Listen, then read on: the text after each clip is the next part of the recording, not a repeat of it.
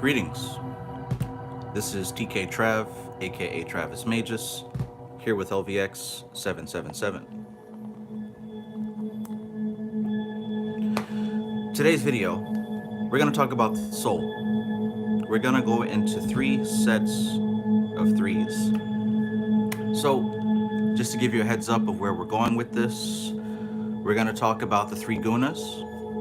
We're going to talk about the 3 parts of the soul according to the Vedic philosophy, and we're going to talk about the 3 parts of the soul according to the Hermetic philosophy. Speaking of 3s, there's going to be 3 books that I will be referencing, including, of course, Shuddhi, the Yoga Sutras of Patanjali, and of course, for the Hermetic aspect, we're going to get into the Golden Dawn. Thicker than a Snicker. All right, so let me know how the audio is. Let me know if you can hear me just fine, or if not. Peace and greetings. Welcome everybody who's joining us for this live stream. Court Scene, peace. Anna Molly, peace. Always good to see you. Lance Benefield, peace, brother. J. Balhale, peace, peace. Yeah, we're going to get into some actual occult teaching tonight. We had a lot of fun with the tarot. We had some dialogue about other things, but tonight we're going to get into an explicit lesson in occult science. And part of the reason that I'm choosing to speak about this today is because this is actually something that's been popping up in my head a lot recently.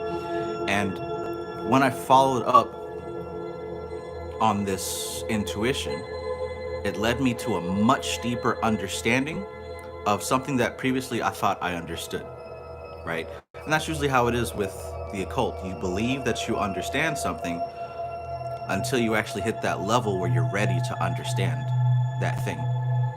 And as with everything else, there is no time wasted. Everything that you've studied and I've studied serve as building blocks. And once those building blocks have formed a solid foundation, a solid structure, that's when expanded understanding can start to come into the picture. So, let's see who else we got here. Peace, the digital alchemist. Jason, peace. Jason says, hell, Mr. Travis, catching you live for the first time. Thank you for the amazing content. Awesome. Awesome, good to see you. Daryl Holland, peace. Brr, peace, peace. Yeah, we're about to get into some teaching. Kashigi, peace. So, dealing with all these 3s, give me some 3s in the chat. Or, simply like the video so that the number... Yeah, right now the number of likes is not... The number of people here is 3 times the amount of likes that we have. So go ahead and hit that like button. We're getting all into 3s tonight. 3 is an extremely magical spiritual number. And I'm going to explain to you why. So we're going to talk about the 3 gunas. Right? The 3 gunas, Raja, Sattva, and Tamas. Get yourself a piece of paper, something to write with, because I'm going to ask you to write some things down.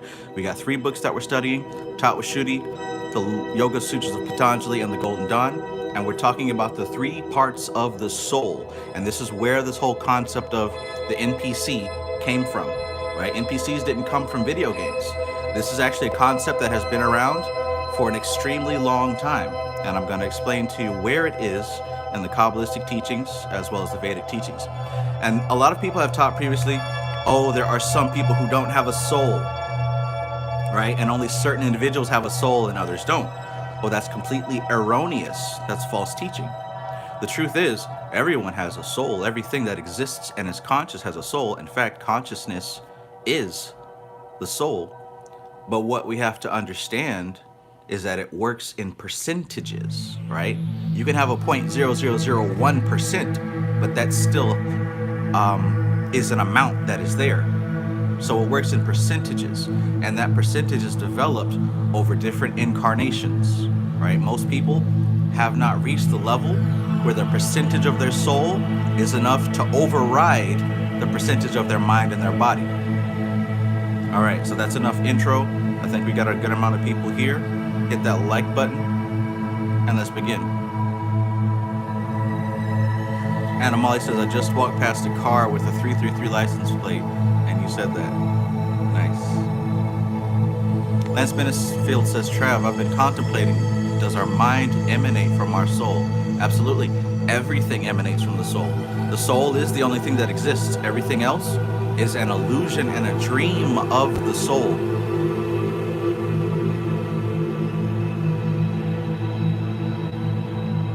Kenny Anderson, peace. Good to see you, brother. All right, y'all. Let's get started. Once again, let me know if the audio is off. Okay, so like I said, in the past, there has been jokes that I've made about how some people were brand new humans, right? Brand new humans. In other words, they reincarnated from something else that was not a human previously.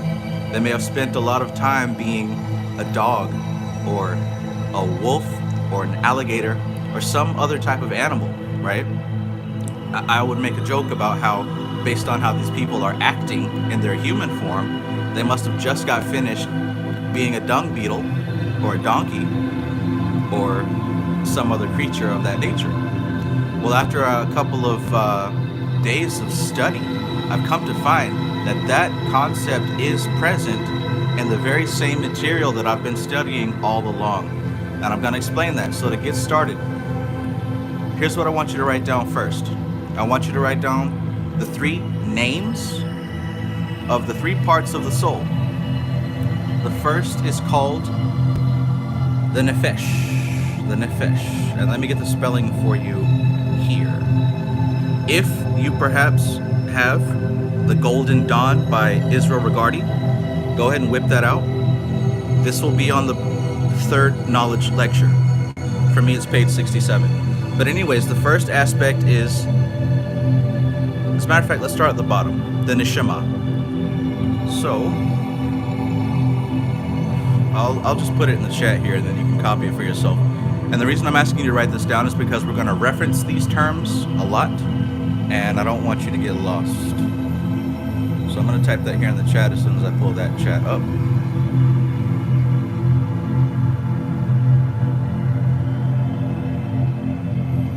Star Lion says, where does the soul come from? Well, you're in the right mindset, but I think your question is backwards.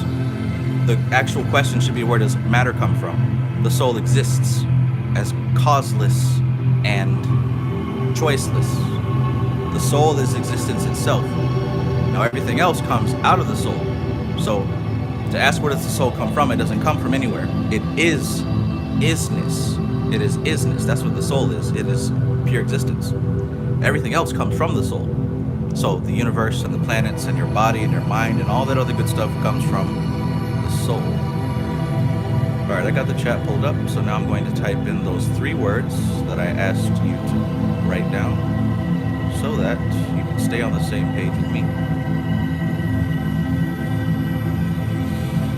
All right, this is a heavy-ass book. God bless America.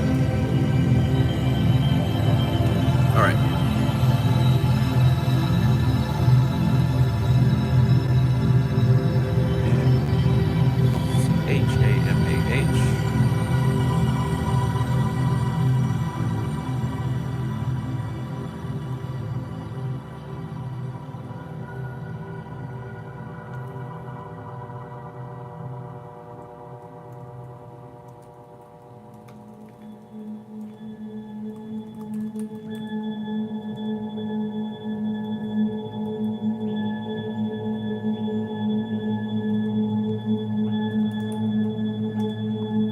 All right, so check that out. Right there in the chat, I listed the 3 parts according to the Hermetic philosophy, Cabalistic philosophy, I should say. The Neshama, that is the body-soul, right? That's the body-mind.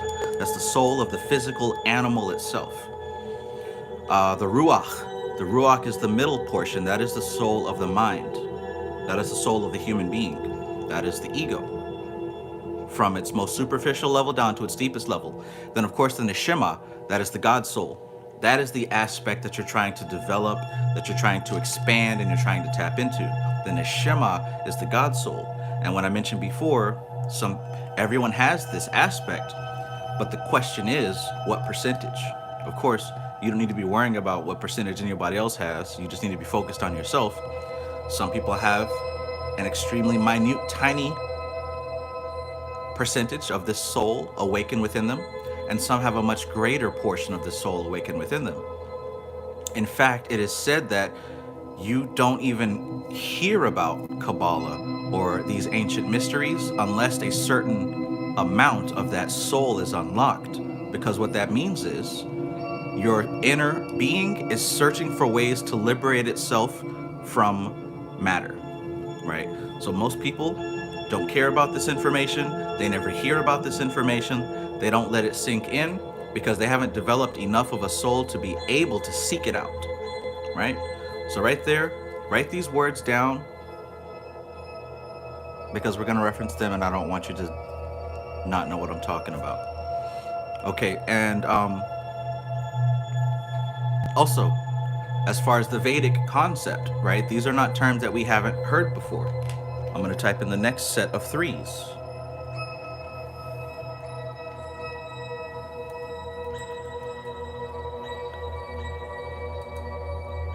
Manas, that's the body soul.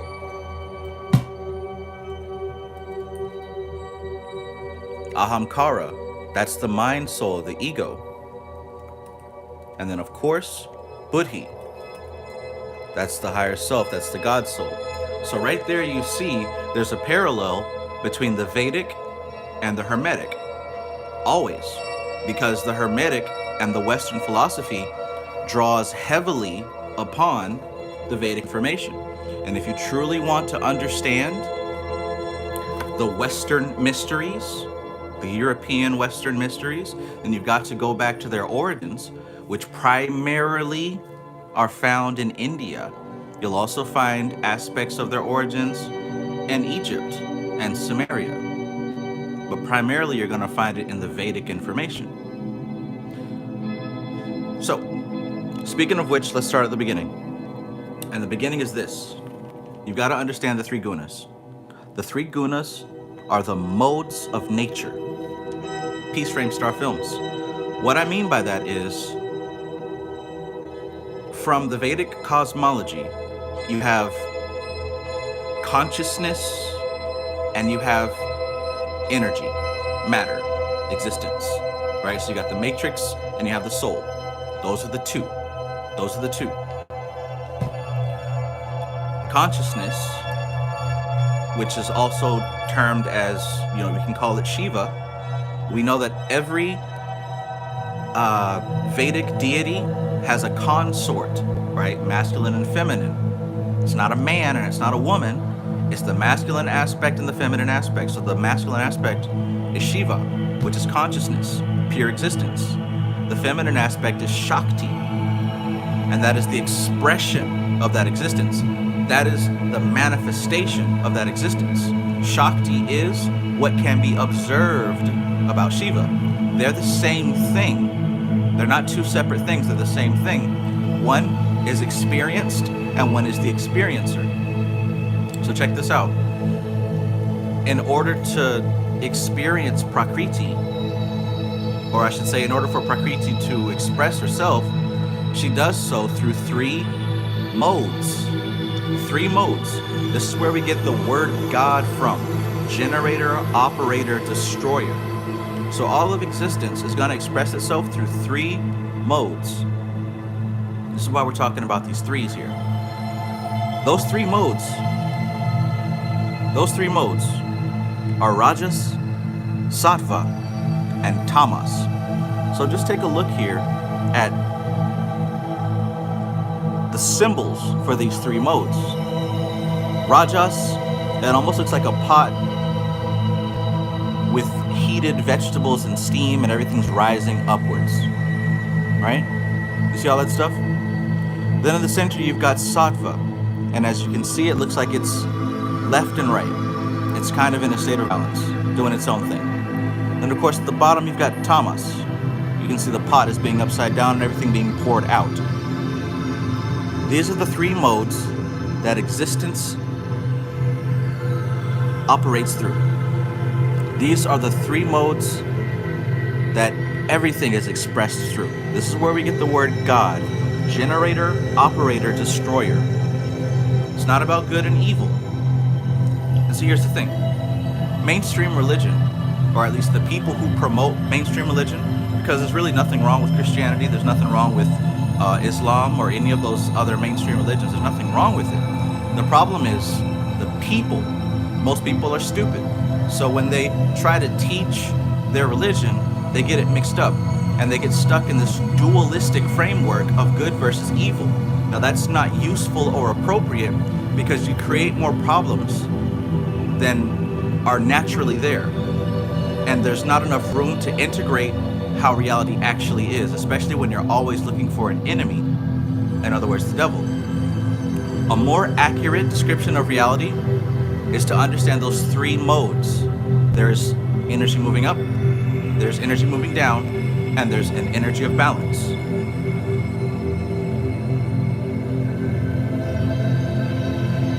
AZW, peace. Matthew Watson, peace, peace.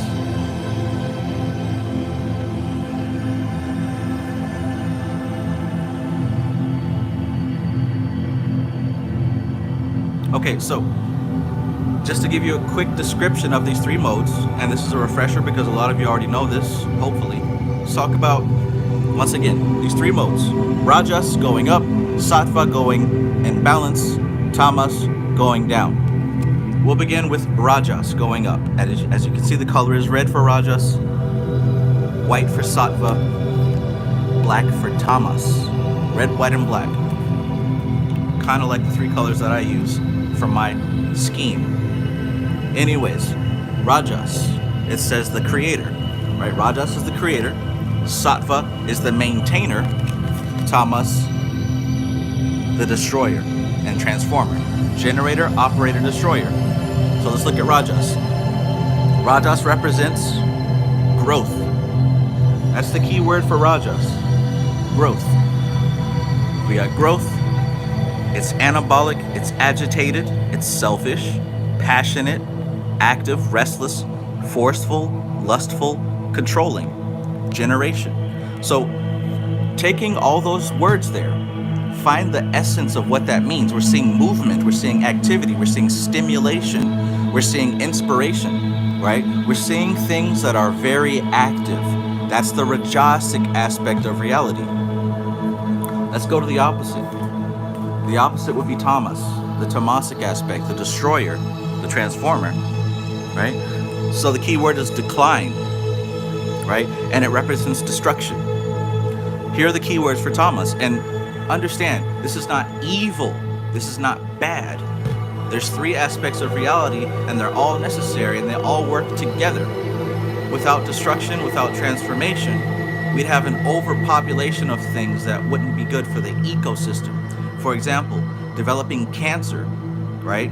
That's when the Tamasic aspect is not present. So the Rajasic aspect is multiplying and producing things that don't serve the system. So looking at the Tamasic aspect, it represents catabolic, tormented, foolish, angry, lazy, deluded, harmful, distorted, lying. These symptoms here is how Tamas expresses itself through the ego, through the personality. We'll get into this some more when we start reading Talk with Shooty. This is how the Tamasic aspect of energy expresses itself through the personality. But understand, Tamasic aspects express themselves through everything. Everything. When you look at your body, typically, this is the Rajasic aspect, the heart is the Sattvic aspect, and the bowels are the Tamasic aspect. So like I said, it's not about good or evil, it's about what percentage, right? What percentage? And thirdly, we'll deal with Sattva, which is the balancing, harmonious aspect, organization. You can speak of G-O-D, and it shows you right here at the bottom of these cards, generation, organization, destruction, G-O-D. That's what that represents. So let's talk about Sattva. Sattva, the maintainer. And this is what we seek when we're going through our spiritual practice. We're seeking Sattva to increase the percentage of sattva within our bodies, within our minds, and within our spiritual experience. So looking at the sattvic aspect, balance. This is metabolic. This is peaceful. This is universal, harmonious. It represents equilibrium. It represents wisdom. It's refinement. It is good. It is truthful. So this is actually what we're seeking to cultivate within the aspects of ourselves, right? Caesar, peace. Welcome back. It's been a minute. All right, so that's extremely important to understand because that is the foundation of what the Vedic information is referring to. The three gunas is how all of nature expresses itself. Nothing is exempt from that. Nothing is exempt from that. The three gunas: generation, operation, destruction. Rajasic, tamasic, and sattvic. Let me know if you get what I'm saying.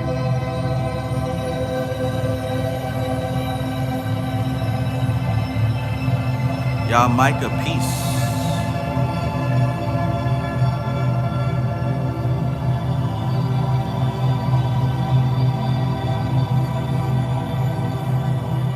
All right, so let's get to this next aspect. I'm on my phone here, so I'm gonna have a little bit of trouble blocking some of these NPCs that are currently present. But if you've got a wrench next to your name, feel free to hit that block. We grow natural family, peace. There we go. Thank you very much. All right, so let's get into the next aspect of this. So next we're gonna talk about from Taught with Shooting.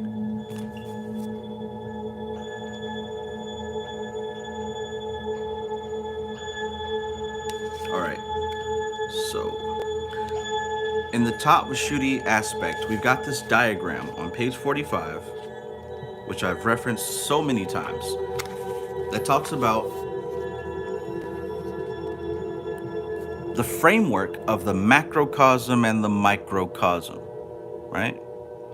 So in the macrocosm, of course, we have what I mentioned, Shiva and Shakti. Shiva, the masculine aspect, being pure consciousness.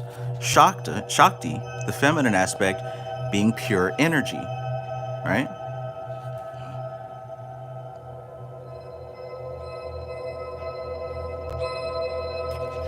So that breaks down into this group of threes, like we just mentioned. The three aspects of how energy can be expressed: generating, balancing, and destructive. So of course, we've got the willing force, the activating force, and the knowing force, which are just the higher levels of those three that I already described. Now, of course, this is extremely pure in its expression of reality. This is the God level. If you're familiar with the Tree of Life, this is the upper triad.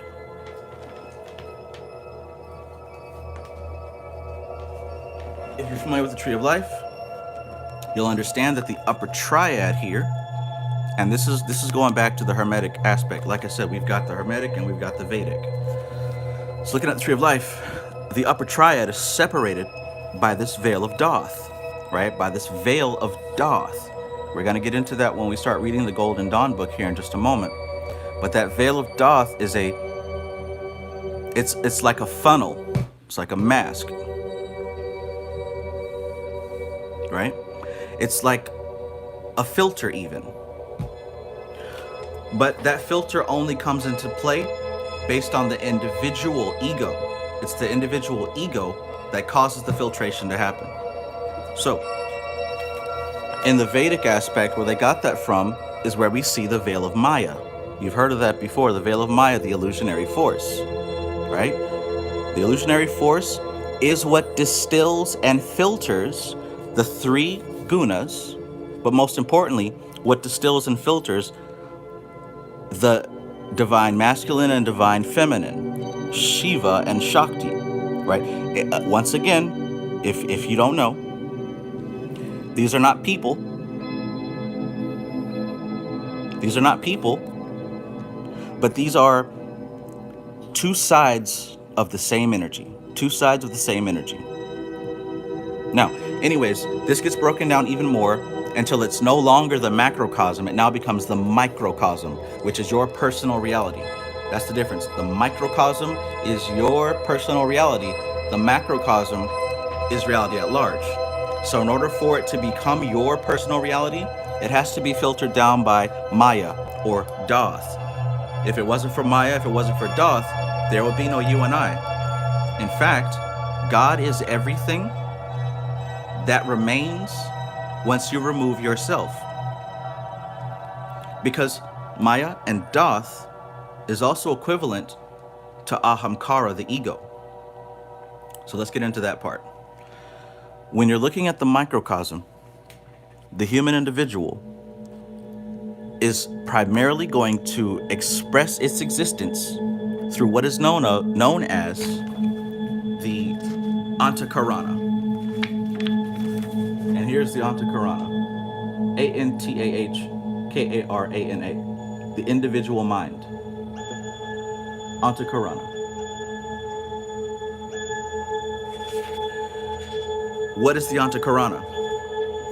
The antakarana is a combination of different aspects. And let's break those aspects down.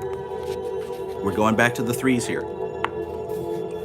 The highest aspect is called buddhi. Buddhi is what we know of as the higher self. Buddhi is the soul. Or I should say buddhi is our access point to the soul. It's not the soul itself, but it is our personal access point to that. The next is ahamkara, and that we can translate as the ego. It's not the ego as you know it as. Whatever definition you're thinking of as ego, that's not exactly what we're talking about. We're talking about something more divine. But that is the human mind, right? So we've got the God mind, we've got the human mind.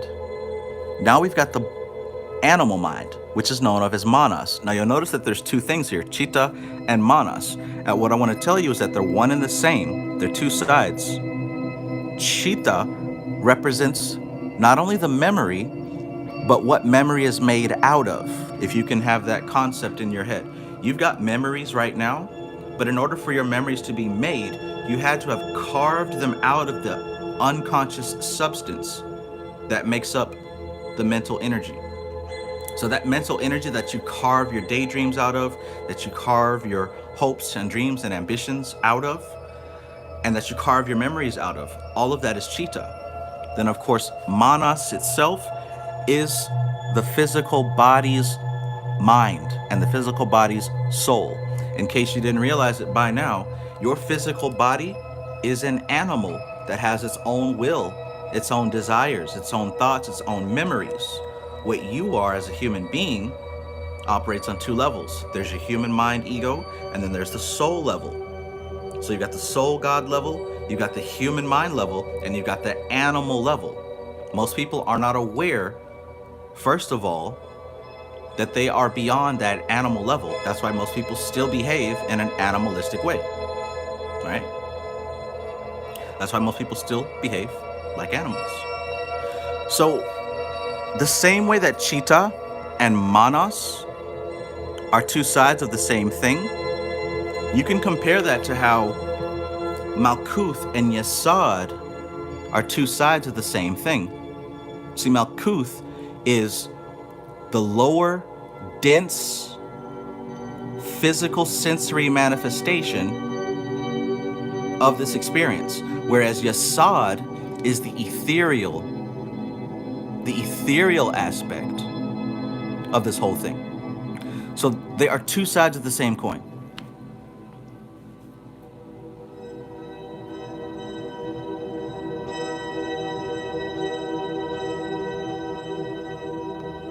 Let's go. Thank you, Anamali. Thank you, Framestar. I appreciate y'all. Kashigi says chitta being like the imagination. Absolutely. And see, with the imagination, with chitta being one and the same, kind of linked up with the body, manas, understand also that extremely important occult key is that you utilize chitta, you utilize the imagination in order to carve out a concept of this God aspect, of the soul, of higher aspects. Most people are not able to conceive higher information because they haven't carved out an image to contemplate on. Does that make sense? Like, you can't see what you've never seen before. You can't imagine what you've never imagined before. So what's so powerful about the imagination is that as an occultist, as a practitioner, you use the imagination to create the concept of these higher planes. You don't experience them directly, because there's a difference in the density of purity. But yeah, good question.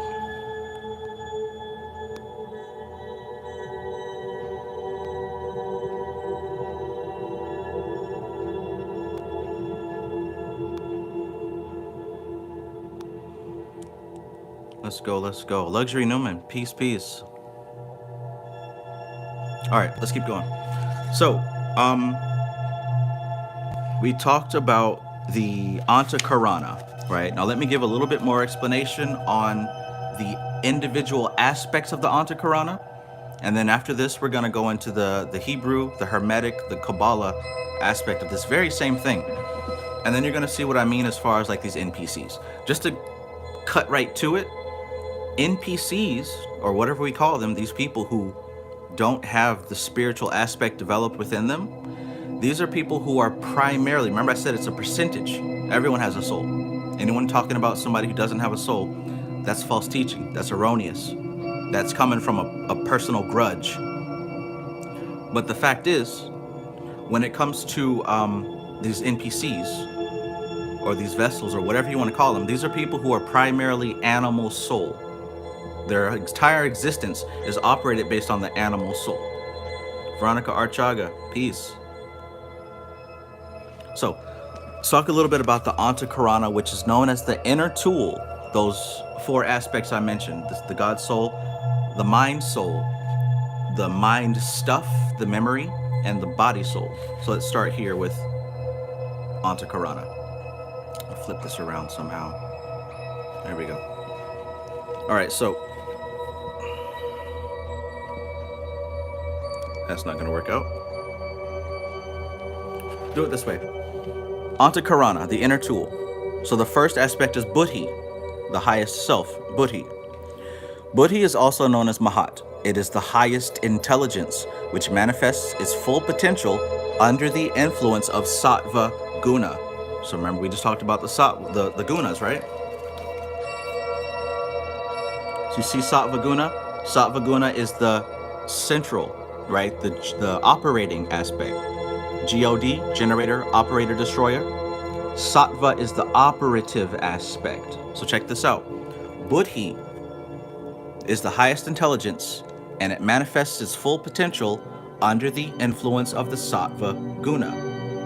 Next, let's look at ahamkara. Ahamkara is the ego, the human soul. Ahamkara is the principle of individuality or ego, which emphasizes the existence of the self. So like I said, God is what remains when you remove the concept of self. When you take you out of the equation of existence, all the way gone, right?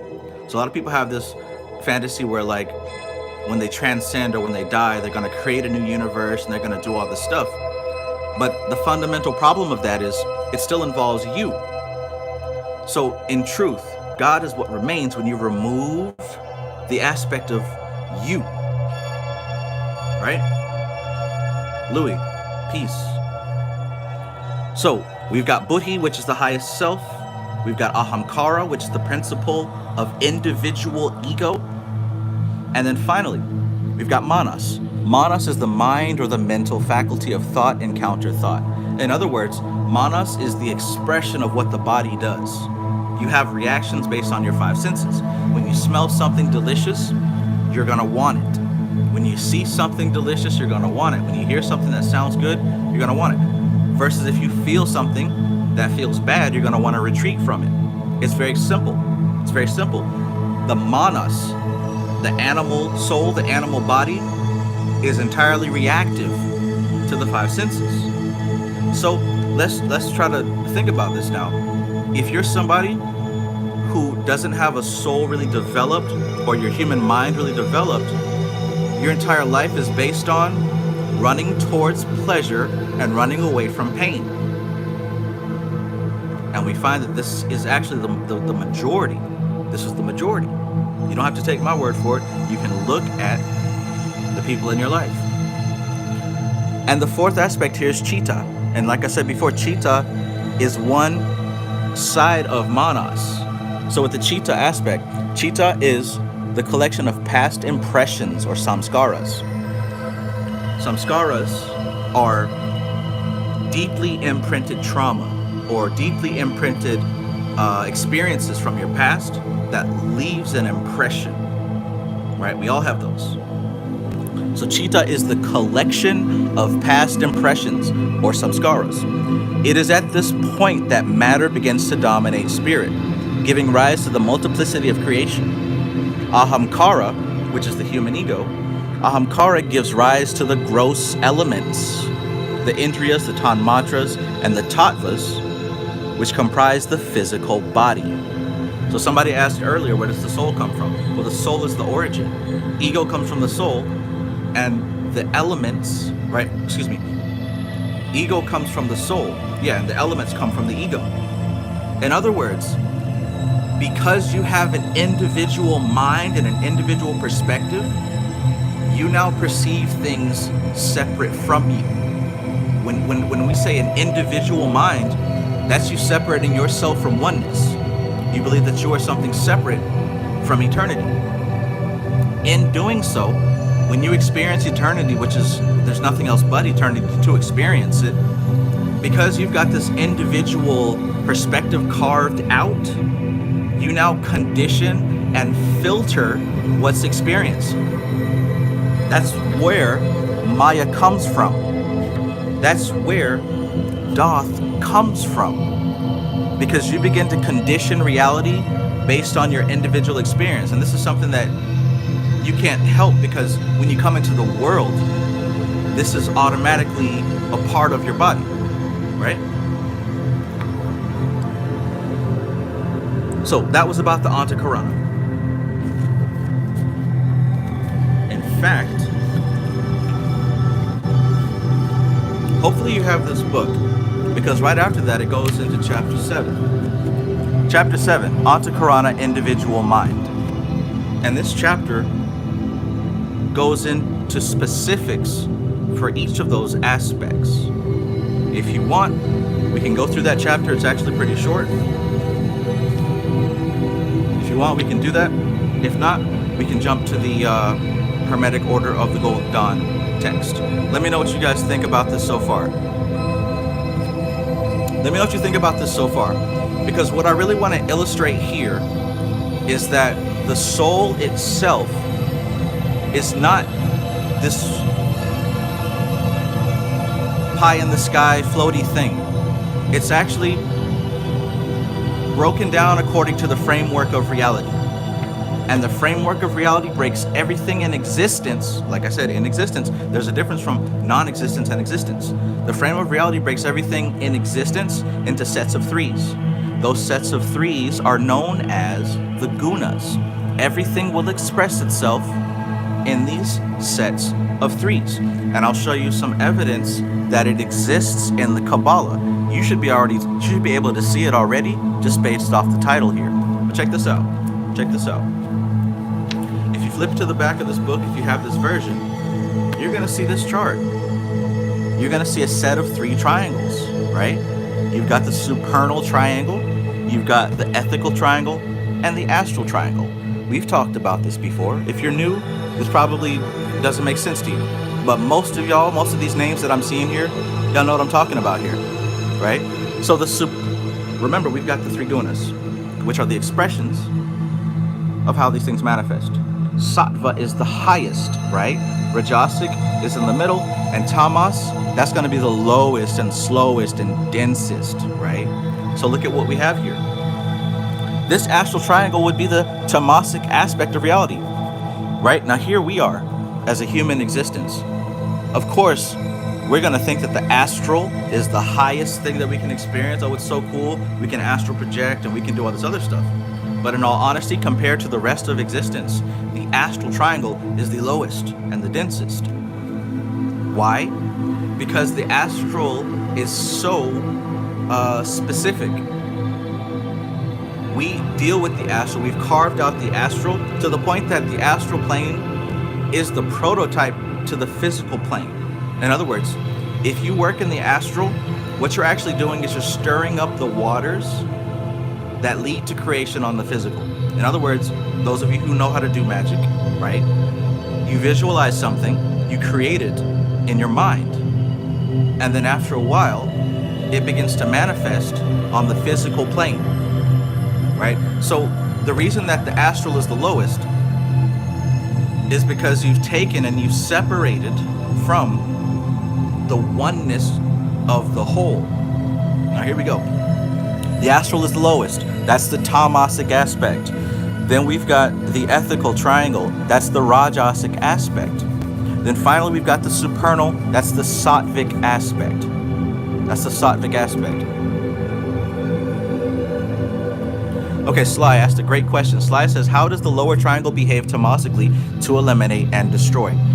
Well, to understand that, it's like what I said here. These things are not separate. They must work together. Whenever you find tamas, you will always find the other three. You'll always find them all together. So you look at it as a group.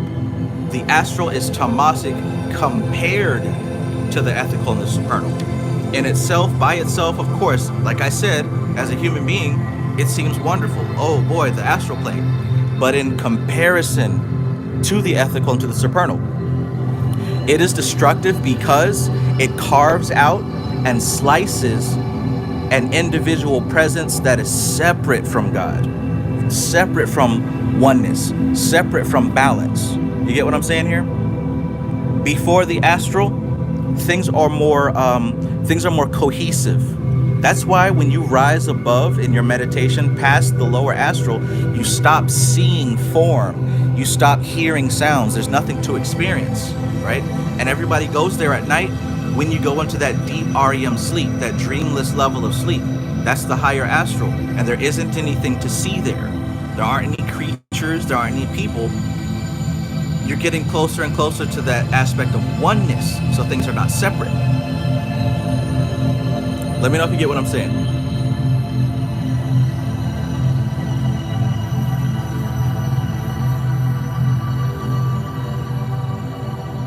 All right, so we'll go back and we'll look at the Antakarana chapter of Tattvashuddhi.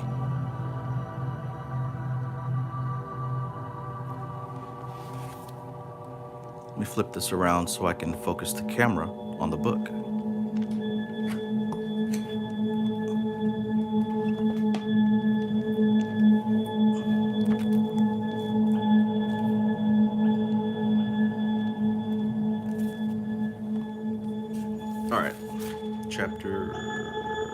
Chapter 7.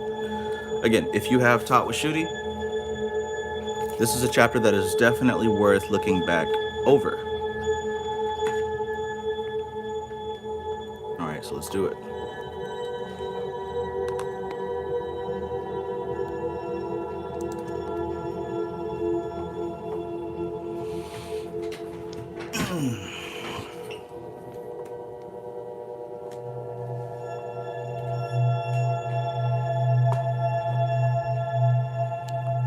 Peace. If you're enjoying this content, if you're learning something, go ahead and hit that like button, please and thank you.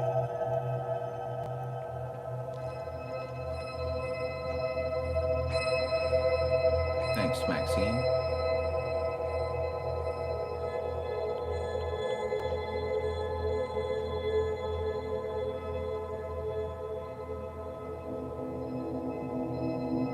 Tattvashuddhi.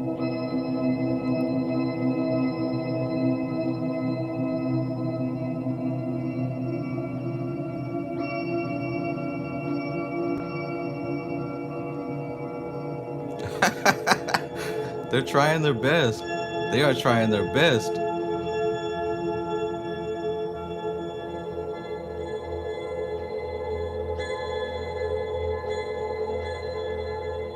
All right, so antakarana, individual mind. Antakarana is a combination of two Sanskrit words. Anta is inner, and karana is a tool or instrument, so that means inner tool. Antakarana is the inner tool or instrument of man. It is comprised of four faculties. Buddhi, we talked about this. Buddhi, which is intellect. Ahamkara, which is ego. Manas, which is thought and counter thought. And chitta, which is memory. And again, it's more than just the memory that you remember. It is what memory is created out of. It is the substance of what memory is created out of.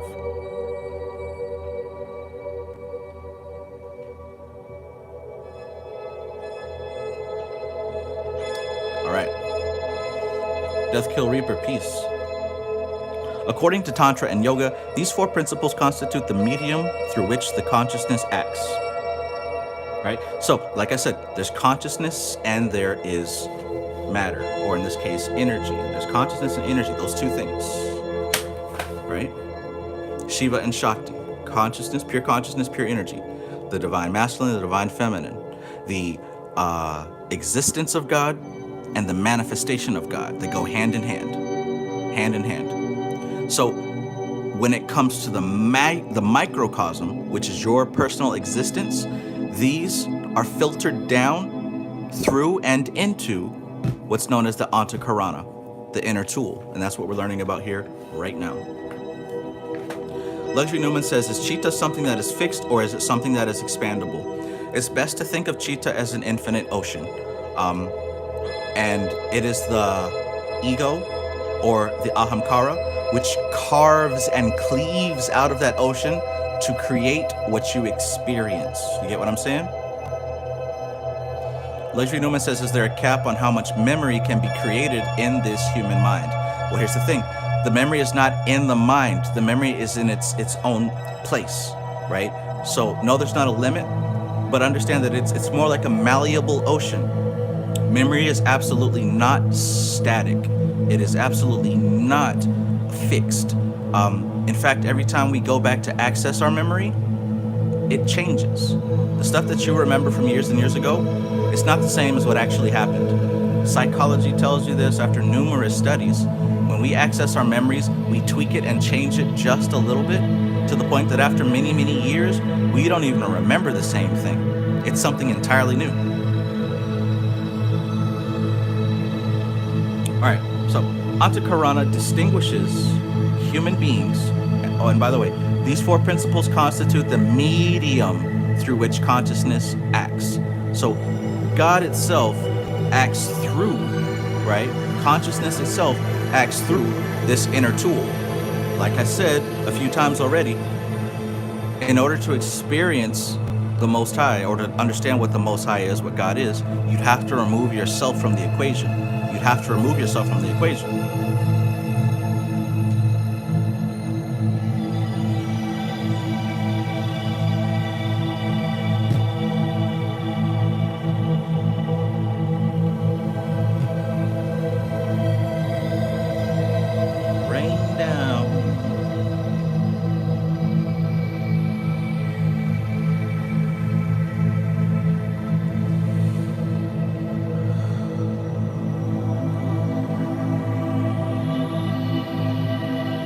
So, antakarana distinguishes human beings from the plant, animal, and mineral kingdoms. In these lower forms of life, antakarana exists in a dormant and tamasic seed state. These creations of nature do not operate from the level of intellect, discrimination, thought, or ego, but from the level of pure instinct, right? That's the body mind. That's the body. That's the animal mind, the animal soul. For example, a dog will instinctively prefer meat to vegetables. He does not consciously discriminate one from the other. It is a natural instinctive process which governs his body. I'm talking about the NPC stuff as well. Remember, these animals, once they've reached a level of spiritual evolution, they then become humans. But check this out. The instinct remains. A dog will instinctively prefer meat to vegetables. He does not consciously discriminate from one from the other. It is a natural instinctive process which governs his body. So when people talk about NPCs, they also talk about people being on autopilot. Autopilot, but where do the instructions for autopilot come from? Right? Where does it come from? It is deeply carved out from that cheetah that is carried along from incarnation to incarnation.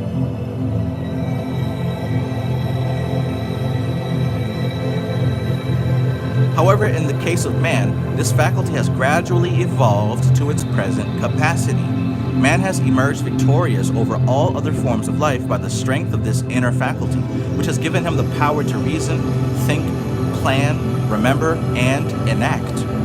However, the intellectual supremacy of man does not in any way complement the full potential of the antakarana.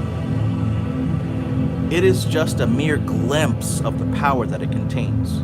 If the performance of this instrument reaches its full capacity, man cannot only control the inferior creations of nature, but also the latent forces within himself, which have the inherent power to create, preserve, and destroy. Create, preserve, and destroy. G-O-D. Thus, he would become a co-creator or an instrument, one with nature, replicating her cosmic processes. The yogis who have attained the power to do so achieve this rare feat by exploring the mysteries of this inner instrument, the antakarana. Right? Do you get where we at so far?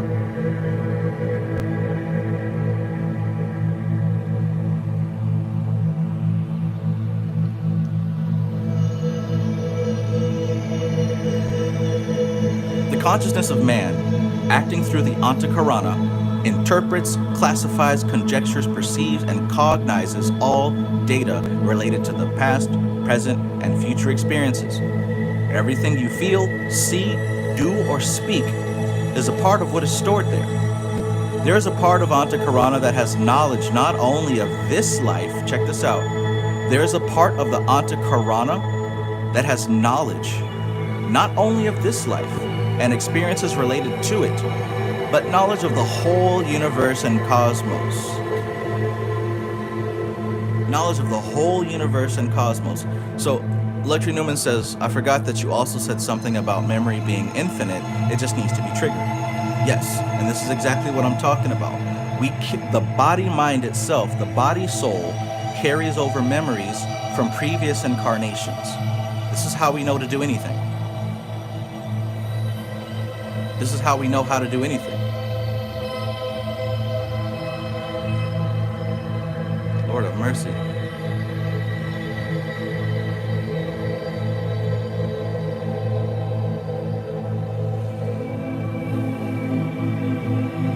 There is a part of antakarana that has knowledge not only of this life and experiences related to it, but knowledge of the whole universe and cosmos. However, due to the grossness of one's awareness, right, the full potential of knowledge remains dormant and unmanifested. Why? Because of the grossness of one's awareness. Because that awareness is dominated by tamas. Because it's dominated by the animal soul, the NPC soul, right? Because that aspect, right, I mentioned before, there's 3 parts of the soul. And when that lower part dominates, it's damn near impossible to see your true potential.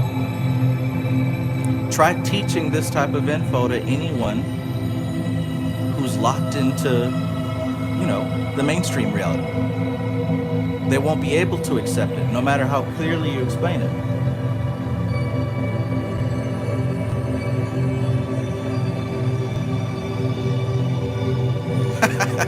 And Amali says, honestly, I am enjoying Wackatroll. Yeah.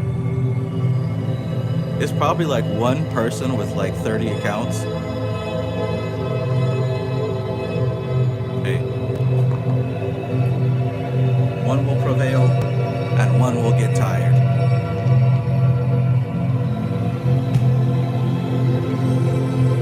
In any case, however, due to the grossness of one's awareness, the full potential of knowledge remains dormant and unmanifested, and it will remain this way unless one begins to refine the antakarana. Right?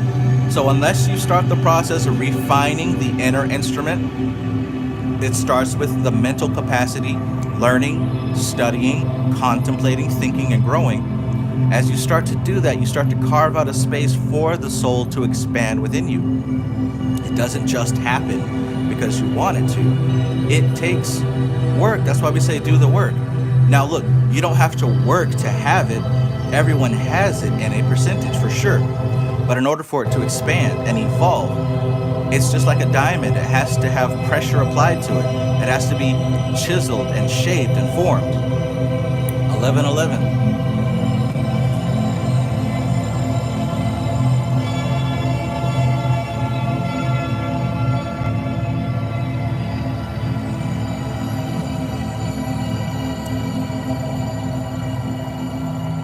Refinement of antakarana implies tuning it to the high frequencies of pure energy and consciousness, so that we become aware that, in fact, what we are refining is a creation of that same energy and consciousness. Why is she saying this? She's saying this because of ego,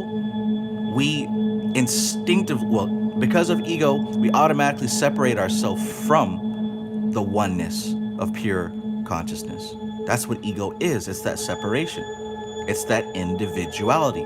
We believe that we are something individual and separate. So what is she saying here?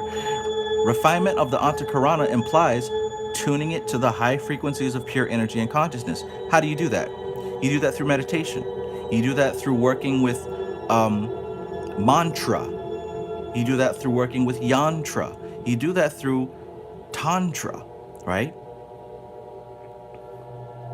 You do that so that we become aware that, in fact, what we are refining is a creation of that same energy and consciousness. What you come to find through actually working on yourself is that you are no different from what God is, from what consciousness is, from what the truth is.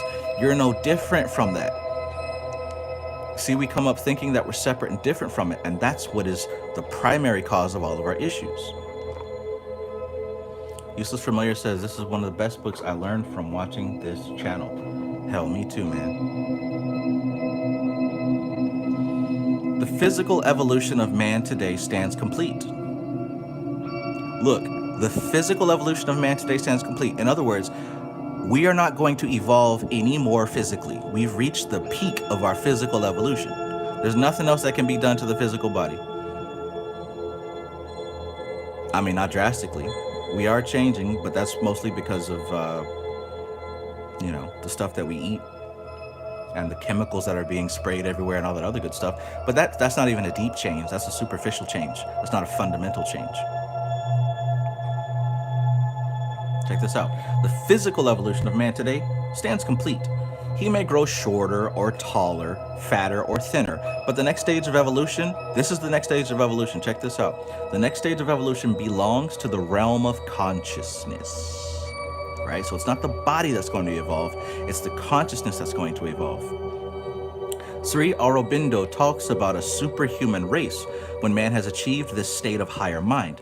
Superhuman race is a term which implies mental, emotional, rational, and above all, spiritual development of man at its zenith. At present, these faculties in us are only at the teething stage, and we are still grappling with their complexities. Much of the success we can have in this area depends on our ability to purify, eliminate, and unify the functions of the antakarana, right? The antakarana acts like a very fine transmitter which receives and transmits impressions. It is this antakarana that allows us to receive these downloads, right? Everybody talks about getting these downloads or whatnot. Now, many of them are coming from people's ego, but the actual spiritual downloads, it comes from the refinement and the polishing and the strengthening of this tool, the antakarana. And this is the tool that consists of, check your notes, buddhi, which is the highest intellect, the highest self, ahamkara, which is the human mind, the ego, manas, which is the body mind, the body soul, and chitta, which is the memory and what memory is carved out of. refining those. Look, so I spoke about you not being able to evolve unless you have a concept of what evolution is. Think to yourself, for yourself, in your personal life, what does it look like to refine buddhi? What does it look like to refine ahamkara, your ego, your human soul? What would it look like to refine that? What's it look like to refine manas, the body soul? What would it be like to refine your access to chitta, the memory? You get what I'm saying? What would it be like to refine those aspects of the self? To take them from being tamasic, dense, to being sattvic, harmonious, balanced. What do you think it would take to do that? What do you think it would look like? What effects do you think it would have on your life?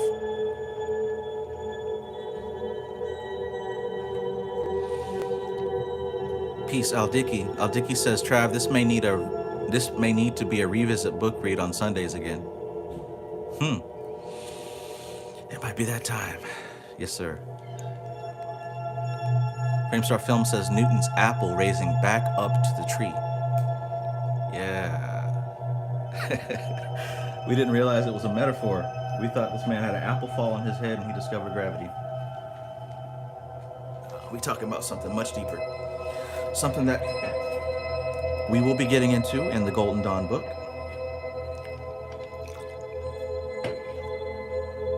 But look, I didn't want to read this book all night. I just wanted to touch on the different aspects of that inner tool so that we can get to the meaty part, right? And it's probably good that we got rid of most of the trolls before we get here, because this is gonna require your attention. When we get into this part, this is gonna be some deep stuff. Some what's the word? This is gonna be some intellectual stuff. Ray Ray Slays says, "Can I be a moderator, please?" Hell no, I don't know you. I had never seen your name before. Hell, you might get blocked just for asking. Ricaldo McDonald, peace. All right, let's keep going. Let's keep going. There's a few things I want to read about this, and then we'll get on to the next part, to the Golden Dawn. So look what she says here. She says that, like a musical instrument, the antakarana is sensitive enough to pick up the subtlest vibrations, which it continues to do irrespective of our conscious knowledge. Look at that. Think about your conscious knowledge, right? The stuff that you're thinking about, right? This is what I said earlier about people with downloads. Oh, I'm having a download, and perhaps it's coming from ego, right? Or it's actually coming from a spiritual plane. Look at what she says. Like a musical instrument, the antakarana is sensitive enough to pick up the subtlest vibrations, which it continues to do irrespective of our conscious knowledge. In other words, these vibrations are coming from a place that does not require your conscious mind. It doesn't require your thought or your opinion, because the thoughts and the opinions are coming from a space of the body or the human mind, but not the soul aspect.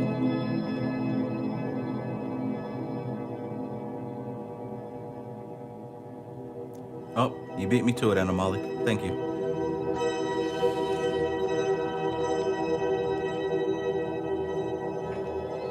So look, therefore we have not only to discover what is stored in the antakarana, but also learn how to control it. Let me go back just a little bit. It is your antakarana that decides your course of action, depending on past experience or knowledge. What is recorded there may never reveal itself to you unless the clarity of cosmic awareness and the inner ear and eye, which can comprehend the subtle vibrations of cosmic sound and vision, are attained. What is recorded there may never reveal itself to you unless the clarity of cosmic awareness and the inner eye and inner ear, which can comprehend the subtle vibrations of cosmic sound and vision, are attained. In other words, look, everybody has the potential to access this stuff. Everyone has the potential to hear and see divinity. We all do. But the thing is, most everyone is clouded by the body mind.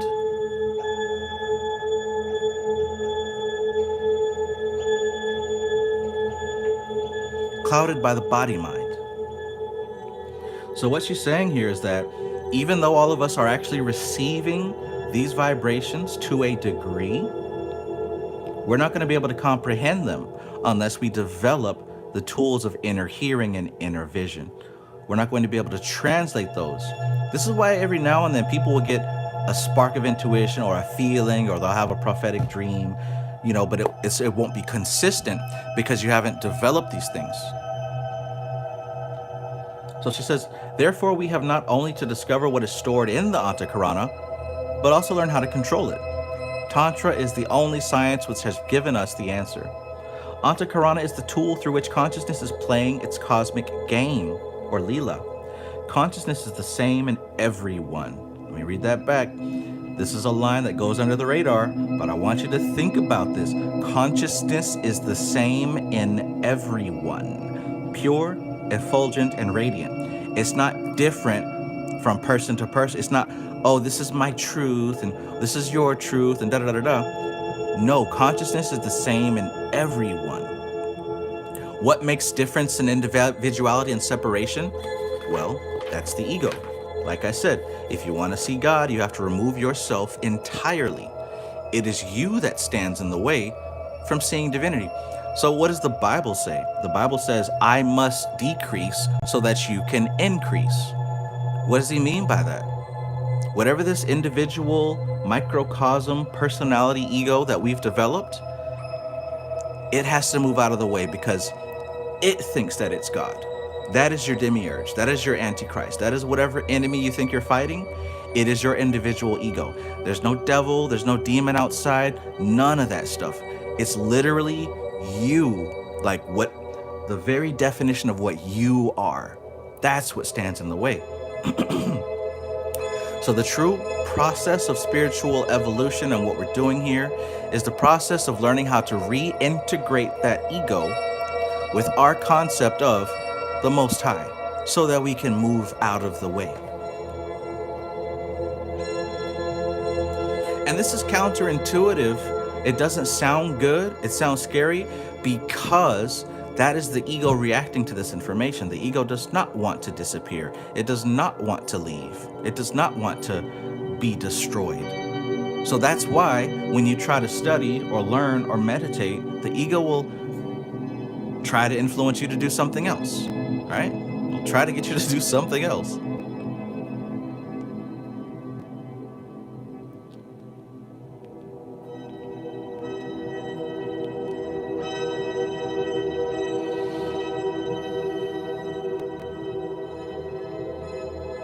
Goodness gracious, great balls of fire. Luxury Newman says, is it possible to release the ego and achieve physical success? It absolutely is. It absolutely is. I mean, hell, just look at the people who wrote this book. If you look into the Bihar School of Yoga, they not broke. I tell you that. They not broke. They got their own temple, and there's people standing in line for miles, like it's Disney World, just to step foot in there and be blessed, right? They're doing good. I mean, maybe it's a cheap example, but look at, you know, Sadhguru riding around on his motorcycle throughout America teaching yoga, right? There's a lot of different people who have achieved. I mean, hell, even Jesus Christ in the Bible, he wasn't broke either. Did you know that Jesus was wealthy? He had lots of money. In fact, it was Judas's job was to be the treasurer. Judas was the person who was in control of the money.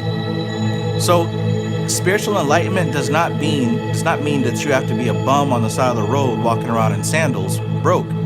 No, abundance is abundance, as above so below. Spiritual abundance should translate to physical abundance. I mean, there's some Christian pastors who are extremely rich. All of them aren't slime balls, right? All of them aren't con artists. Some of them actually are genuinely successful because they have businesses behind the scenes and they've applied spiritual principles to that, right? Natural Mystic says, yeah, Jesus had a tomb. Wealthy people had tombs. Right.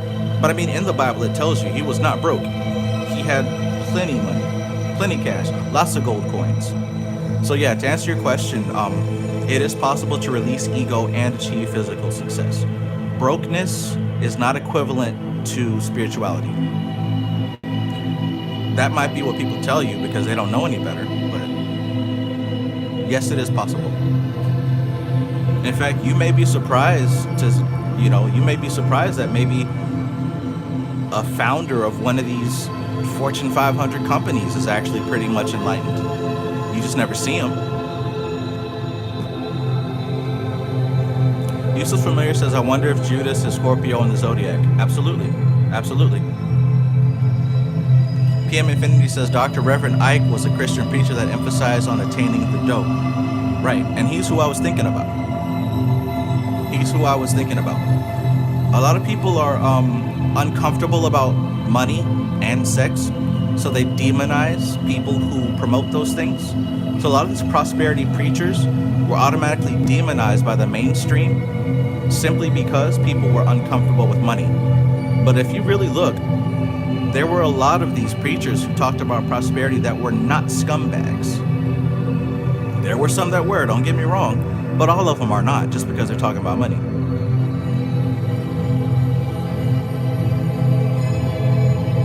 All right, so let's keep going. Here's one of the main parts that I wanted to read right here. Dimensions of the mind. In yoga, the mind is classified into 4 stages. Jagriti, which is consciousness. Swapna, which is subconscious. Sushupti, which is unconscious. And Turiya, which is transcendental. So look, in yoga, the mind is classified into 4 stages. Conscious, subconscious, unconscious, and then transcendental. Curiously, in the West, in Europe and America, we have also adopted this framework. Again, everything in the West, well, much of spirituality in the West was taken from the East, India. Psychology tells us that we have the conscious mind, the subconscious, and the unconscious, and we curiously leave out the transcendental aspect. Yes, even psychology came from yoga. Thus, yoga speaks of the fourfold mind as opposed to modern psychology, which has limited itself to just 3 forms of awareness: conscious, subconscious, and unconscious.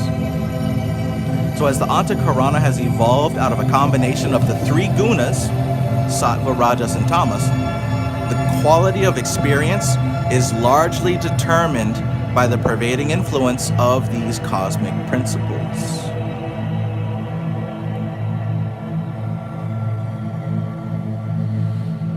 Niru says, as you grow spiritually, your definition of physical success will also change and evolve. There is no such thing as a finish line for success. You are limitless.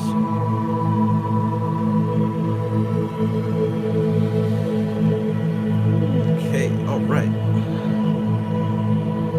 So look at what is also being said here. Manas and Chitta, being a part of the conscious and subconscious awareness, dominate the actions and thoughts in the Jagriti and Swapna states. So what's Jagriti? Jagriti is the conscious state. Swapna is the subconscious state. Let's read that again. So Manas, the body, mind, and Chitta, the memory. Manas and Chitta, being a part of the conscious and subconscious awareness, dominate the actions and thoughts in the conscious and subconscious states. So by default, you can expect that the human individual will be ruled by the body, mind, and the memories that they have carved out. You understand why I titled this the way that I did? When we call people NPCs or we say that they're operating on autopilot, what's happening is that these are people that are ruled by the body's mind itself and the memories that we have carved out, not just in this life, but in previous incarnations. And if we're moving upward in the evolutionary scale, that means that the previous memories from previous incarnations are from the animal kingdom. From the animal kingdom. There's a reason why I'm saying specifically the animal soul, the animal mind. That's what we talk about in the Golden Dawn book. But before we get there, let me just see if there's anything in this part that I wanted to point out. So concerning Buddhi, the highest self, what I've highlighted here is that Buddhi is said to be the faculty closest to pure consciousness. So this is not the soul itself, but this is our closest that we'll get in this manifested form.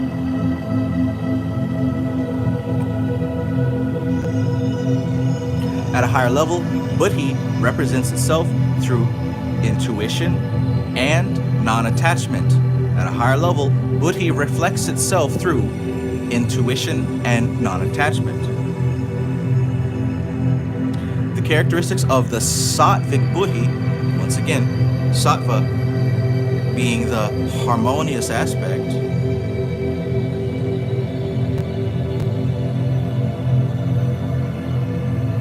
Luxury Newman says, this makes me think of the way ancient deities were directly connected to animals. Yes, sir. So the characteristics of the Sattvic Buddhi are wisdom, dispassion, reasoning, endurance, serenity, self-control, discrimination, and contemplation.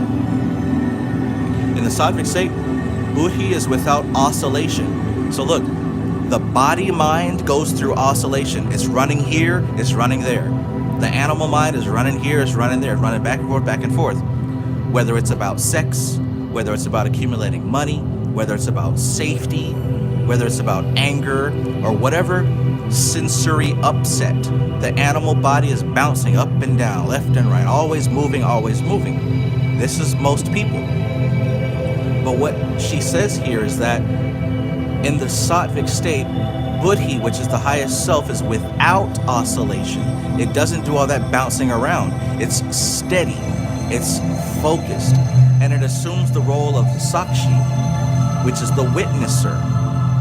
So in the pure state of the highest self, it takes on the role of the witness. The witness, not the doer, the witness. Now, due to the influence of rajas, defects arise. As a result, Buddhi is unable to discriminate, and the decisions are often contaminated by false knowledge and ignorance. That's when Buddhi is under the influence of rajas. When it's busy, moving, we come under the influence of false knowledge, and that results in confusion. Now, when Buddhi, the highest self, is under the influence of tamas, check this out. Tamasic Buddhi comes under the sway of ego and is clouded by false information and false judgments. This is people who are making spiritual stuff for the likes, for the subscribes, and for the cash money. It sounds great to the ego, but there's no real substance in it. If you have your higher self activated, you can easily see through that because it doesn't feed you. It doesn't speak to you on that deep level.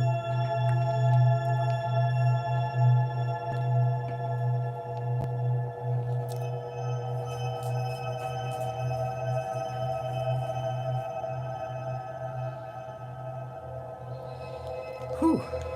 J. Bald Hale says, too many of those people right now. Tell me about it. Tell me about it. Okay, let's see. There's a little bit here about the Ahamkara, but look, I urge you to get this book so that you can read it yourself. Manas and Chitta. Last part that I want to read from this book. Chitta is the seat of all experiences in the form of samskaras. What are samskaras? Samskaras are deep impressions. Deep impressions. Things that have happened throughout your life that has affected you to the point that it changed you. Let me see if I can get a good definition here from Patanjali. I-16, let's look at 16.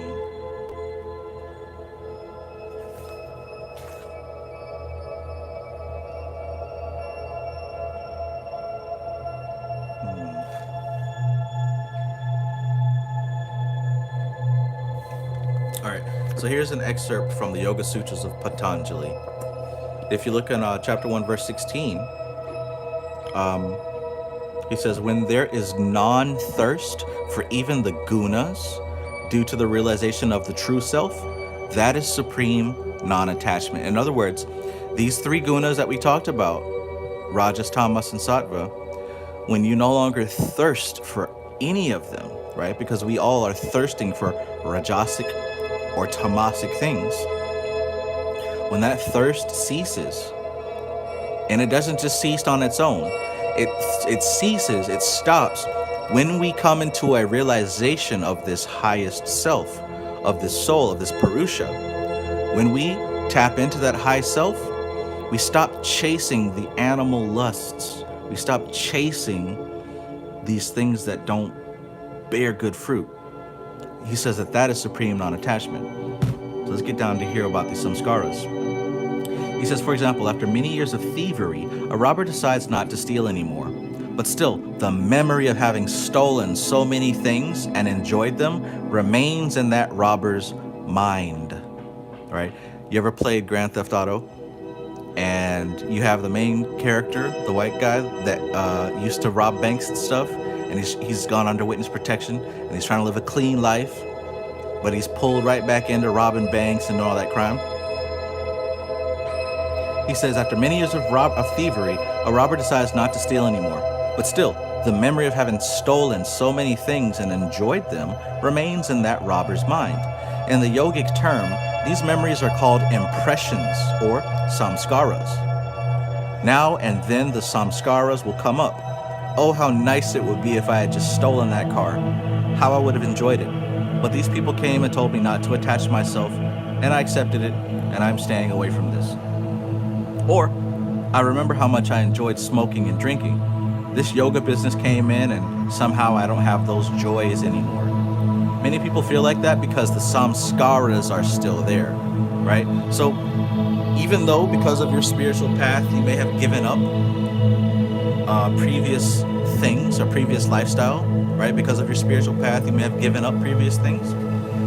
The memory is still there, and it still speaks to you every now and then. Those are called samskaras. Those are called samskaras. So check this out. Chitta is the seed of all experiences in the form of samskaras, archetypes, and memory. So in other words, the samskaras are things that you've done in this life. Archetypes, those come from previous incarnations. When you look at the tarot, the major arcana of the tarot are represented as archetypes. That's why they speak to all of us on a subconscious level. So there's personal memory, there's racial memory as the human race. Now that's Chitta. Manas, the body mind, the body soul, is thought or counter thought. And that is the vehicle or means of expression. Manas and Chitta do not simply function by themselves. That's why I said they are one and the same, right? Manas and Chitta do not simply function by themselves. They are guided by the logical reasoning of buddhi and the assertive tendencies of ahamkara.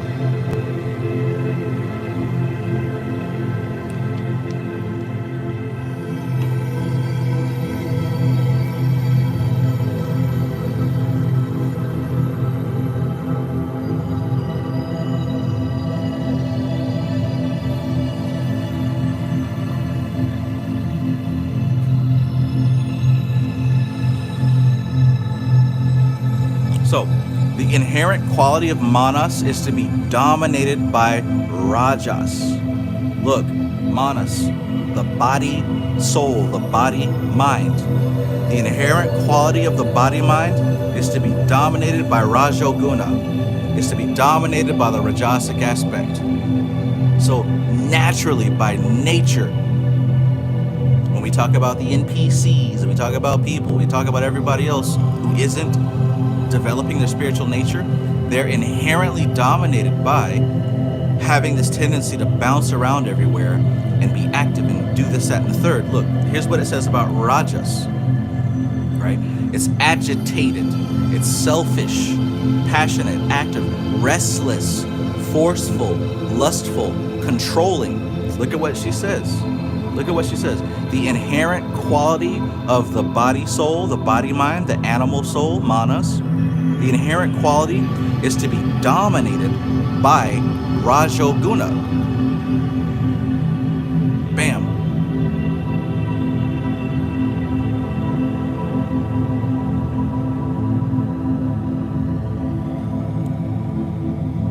It is forever distracted and diversified. Forever distracted and diversified.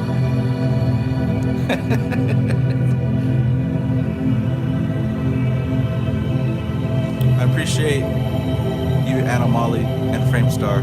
Thank you so much.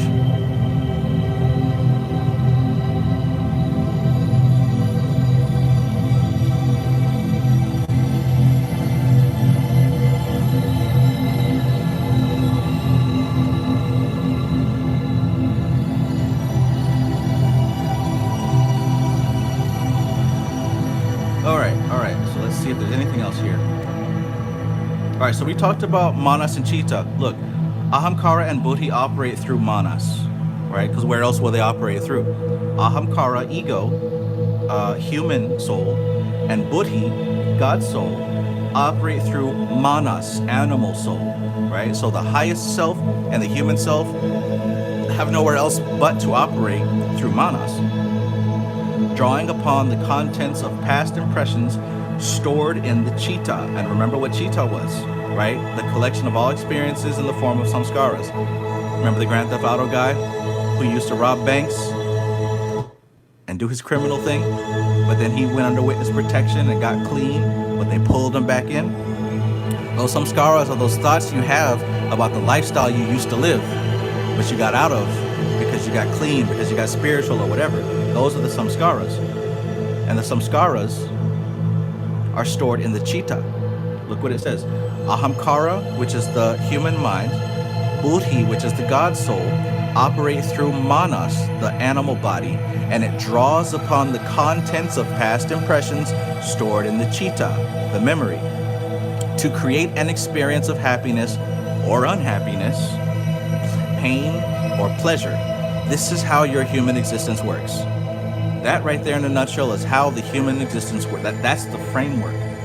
That is the framework. You don't need a deep-ass psychology book. Understanding what these words mean in that sentence, you've got it figured out.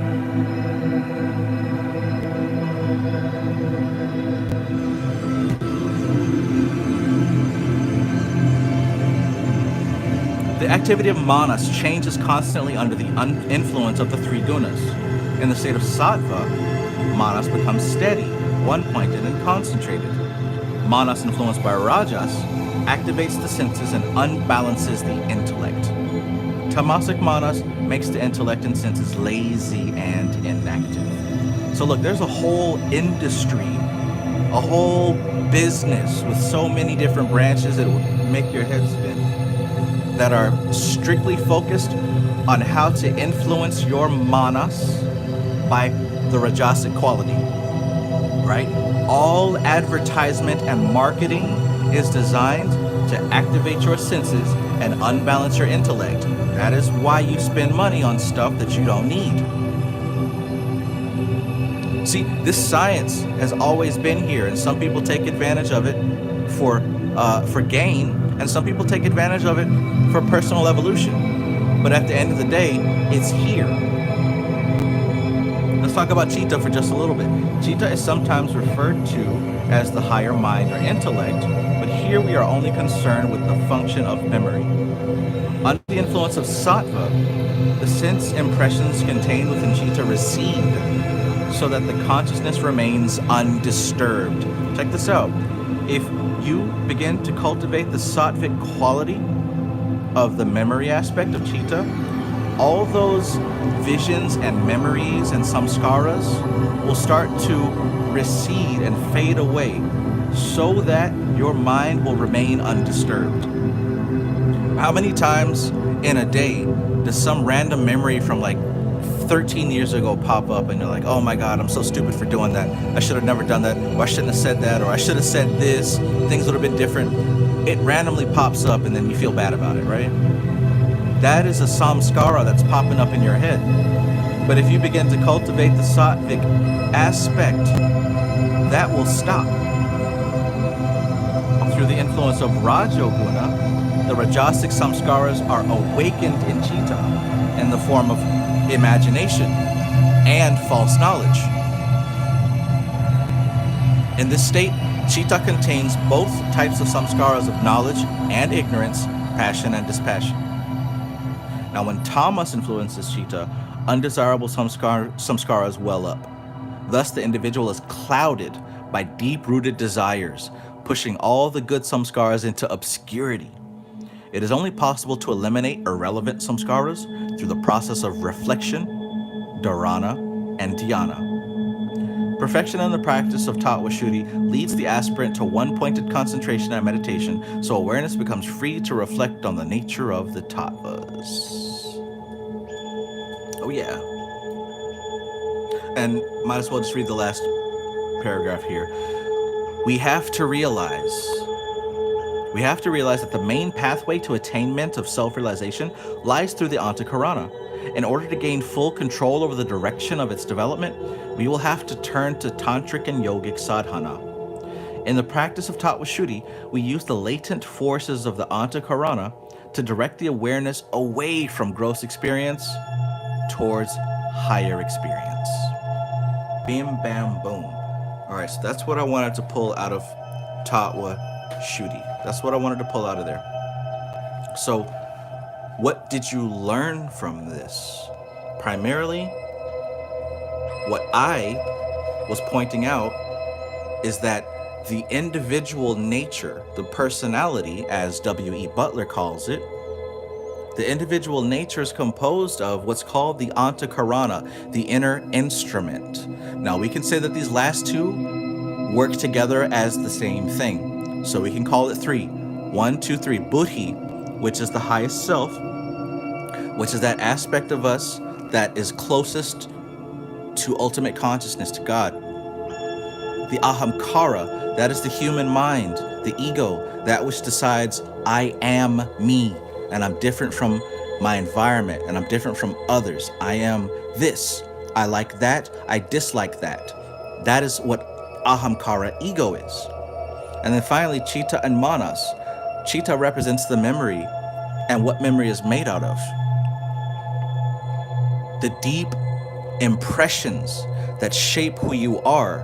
Manas is the mind of the body.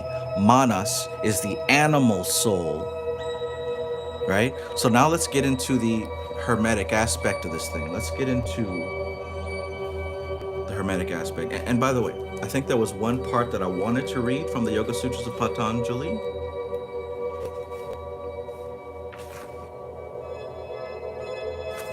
And he goes into chitta just a little bit. So look, if you have this book, right? We've talked about this in the past. The Yoga Sutras of Patanjali. This is what yoga is based off of. This is like one of the foundational books of this whole thing, where he breaks down these terms and what they mean. And the beautiful thing about yoga is that they describe this stuff plain and simple, like it's not even complex or complicated.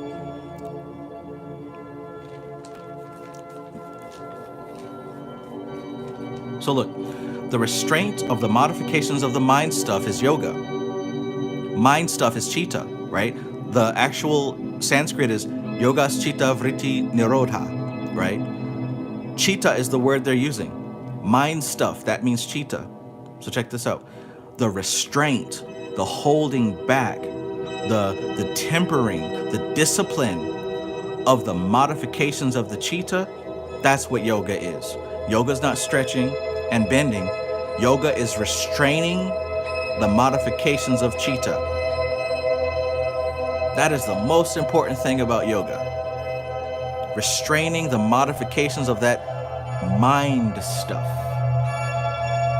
He gave the definition of yoga and the practice all in one sentence. If you can control the rising of the mind, you will experience yoga. He says the chitta is the sum total of mind. To have a full picture of what Patanjali means by mind, you should know that within chitta are different levels. Now look at this. The way that Patanjali describes chitta, remember we mentioned previously how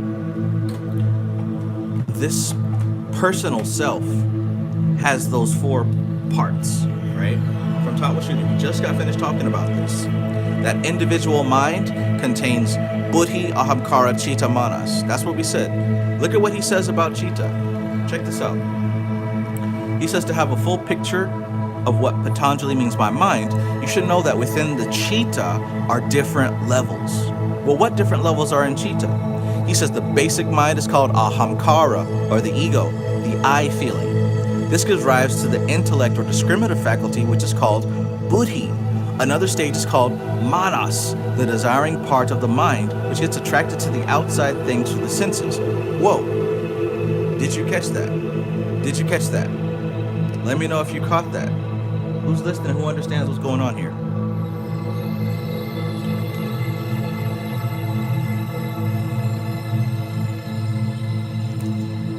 Now, this text is older than this text. Just because something is old doesn't mean that it's right or better. However, in this case, yoga is based on this book. So in case you missed it, let me spell it out for you. What is the antakarana? What is the inner tool?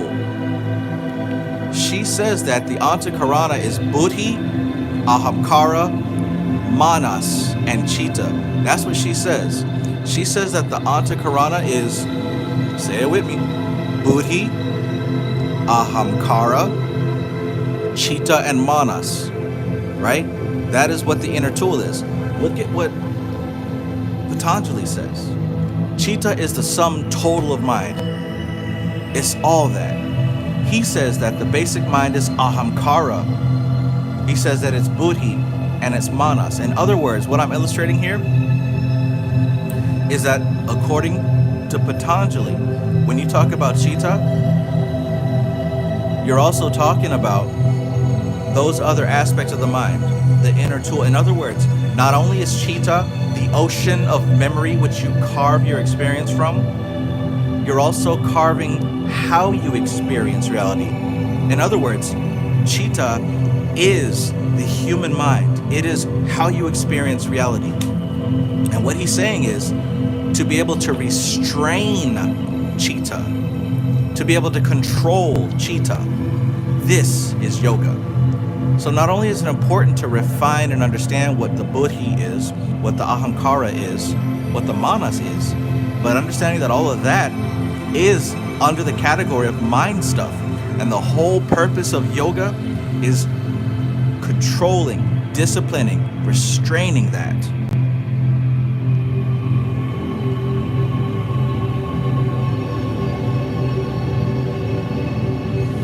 Nuru says, Yoga Chitta Vritti Nirodha means union only happens. It only happens when the storms of the perturbed mind are quieted and subdued. Okay, yes. So the process is us getting to that point, but to actually call it yoga is only when that goal is achieved, of bringing that sattvic quality to the different layers of mind.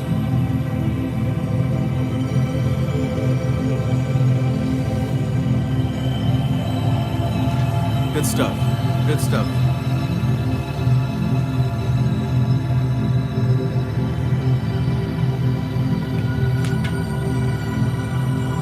I'd highly recommend grabbing this book as well. Like I said, the way that he breaks it down, and this particular translation is plain and simple. It's not going to break your mind. You're not going to have trouble understanding. It's very plain and simple. And this is the foundation and the basis of what a lot of people call magic. As I said, this Western tradition is heavily influenced by the East. Okay, so finally, let's get to this Golden Dawn text, and then we'll wrap it up. Finally, let's get to this Golden Dawn text, and then we'll wrap it up.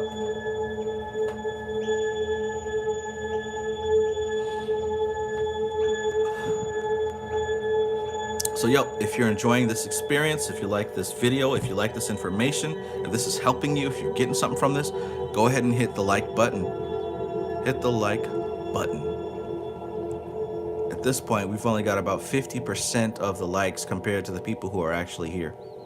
Now, granted, I know there's a couple of trolls, but certainly there's not 50 trolls. If you like this information, go ahead and hit the like button. Because if there's 50 trolls, holy shit.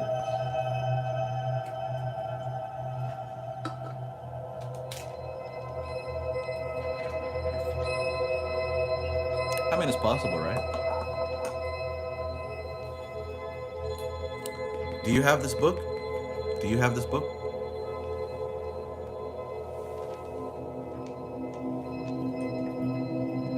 I'll be right back.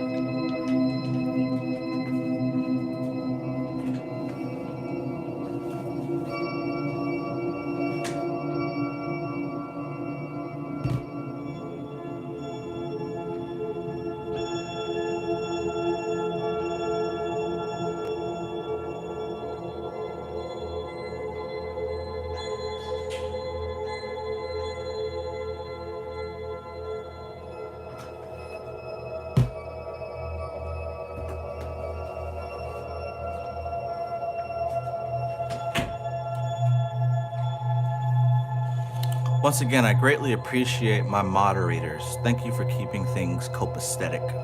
And I also appreciate those of you who are here listening and learning and processing this information, because this kind of came to me as a strong impression. I actually was not going to go live tonight, but this kept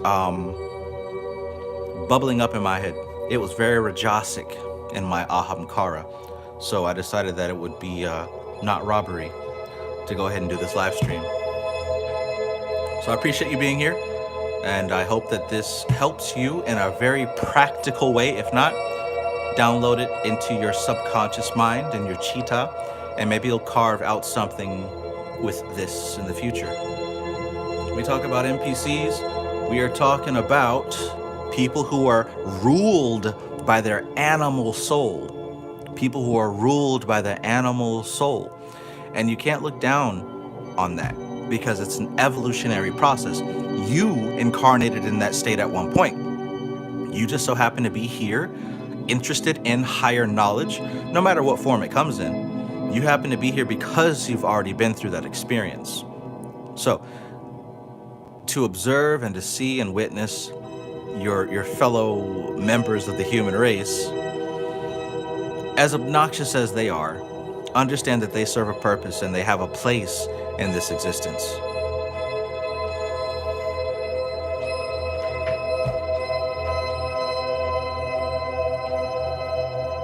Let me get some likes here.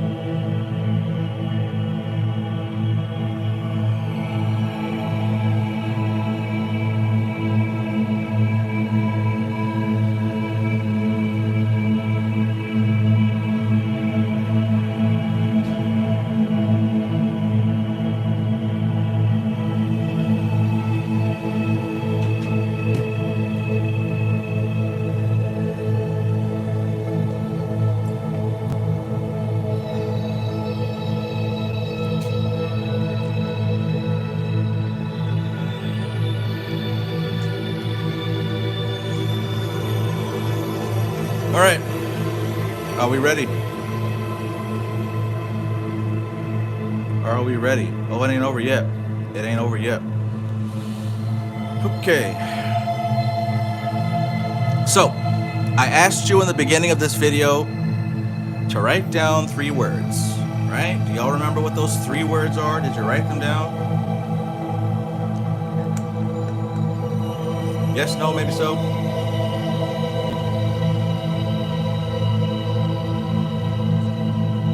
Thanks, Maxine. 12 o'clock.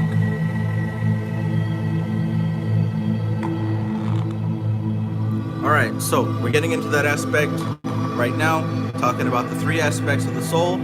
The first being the nefesh, which is the animal soul, the ruach, which is the mind, the human soul, and the neshama, which is the God soul, the God level soul. The reason I read the Vedic information first is because, like I said, you'll find that the Western tradition is heavily influenced by the Eastern tradition. So to fully understand where they're coming from in this text, which is one of the occult secrets, is to understand that the words that they're using are based on something much older. So we got through the much older, now let's get through the newer.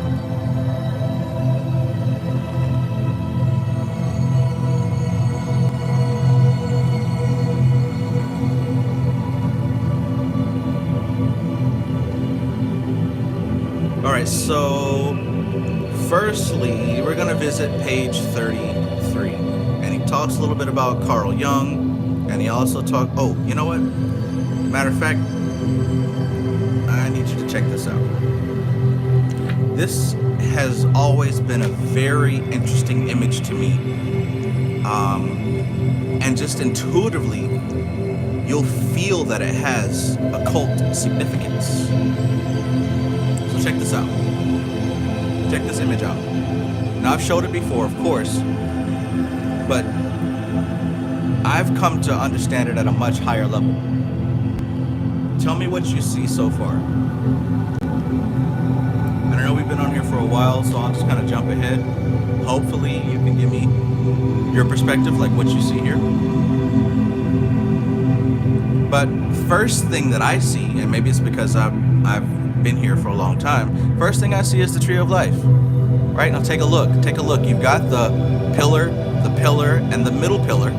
And I know that the bottom represents the princess, the woman. The middle represents the man, and the top represents the god. In fact, you'll see that there's a silhouette in the background, right?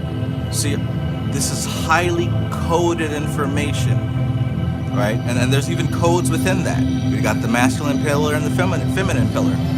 Now understand how this also ties back to Tawashuti.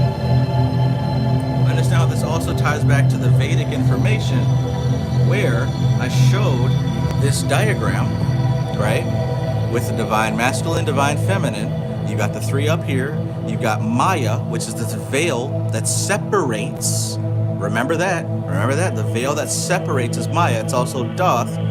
You've got another veil that separates the microcosm with the individual, and it gets denser and denser. And what you see at the very bottom are the tattvas. In other words, this is earth, water, fire, air, and we can say spirit, but it's actually Akash, right? So at the very bottom, we've got the 5 elements. The very same way that at the bottom, you've got Malkuth, those 4 elements, right? So look at what we have here. This image is called the Garden of Eden before the fall. This is called the Garden of Eden before the fall. So, I mean, we're all familiar with this thing called the fall. I'm certain.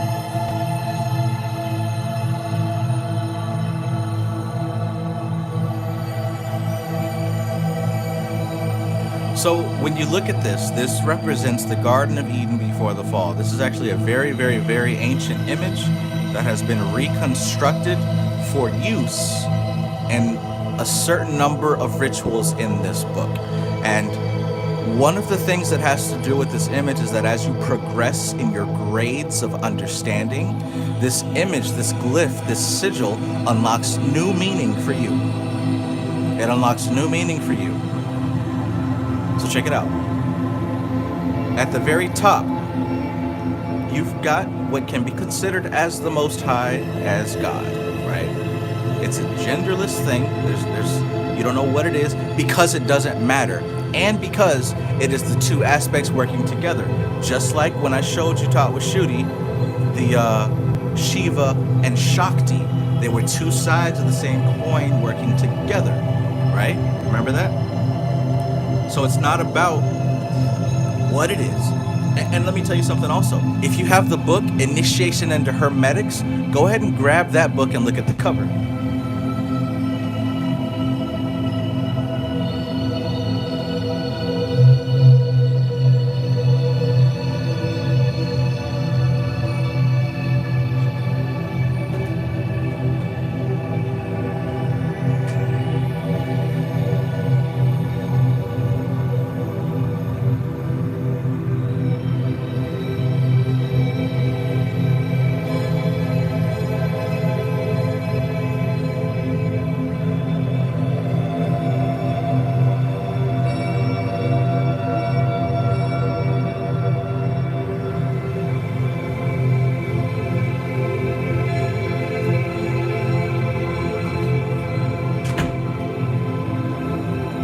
Alright, so if you look at the cover of the Initiation into Hermetics, you're going to see an extremely similar image, right? Take a look at the top. What do you see? If you can't make that out, there's a masculine and a feminine figure in the embrace of sex, unity, oneness, right? And at the bottom of the tree, right? And of course, you've got the sun and the moon that represents the masculine and feminine energies, the electric and the magnetic energies flowing forth. You've got the four elements, right?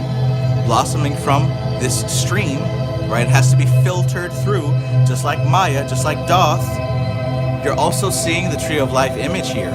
You're also seeing what I've showed previously. This represents the central aspect, remember, the human mind. And at the very bottom of manifestation, you've got these three figures. You got the man, the woman, the androgyne. You've got the plant kingdom, the animal kingdom, the mineral kingdom. This is the lowest manifestation. This is the tamasic aspect down here, the rajasic aspect, the sattvic aspect, right? You see the unity up here, you see this right here, and you see this down here. Same image right here. Same image. This is the unity. Shiva and Shakti are caught up within an embrace. They're caught within an embrace. Then you have the masculine aspect, which is, this is Adam and this is Eve. And of course, this is the serpent in the garden.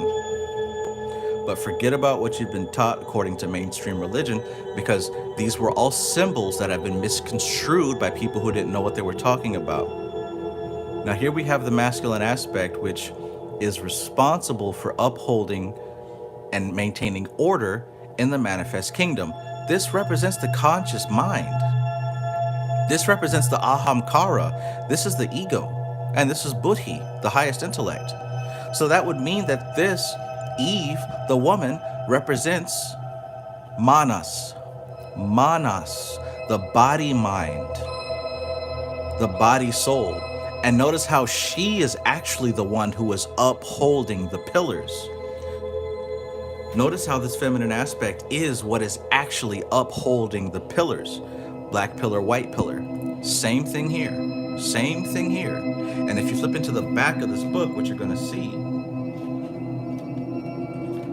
is another rendition of that. See those, the black pillar, the white pillar? You're going to see the same thing here.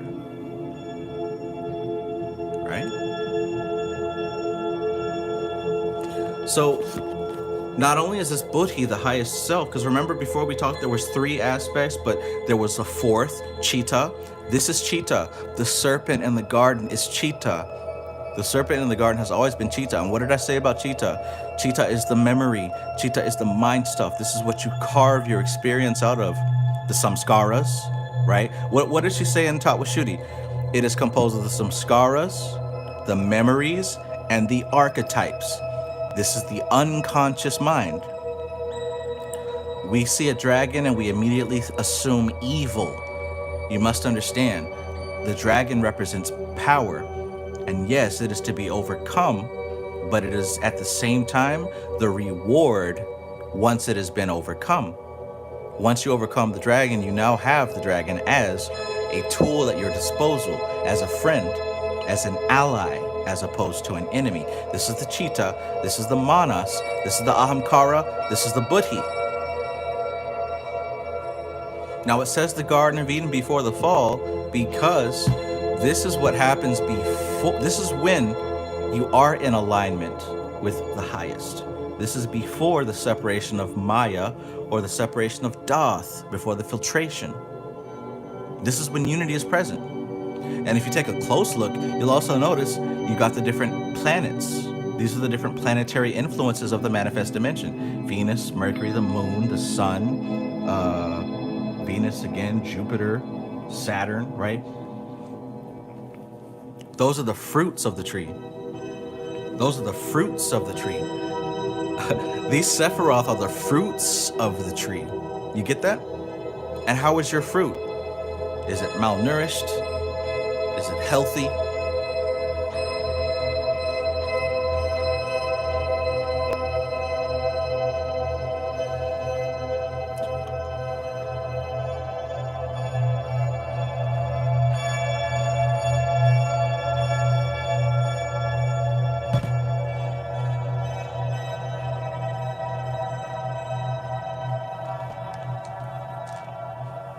peace, Shem El. All right, so we just talked about that. Now let's go on. If there's a before the fall, then certainly there's an after the fall. And what we find is that after the fall, the structure is a bit different now. The structure is a bit different. If you notice, the first thing that changes, the Most High has gone from its unifying embrace to being separated into its three qualities. And what are those three qualities? Somebody tell me. Somebody tell me. Anybody tell me. The fall didn't just affect mankind. It affected everything. It affected everything. Now we're going to talk about what the fall was exactly. It wasn't some angel falling out the damn sky. It wasn't a man eating a piece of fruit. I mean, think about that. Like you've got to have a kindergarten brain to believe those things. To believe that because somebody ate a piece of fruit, the universe was condemned. Or because some dude with wings fell out of the sky, the universe had to be condemned.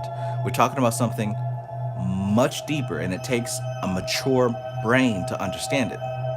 That's why they give fairy tales, because most people don't have a mature brain. So fairy tales help to make it make sense. The fall of man had nothing to do with eating a piece of fruit, right? Or an angel falling out of the sky. So thank you. Who said that? Matthew Watson. Appreciate that. The three gunas. So the unity was now transformed into the three gunas. Raja, Sattva, and Tamas. And of course, where we used to have a clean connection from top to bottom, we now have separation. What's the Bible tell us about the flaming sword that was set at the gates of the Garden of Eden so that Adam and Eve could not enter again? We're talking about Buddhi here. We're talking about Ahamkara. And notice how Manas and Chitta are now so deeply intertwined. Look, her hands are down in it, right? And this serpent power, this sexual energy, this creative force, this kundalini, the power, which is the roots of the tree, this power of creation has now been unleashed up into the body mind and into the human mind itself. So before, when things were in order and structured in their own place, now things are intermingled and intermixed. And because they are intermingled and intermixed, because of that, there is no way to go back up. Any way back up will be blocked off by pure energy and pure force.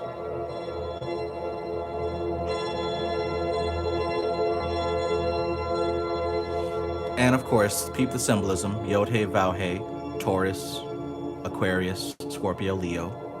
The four directions, the four elements, right? Once again, the same image as this. Same image as this.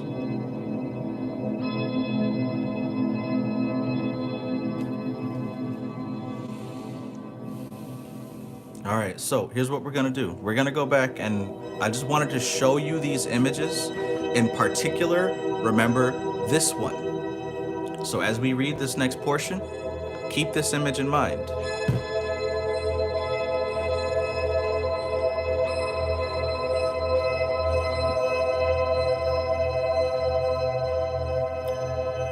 Oath, peace. All right, so remember everything we said about the three gunas?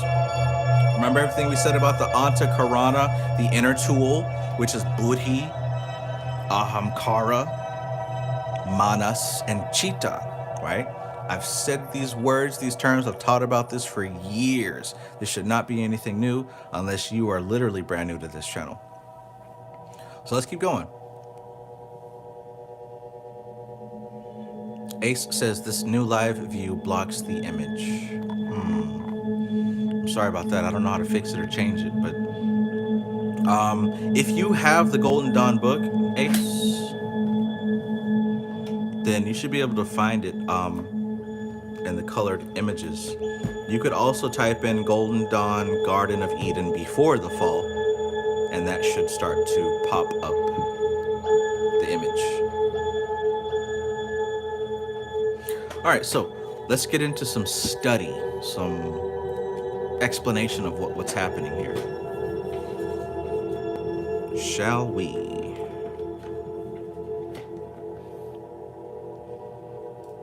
This is a big ass book, boy. Woo. Great day.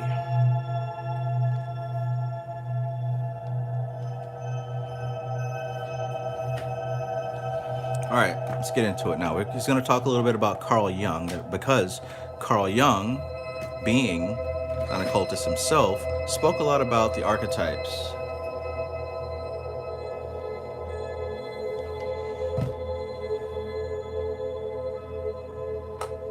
All right, how far back do we need to go? All right, let's just kind of jump in here. So since both of these diagrams, we're talking about both those diagrams that I just showed y'all and we went over explicitly.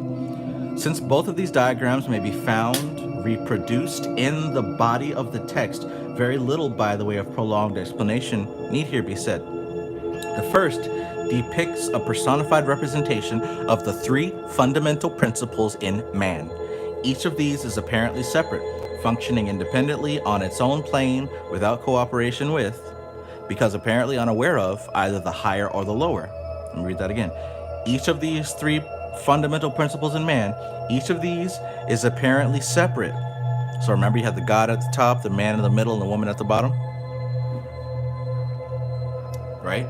He says that each of these is apparently separate, functioning independently in its own plane. So we got the God mind, the human mind, and the animal mind, functioning independently in its own plane without cooperation with, because apparently unaware of either the higher or the lower. Principally, it represents man in the now departed morning of the race, in the primal rounds of evolutionary effort, when self-consciousness had not yet been won by self-induced and self-devised efforts, and when peace and harmony prevailed both within and without by right of heritage rather than through personal labor. The diagram appears in the water grade of practicus. That's a rank, since water is a fitting representation of this placid peace. At the summit of the diagram stands the apocalyptic woman, clothed with the sun of glory, crowned with the 12 stars, and the moon lying at her feet. Just in case you need a reminder, here she is, right? She's standing on the moon, she's got the sun of glory, and she's got the 12 stars, which we know represents the zodiac. Everything is in alignment here. Everything is in alignment here. Now, let's see here. What he's referring to is, when we're talking about the Garden of Eden, what he's talking about is a state in our evolution of the race where the conscious mind operated independently, the subconscious mind operated independently, the unconscious mind operated independently, the highest transcendental God mind operated independently. It was not mixed. It was not mixed. Think about the animal kingdom. Animals do what they do based on not just their programming, but also how they interpret their reality. The thing about animals that makes them so different is that they know what to do. They don't need to read a book. They don't need to watch a YouTube video. They come pre-programmed. It seems as if they come pre-programmed, because what they're operating off of is harmonious on each level. Their instincts are harmonious with the environment. Their mind is harmonious with the environment. If a rabbit gets caught by a snake, it gives up. It gives up. It just lets itself become eaten because it understands the harmony of existence. There was a time when when the human race was in harmony with existence. There was no need for the unconscious mind to mix with the subconscious, to mix with the conscious, to mix with the God mind. It was in total balance. I know that sounds weird, but there was a time where the conscious mind didn't need to interfere with the subconscious. They all knew their role. They knew their place. Things happened in order. You get what I'm saying?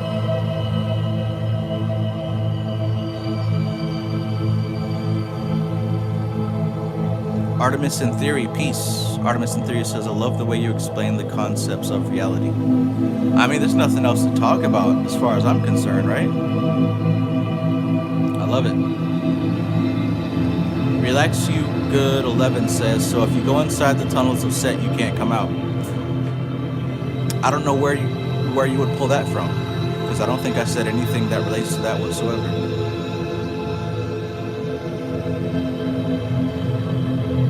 Nuru says, once you realize matter is just compressed light, you are starting to wake up. Absolutely.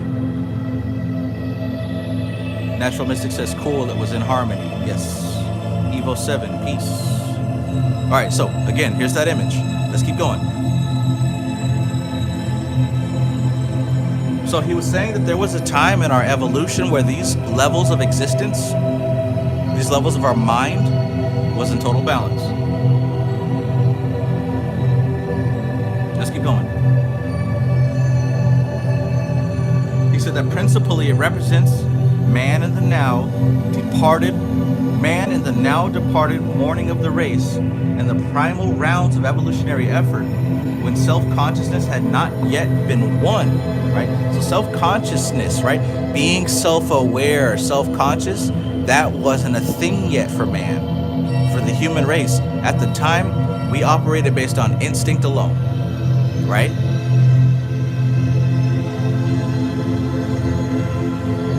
Self-consciousness had not yet been won by the self-induced and self-devised efforts, and when peace and harmony prevailed, both within and without, by right of heritage, rather than through personal labor. So check this out also. Because of that state that we were in,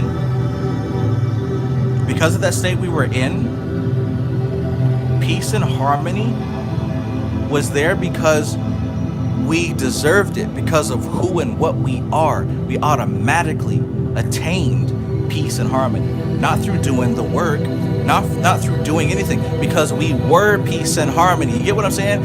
There was a state of existence where the human was peace and harmony, and because of that, we manifested peace and harmony on the earth. Matthew Watson says Atlantis, Lemuria, Mu. Exactly. See, I was going to say the pyramids, but you went way back. There we go. The diagram appears in the water grade of practicus because water is a fitting representation of this placid piece. At the summit of the diagram stands the apocalyptic woman, clothed with the sun of glory, crowned with the 12 stars, and the moon lying at her feet. Her symbolism pertains to the supernal essence of mind. Have we heard the word supernal before? Supernal. Check this out. The supernal triangle. 1, 2, 3. The supernal triangle, right? What's the supernal triangle? Kether Chokmah Binah, right? So if we look at this image, because he says that the woman at the top represents the supernal, right? The supernal. What do we see on this page? We see Kether, which is also known as the crown, right? Chokmah, which is the king. Binah, which is the queen. Before the supernal triangle was a triangle, it was a singular thing. So when we talk about the fall, it isn't just Malkuth creating Doth. Even Kether was affected. Even Kether was broke down. I know you never heard that before.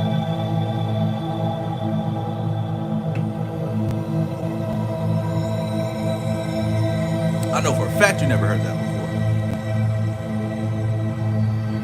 Her symbolism pertains to the supernal essence of mind, representing thus the type and symbol of the glittering Agioides, the Neshama, right? I asked you to write that word down, the Neshama. What is the Neshama? Let's go to page 67. What is the Neshama? Remember when I asked you to write those 3 words down at the beginning of this live stream? Check this out. The soul is divided by the Kabbalists into 3 principal parts. Can you see that? Can you see this text? It says that the soul is divided by the Kabbalists into 3 principal parts. Number one, the neshama is the highest part, answering to what? The three supernals. We just went over that. The highest aspect of the tree. The neshama is the God aspect.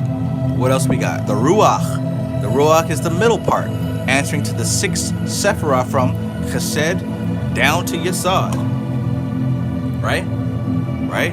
And finally, the nefesh, the lowest, answering to malkuth alone. So the nefesh, the animal soul, is strictly malkuth.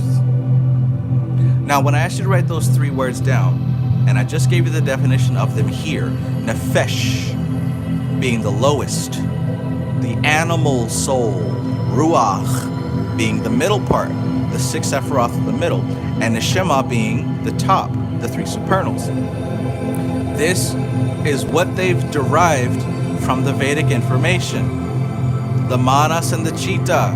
Manas correlates with malkuth. Chitta represents with yesod. The ruach, that corresponds with the ahamkara, the ego mind, the human soul. And the neshama corresponds with buddhi, the top of the tree. The top of the tree. Where did we see that at in the back of the mystical Qabalah? Going back to that diagram. And you're going to find, once again, right, these 3 distinctions. Now, of course, it's going to be slightly different, right?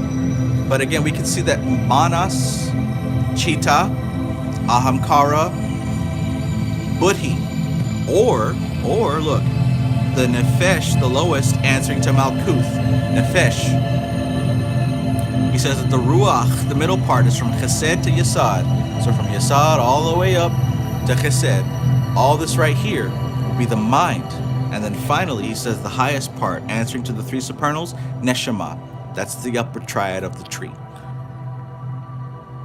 So we can see that the tree of life is not about places. There's not planets that you go to. Hey, Trev, how do I know what sphere I'm in? No, you're not looking at it correctly. When we look at these, you see that diagram? When we look at the tree, what we're looking at is, I didn't mean to bend my pages up. What we're looking at is the highest soul, the human mind, and the physical animal body. That's what we're looking at. So when we notice look at how you read tarot as well. Whenever you pull the 10s, you're going to be referring to that animal body.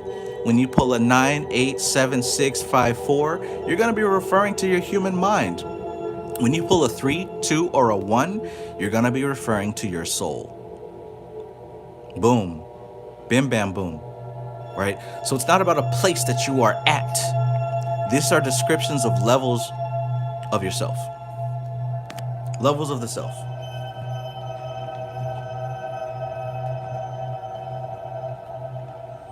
Goodness gracious, great balls of fire.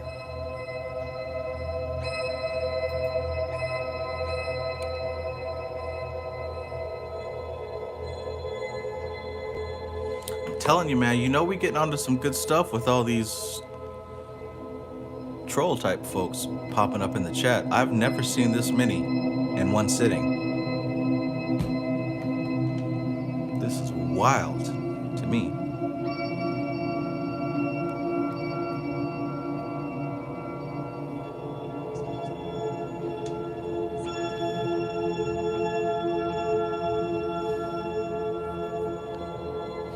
All right, so let's continue.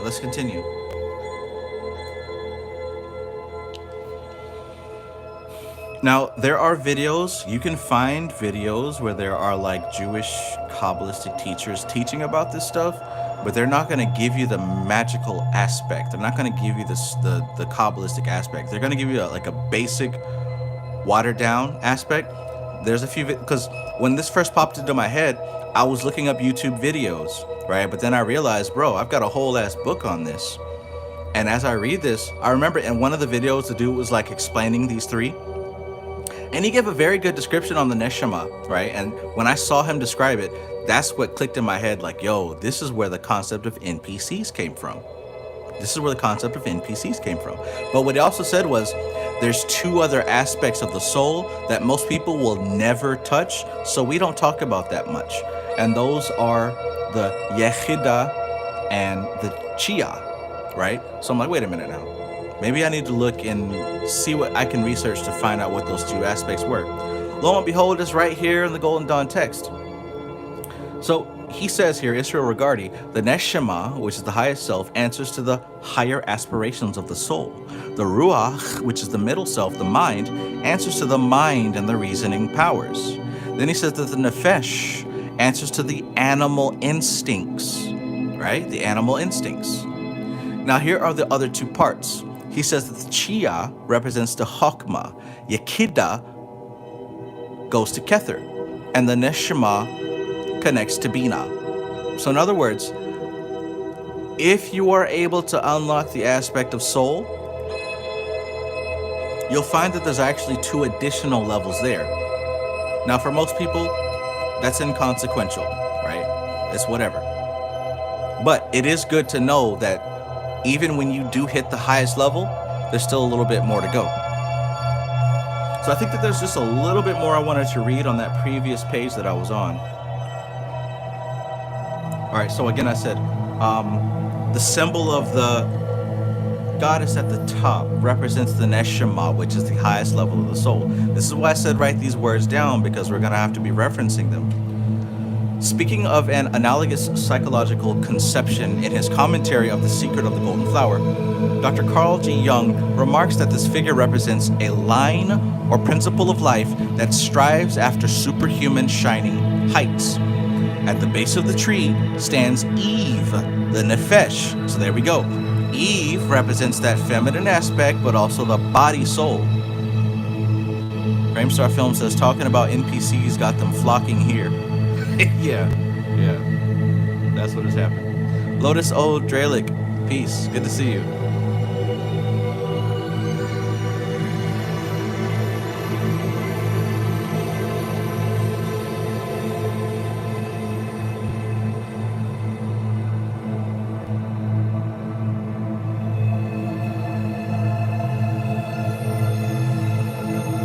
Goodness gracious, great balls of fire.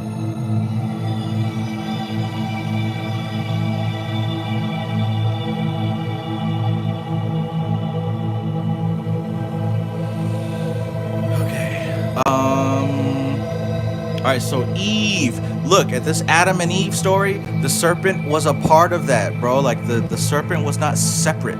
It's Adam, it's Eve, and God walking around that garden. That garden is your manifested existence. There were 4 members there. God represents Buddhi, or the Neshama. Adam represents Ahamkara, ego, or the Ruach. Eve represents Manas, or the Nefesh.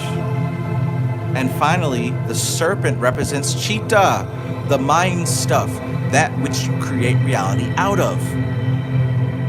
These are the deep occult understandings, and people are so scared of the devil and the serpent when they don't realize that the serpent is actually your unconscious mind and your ego not making good use of it. There's not a person out there trying to hurt you.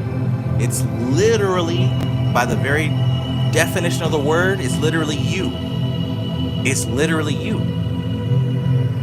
But it's easy to project onto others, right? It's easy to project onto some outside force because now you feel justified in being an ass.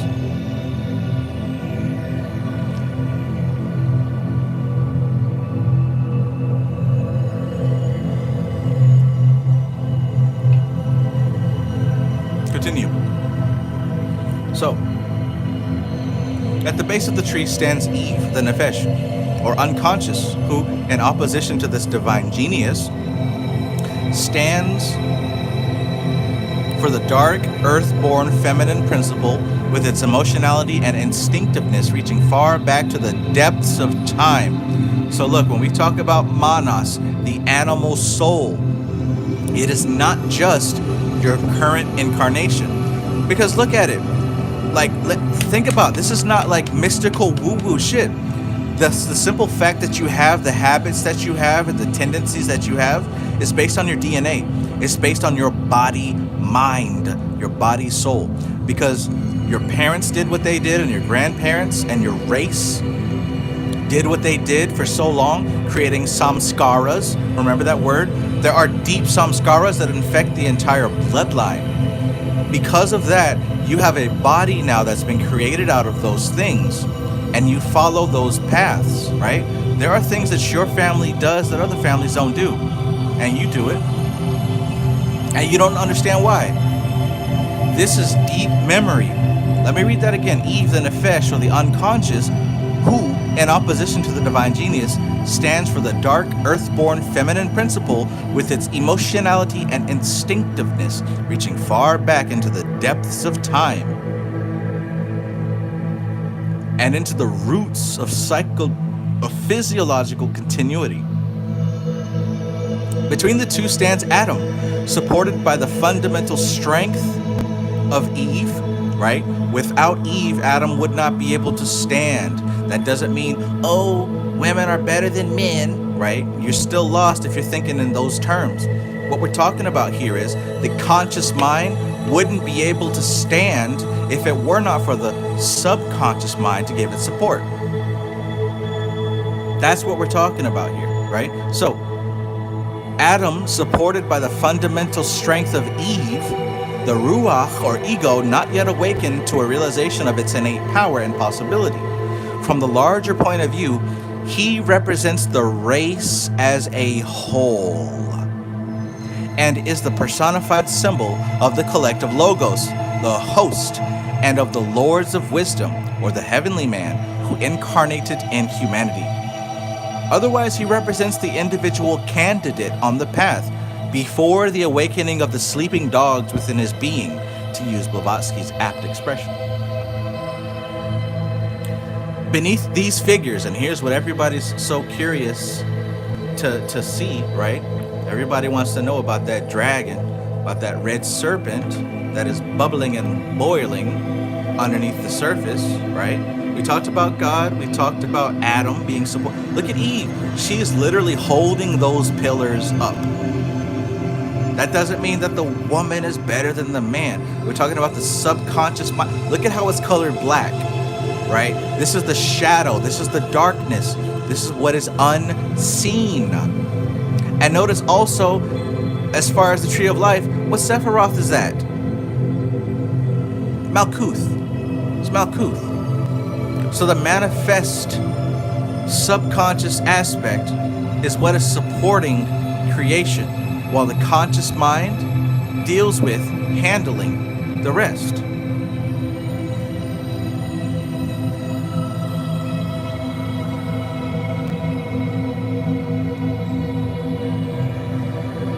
Right? So now let's talk about the serpent. Let's talk about the serpent.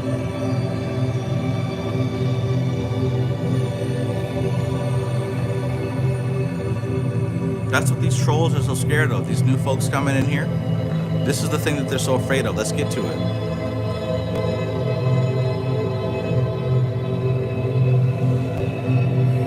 Beneath these three figures sleeps a coiled dragon, silent, unawakened. None, it would seem, is aware of that latent power, titanic and Promethean, coiled beneath the active magical power centered in man. His libido, neutral, of vast potentialities, but neither good nor evil in itself. Neither good nor evil in itself.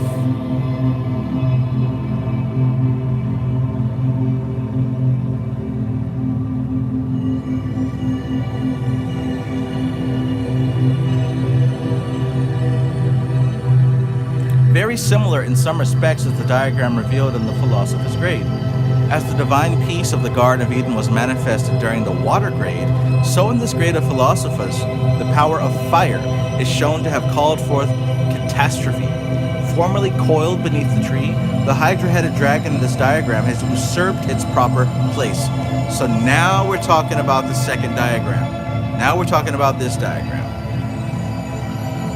So understand, the serpent itself represents the Kundalini power. It represents the sexual energy.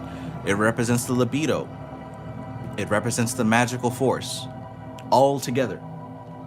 Right?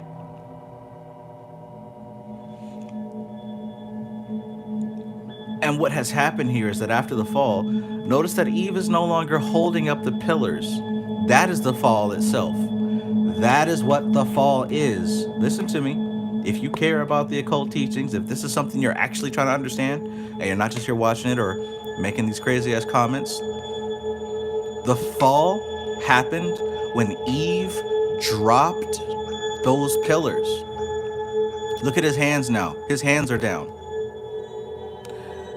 Because the material plane no longer supports the mind, notice how the ego is stretched, and look at how short and small this black area is compared to previously when things were more balanced. And look at her holding up this structure. She had to let go of that pillar to give him that fruit, according to the biblical Christian Genesis aspect. Remember what I said about these planets on the trees here? The Sephiroth were the fruit. The Sephiroth are the fruit of the tree. So when the Bible talks about Eve ate the fruit because she was tempted by the serpent, listen to the story now based on what you just learned about. Eve ate the fruit because she was tempted by the serpent. The serpent said, eat this fruit and you will be like God.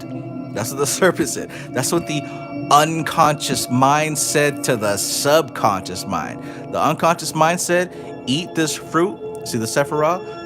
The unconscious mind said, eat this fruit and you'll be like God.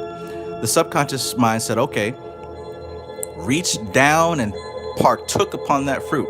The pillars fell because the subconscious mind has now given the conscious mind the fruit of the tree. Now all of a sudden, the entire structure has become unbalanced because of that transaction. It's not about no goddamn apple. It's not about what race is good, what gender is better. Oh, the woman is evil because she did that. We're talking about layers of consciousness.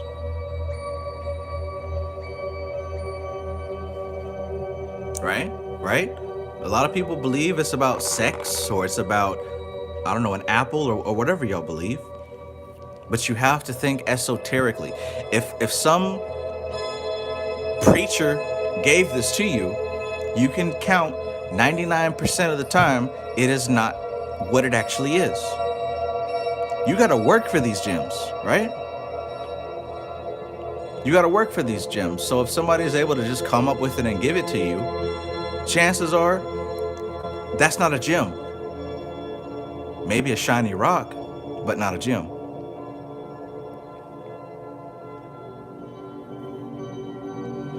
Let's continue.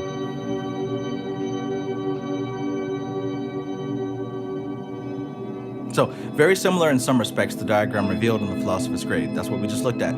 As the divine peace of the Garden of Eden was manifested during the water grade, so in this grade of Philosophus, the power of fire is shown to have called forth catastrophe.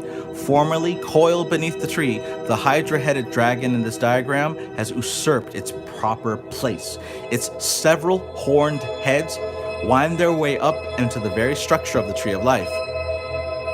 Even unto Doth, at the foot of the supernals, lured downwards by the tree of knowledge. Lured downwards by the tree of knowledge. And remembering in what sense the Bible speaks of the verb to know. That means that when the Bible speaks of the verb to know, we're talking about copulation, sex. Sex. To know in the Bible is to have sex with. We gather that the root of the trouble was an imperfect apprehension of creative power. What was the root of the trouble? An imperfect apprehension of creative power. The imperfect apprehension of creative power. Think about creative power in your life, personally. Think about creative power. When was the last time you felt creative power in your life? When was the last time you touched creative power in your life? Creative power.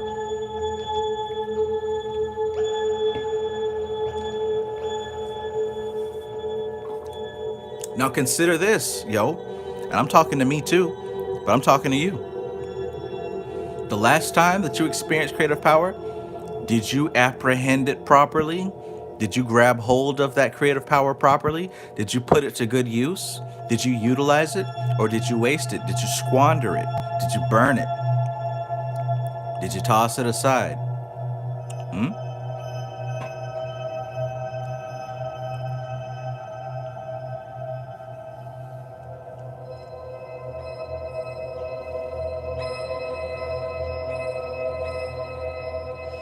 Curry Lessons says, is this pre-recorded? Absolutely, it's pre-recorded. Framestar Film says the XP fall was needed to regain gratitude for what was lost, and now the need to be refound to birth Kether in Malkuth.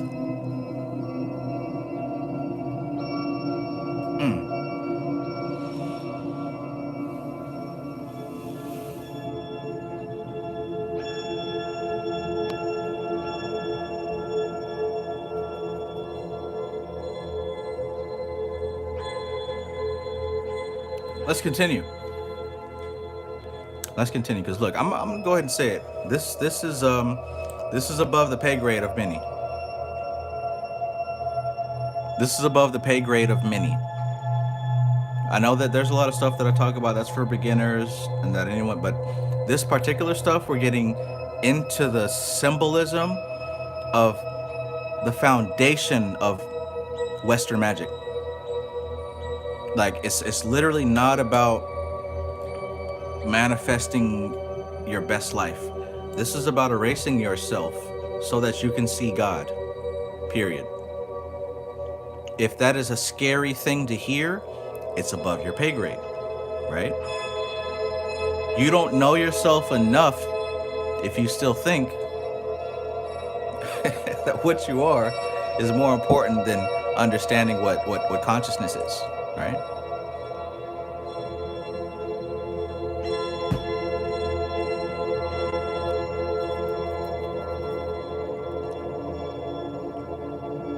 All right, let's get back to it. Clarissa Ruffin says, hello all, what book is this? And then immediately says, ... no answers. Well, of course not. You just said those 2 comments back to back in like 3 seconds.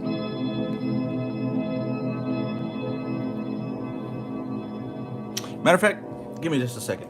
I'll be right back. Right back.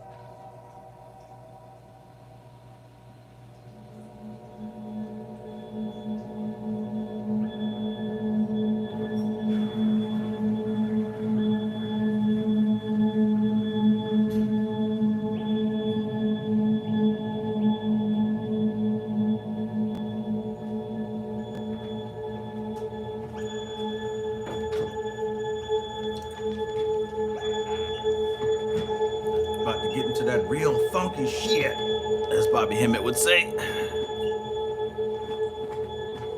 That real funky shit, as Bobby Hemmett would say.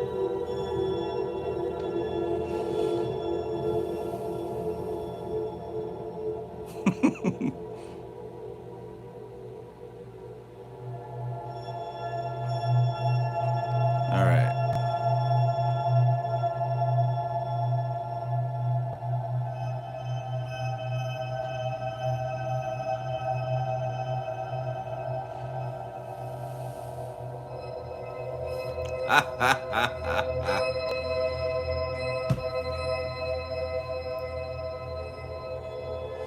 All right, so let's continue with the text.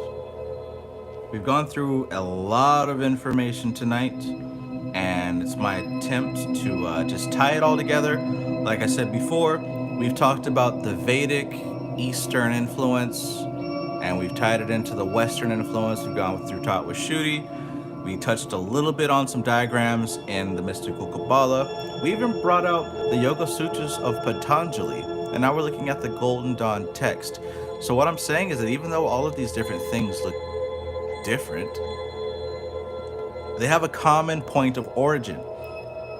And if you can connect the dots, you'll start to see that it's not as confusing as one might believe it to be.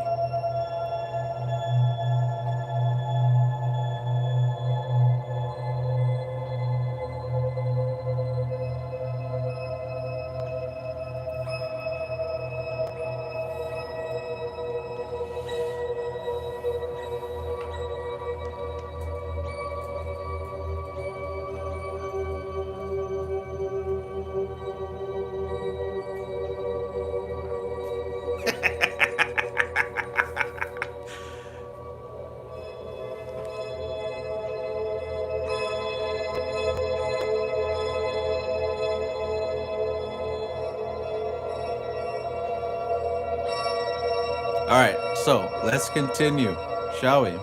The dragon stands as the symbol of the great enemy to be overcome, and as the task of equilibrium proceeds, the great prize awaiting success. Right? So again, the serpent went even up into Doth at the foot of the supernals, lured downwards by the tree of knowledge, and remembering in what sense the Bible speaks of the verb to know. In other words, to get jiggy with, to knock boots, to have the sex. We gather that the root of the trouble was an imperfect apprehension of creative power. That was the root of the trouble. Towards the darkly splendid world wherein continually lieth a faithless depth, Eve, the lower self. Look, y'all, Eve is the lower self. Eve ceases to give support to Adam. She has yielded to the awful fascination of the awakening psyche. Far easier is it to fall than to climb to the distant heights. Right?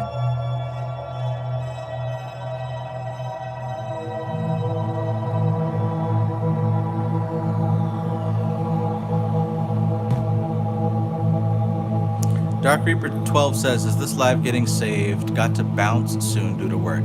Absolutely, my friend. You will be able to pull this up at a later date.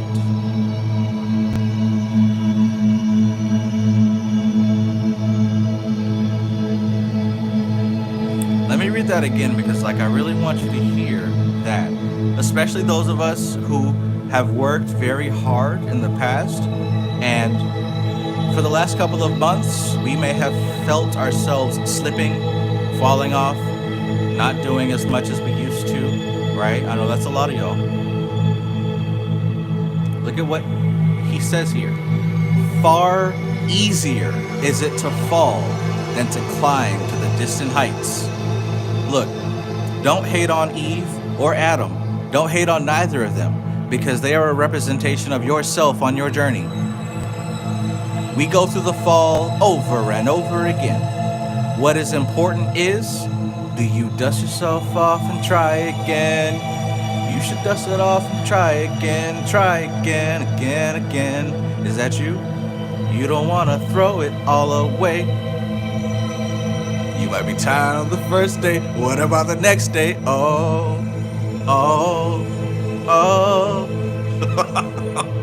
You don't want to throw it all away. I might be tired on the first day. What about the next day?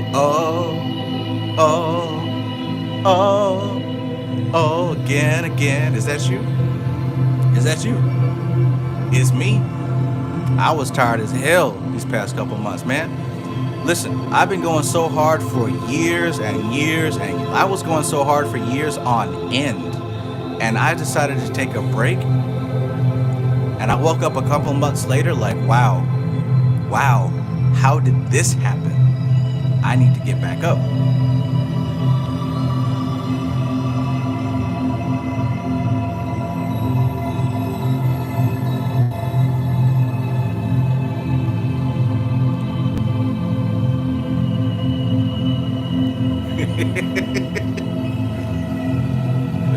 you don't succeed, dust yourself off and try again. You can dust it off and try again. Again. Uh-oh. Jay Bickham. Peace and greetings to my most beloved cousin. Wonderful to see you here. I didn't even know you were here. Awesome. Jay Bickham says a much needed break because Phoenix mode. Absolutely. Like I said the other day, like the Phoenix has really been popping up in my awareness for the past couple of days, and I'm feeling it. All right, let's keep going.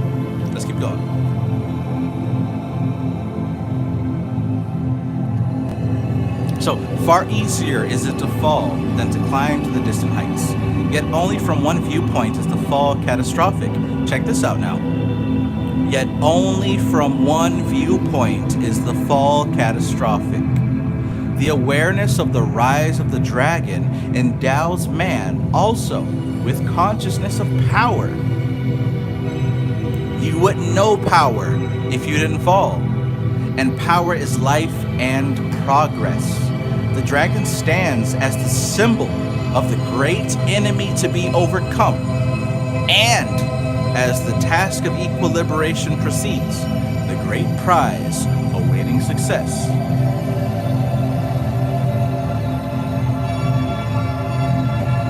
The fall as a state of consciousness is analogous to that condition described by the various mystics as the dark night of the soul. That's why I said that. We are all going through this fall.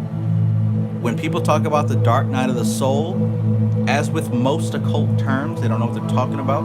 But those who do know what they're talking about, it refers back to this same these people came up with the term dark night of the soul. Not somebody on YouTube or Instagram. These people here in the Golden Dawn came up with the term dark night of the soul. What he's saying here is the fall as a state of consciousness is the same thing as the condition described by various mystics as the dark night of the soul. It is accompanied by a sense of intolerable dryness, a dreaded awareness of the fact that all the powers of the soul seem dead. How many of y'all have reached a state where all of your powers seem dead? When you used to be on top, manifesting, doing this, that, and the third, everything's working out great. Now all of a sudden, all your powers seem dead. Have you ever felt that before? Give me something in the chat. If you're too cool to say me, I'm gonna say me. I've been through it, and I've been through it more than once, right? When you feel like all of your powers are dead. Look at what he says here, back in the 1900s, right? Since y'all thought that Instagram came up with the dark night of the soul, no, this comes from this right here. He says the fall is the state that is analogous to the condition described as the dark night of the soul. It is accompanied by a sense of intolerable dryness, a dreaded awareness of the fact that all the powers of the soul seem dead, and the mind's vision closed in dumb protest. The mind's vision closed in dumb protest. As it were, against the harsh discipline of the work itself. 1,001 seductions will tend to lure the candidate from the contemplation of the magical goal, and there will be presented to him 1,001 means of breaking in spirit his vow to persevere in the divine science. Who's been there? Without breaking it in letter. And it will appear that the mind itself will run riot and become unstable, warning the candidate that it were better for him to enjoy a lull in his magical operations. Doesn't that sound like what she said and taught with Shuddhi when Buddhi is under the effect of Rajas? Right? Doesn't that sound like what she was saying in the previous text that we read when the higher self is under the influence of Rajas? Running to and fro, left and right, unbalanced when intellect is thrown aside for sensual pleasures. This is what I'm showing you these texts because they all connect in concept. The words may be different, but they all connect in concept because there is a similar point of origin. Stick with me because we're about to wrap it up.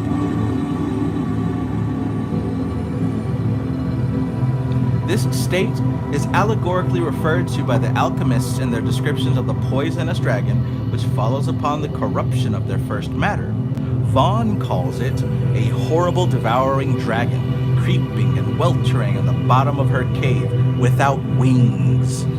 Touch her not, by any means, not so much as with thy hands, for there is not upon earth such a violent, transcendent poison.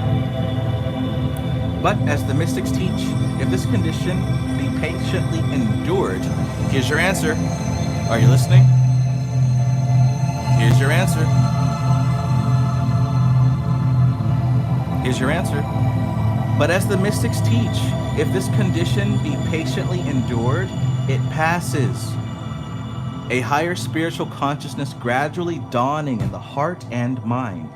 So also in the alchemical writings, we find that Vaughan observes, as thou hast begun to proceed, and this dragon will turn to a swan, but more white than the hovering virgin snow when it is not yet sullied with the earth. In other words, if you encounter this dark night of the soul where it seems like nothing is going right and your powers don't work and you feel like a hypocrite, you feel like you've wasted your time, keep going. Keep going. Keep doing what you know to be the right thing to do. And what you'll find is that eventually you will manifest yourself back on track. It's not always a bad thing. Even as my cousin, who just appeared here in the chat, taught me, perhaps I needed a break. Maybe I manifested a break so literally that my computer broke, right? Sometimes you manifest yourself into a state of rest because your soul needs it, because your ego needs it, because your body needs it. It doesn't mean it's a bad thing.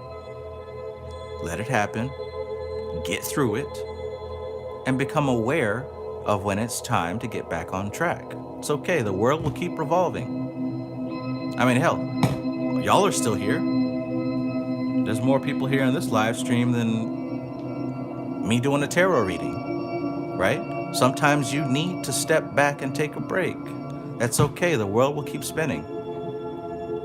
In fact, back in the 1900s, Israel Regardie is breaking it down for you.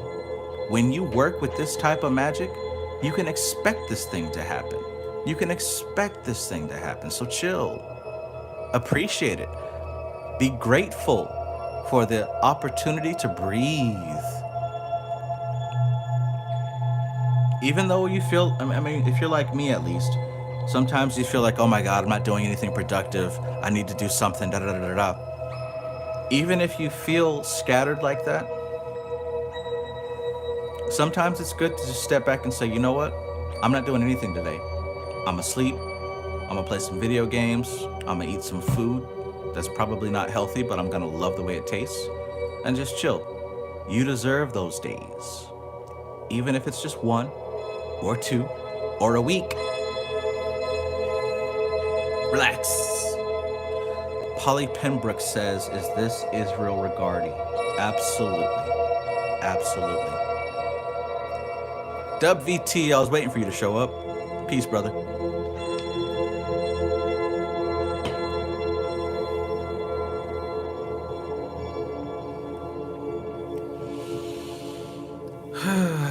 Okay, so what else we got here? All right, I'm gonna read just a little bit more from this chapter, then I'm gonna go to the next part, which will be the last part. So stick with me. I got one more chapter to read, and then we're done. And we're done.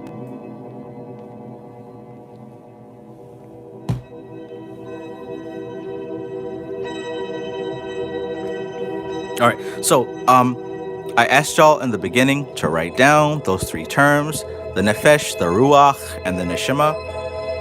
In case you don't know what those words mean, when I go to page 67, the third knowledge lecture, the neshama is the highest part of the soul. The ruach is the middle part, which is the mind, the human mind. The nefesh is the lowest, the body mind. In other words, the neshama answers to the higher aspirations of the soul. The ruach answers to the mind and its reasoning powers. The nefesh answers to the animal instincts. Let's talk about the ruach, the mind and its reasoning powers. He says here, the Kabbalistic Sephirah of Doth. Y'all know about Doth, right? The Kabbalistic Sephirah of Doth is right here. It is a non-Sephiroth. It does not exist, but it's there. It's a contradiction, but most of y'all who have been here on my page understand what that means. The Kabbalistic Sephirah of Doth is the conjunction of Chakma and Bina on the tree of life, the child of wisdom and understanding. In other words, knowledge. The child of wisdom and understanding. In other words, knowledge. It refers to the symbolic sphere formed within or above the ruach, the human intellect, by means of experience obtained. Right? How does it form? By means of experience obtained. What does that sound like based on what we just talked about in the Vedic? The means of experience obtained?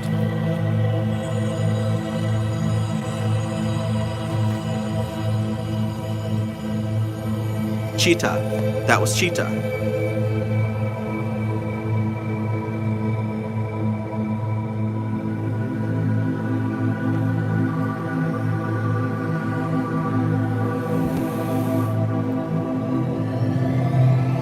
And this assimilated becomes transmuted into intuition and faculty of mind. So it becomes intuition. But fundamentally, it is the ascent of the dragon, or if you wish, an upwelling of the unconscious archetypes. A highly dangerous and unbalancing ascent until they are assimilated to consciousness, which first renders Doth a possibility. So the fact that the archetypes start to rise in the unconscious mind as a way to navigate reality, this is where Doth starts to come into play.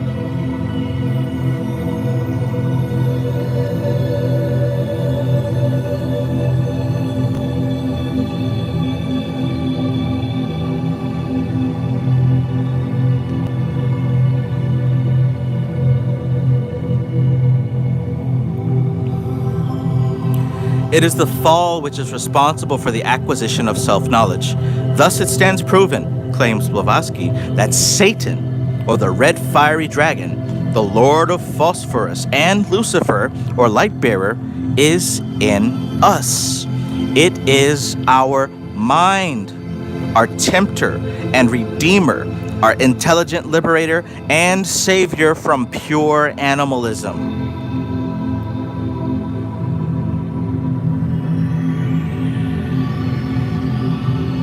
Boom. And look, we could keep going on this chapter, and look, matter of fact, I think we should just a few more, just a little bit more. So in the evolutionary scheme, the fall occurs through a higher type of intelligence coming into close contact with the nascent humanity, thus stimulating the psyche of the race, or so the magical tradition has it. What does that mean? It is the fall happens because of a higher spiritual experience coming into contact with the animal soul. So think about this now. Think about this if you have like regular basic animals out in nature, and some type of divine intervention happens to where these animals are able to perceive a higher level of being. That would completely change the destiny of that race of creature, right? Think about the movie 2001 Space Odyssey, and they've got a bunch of monkeys, apes, right? And then that monolith appears, and for whatever reason, that monolith opens the minds of those monkeys, and because of that contact, they evolve into human beings. That's what he's talking about here. In the evolutionary scheme, the fall of man occurs through a higher type of intelligence coming into close contact with humanity, thus stimulating the psyche of the race, or so the magical tradition has it.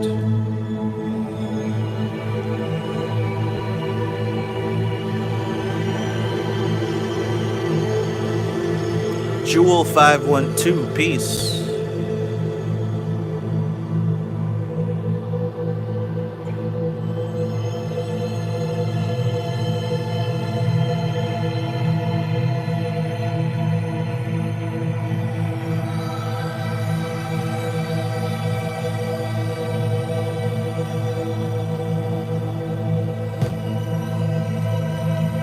Nero says Da'oth is there in the same way that something has arisen from nothing at creation.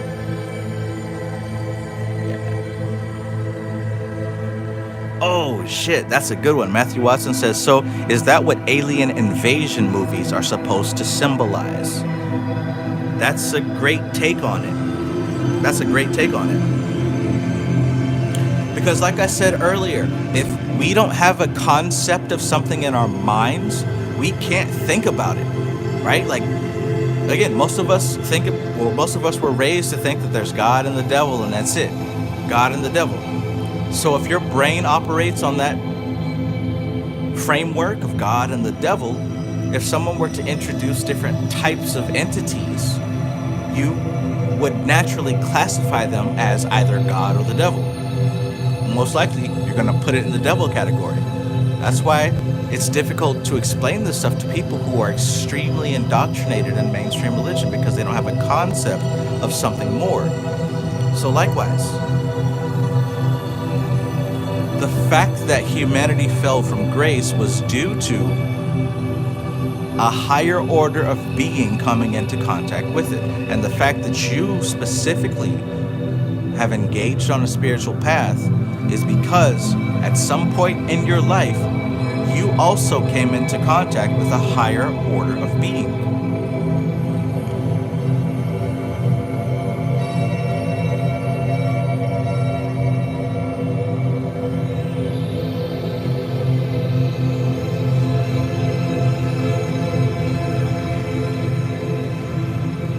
Check.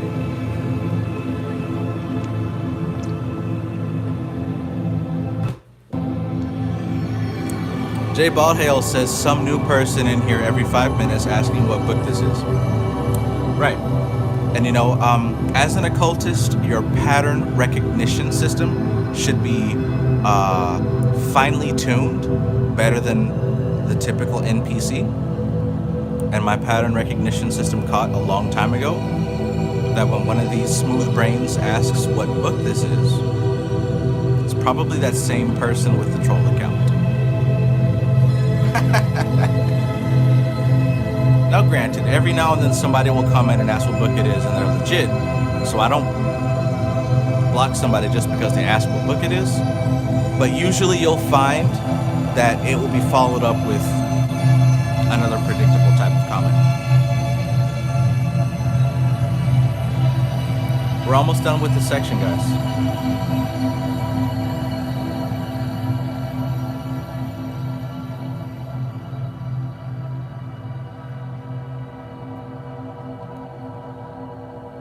We're almost done with this section.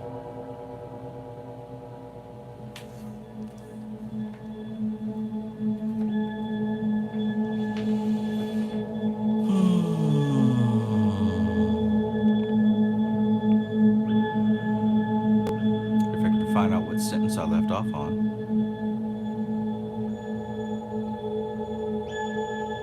All right. The recapitulation of this process within the individual sphere of consciousness proceeds through the technique of initiation, whereby the red dragon is stirred into activity through contact with the fructifying powers of the elements, invoked through the skill and power of a trained initiator. So as above, so below, what he's saying here is just like this higher intelligence stirred us into being, this is what we're doing as magicians and maguses, right? As magicians and maguses, we are activating the elemental forces within our personal environment.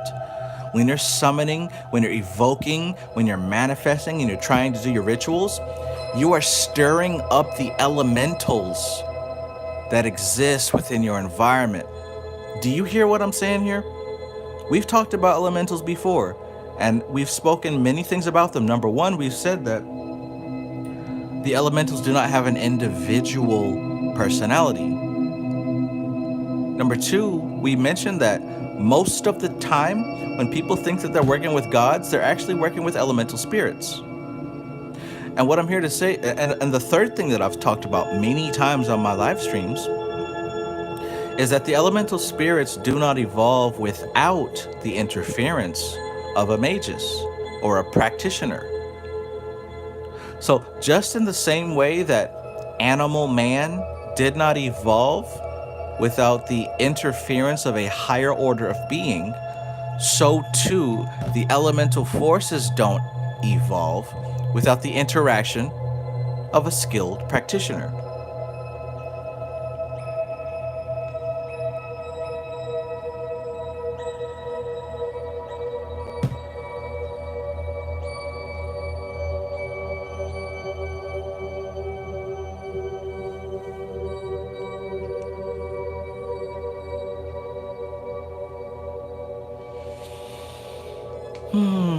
The recapitulation of this process within the individual sphere of consciousness proceeds to the technique of initiation, whereby the red dragon is stirred into activity through contact with the fructifying powers of the elements, invoked through the skill and power of a trained initiator.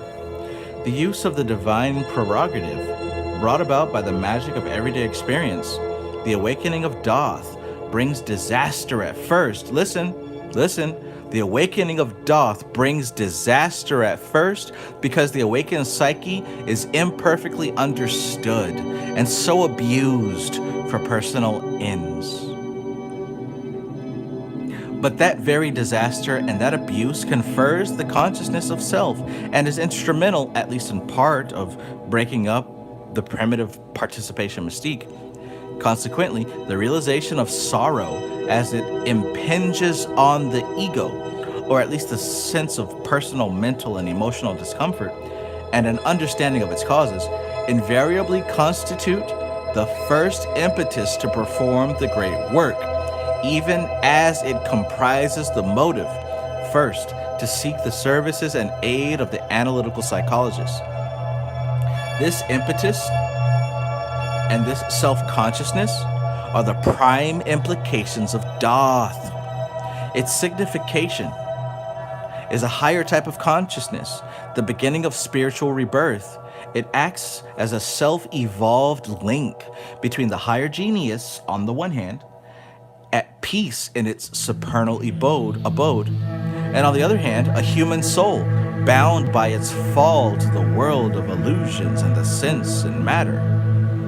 Not until the self-consciousness and acquired knowledge are turned to noble and altruistic ends, so long will sorrow and suffering be the inevitable result.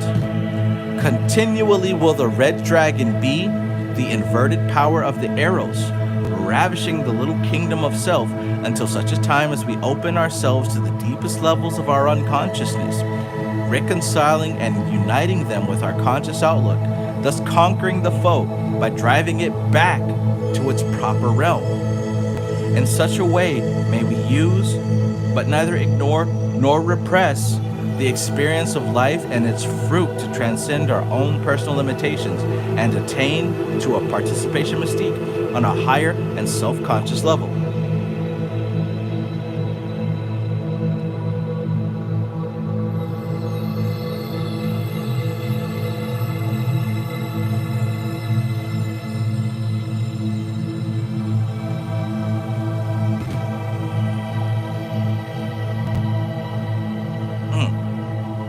Let me quote a few especially appropriate lines from Jung in connection with this fall.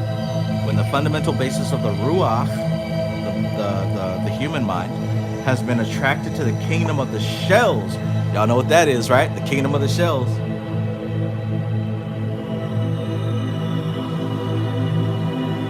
what's the kingdom of the shells? Somebody, anybody?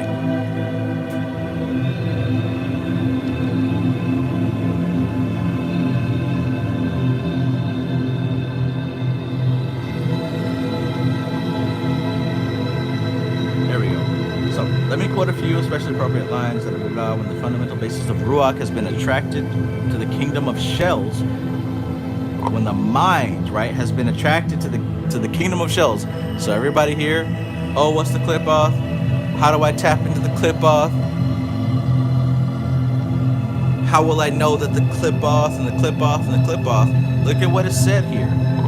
When the fundamental basis of the Ruach has been attracted to the kingdom of shells, and when Malkuth has been disassociated from the other Sephiroth, consciousness thus torn from its roots and no longer able to appeal to the authority of the primordial images, possesses a Promethean freedom, it is true, but also partakes of the nature of a godless hybris.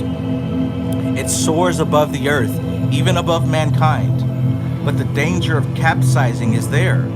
Not for every individual, to be sure, right? Not for everybody, but collectively for the weak members of such a society who, again, Promethean-like, are bound to the unconscious, are bound by the unconscious to the Caucasus. So if you know about the Caucasus, that's where we get the term Caucasian. These are a set of mountains where Prometheus was bound to suffer, right?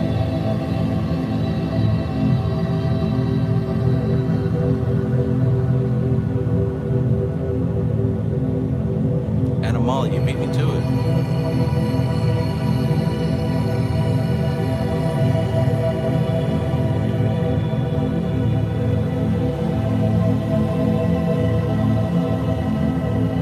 Consciousness thus torn from its roots and no longer able to appeal to the authority of the primordial images. Okay, we gotta break that down slowly in order for it to like really make sense. Woo! I done burned my external battery out. It might be time to wrap it up. I burned that battery out. Good Lord. Let's see if we can get some supplementary juice here.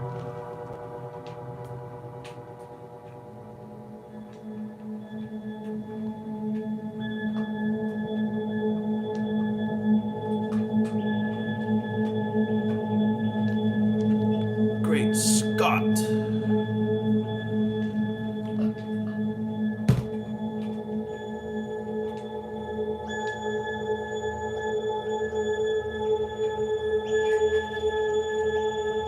All right, let's see if this helps. That's a little bit of something, but not much.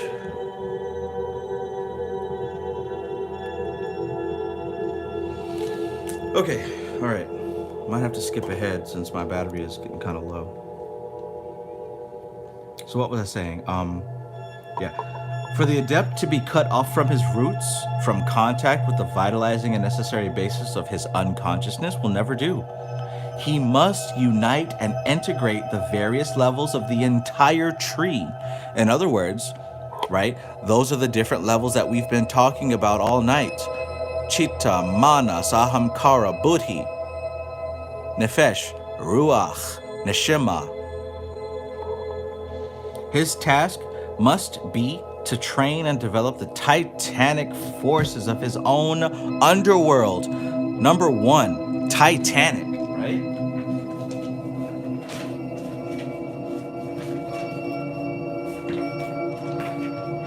Programming will have you thinking that when somebody says Titanic, you're thinking of this big ass ship that sunk with Leonardo DiCaprio. What's that word right there? Yeah, you see it. You see it. Woo, you see it. When we think about Titanic, what we're actually talking about are these primordial forces that have influence on our unconscious mind, not even on the subconscious level, on the unconscious level. Man.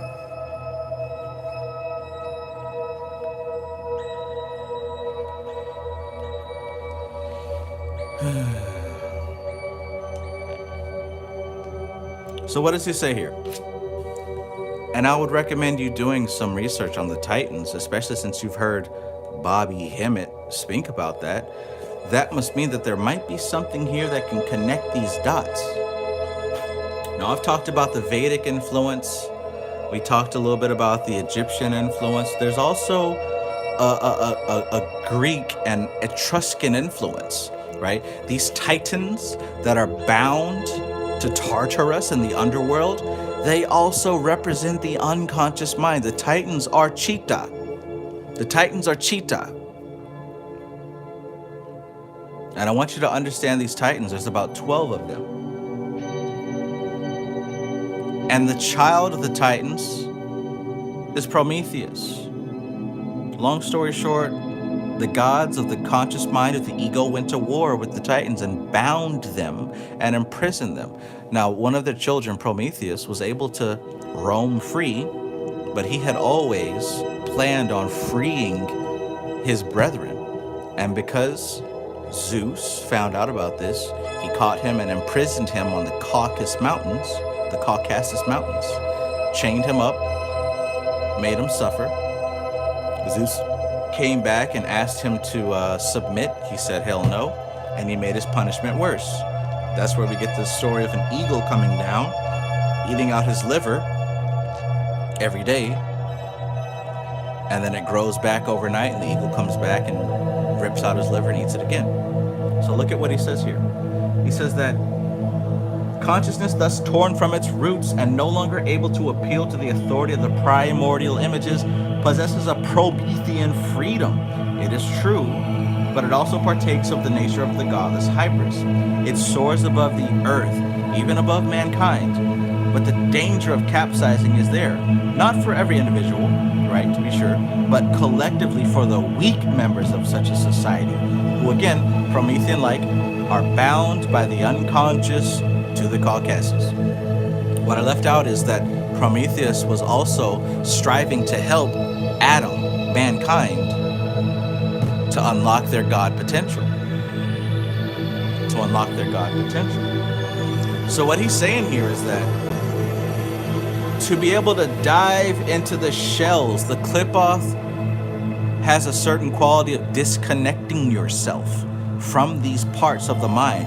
You're literally going into a different dimension, right? You're going into a different dimension and your mind will begin to operate in a different way. Now, for the strong, you will experience what Prometheus tried to give you in the first place, which is an awareness of your God nature.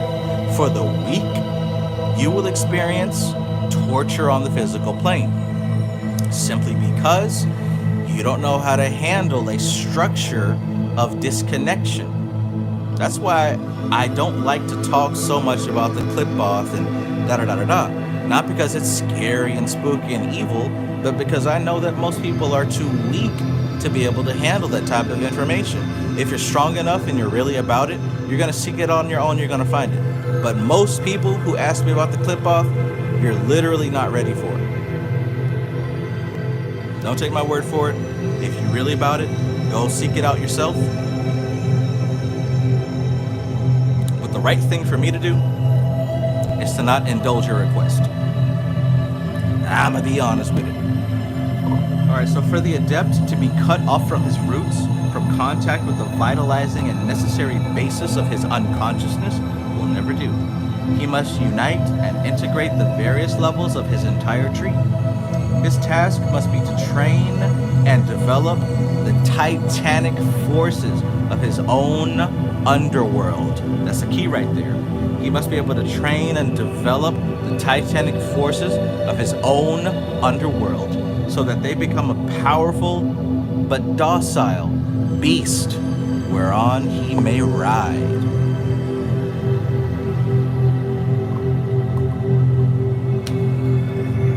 All right, good shit. One more piece. And then I'm gonna wrap it up. So one more time, I've been on this page before. I'm going to show y'all once more. The soul is divided by the Kabbalists into three principal parts. The neshama, which is the highest part, the three supernals. The ruach, which is the middle part, the six sephiroth from Chesed to Yesod. The nefesh, the lowest, answering to Malkuth. Now the neshama, the highest part, answers to the higher aspirations of the soul. The ruach, the mind and the reasoning powers. And then the nefesh, answering to the animal instincts, right? Right. Now let's get on to this.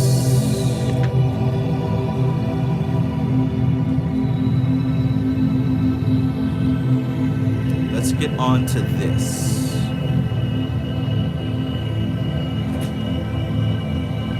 The fifth knowledge lecture. So if you do have a copy of this book, The Golden Dawn, this is actually the fifth knowledge lecture. And we are talking about man, the soul. Holy cow, can you believe we've been going for 3 hours? We have been going for 3 hours. But there's a lot of information here. A lot of information. If you're joining and you haven't hit that like button yet, go ahead and do so.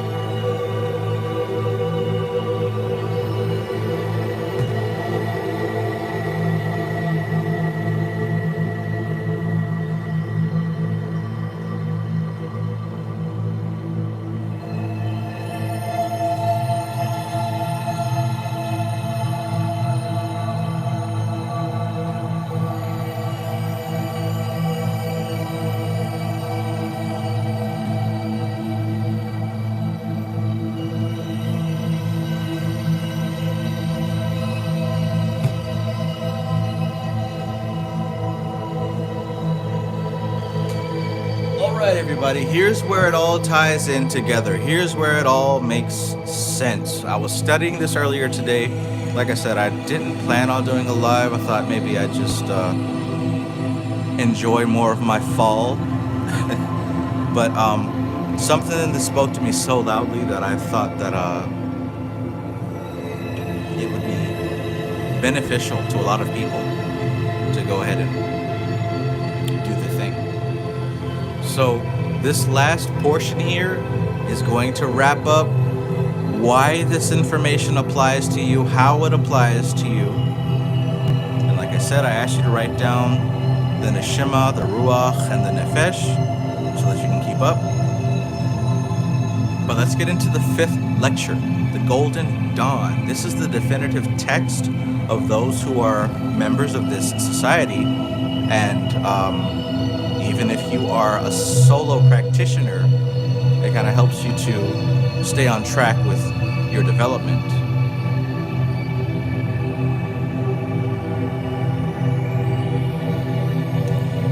By the way, fun fact, this black here represents the clip-off. Represents the clip-off. Well, how do you know, Trav? Well, basically, look at what is said here. He's talking about the four colors on Malkuth. And from the rays of this triad, there appear three colors in Malkuth, together with a fourth, which is their synthesis. So take a look right here, right? You got these four colors. Gold, you get from the sun. Red, you get from these two. Dark green, you get from these. And then there's that black. So what's that mean? Sunshine Chick, peace, good to see you. He says here that, and from the rays of this triad there appear three colors in Malkuth, together with a fourth, which is their synthesis. Thus from the orange, tawny of Hod, and the green nature of Netzach, there goeth forth a certain greenish citrine color, yet pure and translucent withal. From the orange tawny of Hod, mingled with the puce of Yesod, there goes forth a certain red russet brown, russet, yet gleaming with a hidden fire. And from the green of Netzach and the puce of Yesod, there goeth forth a certain other darkening green olive, yet rich and glowing withal. And the synthesis of all these is a blackness which bordereth upon the clipoth.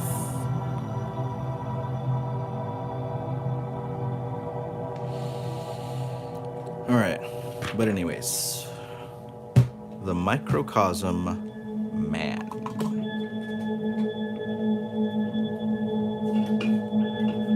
Bing, bam, boom. What time is it? 1:37.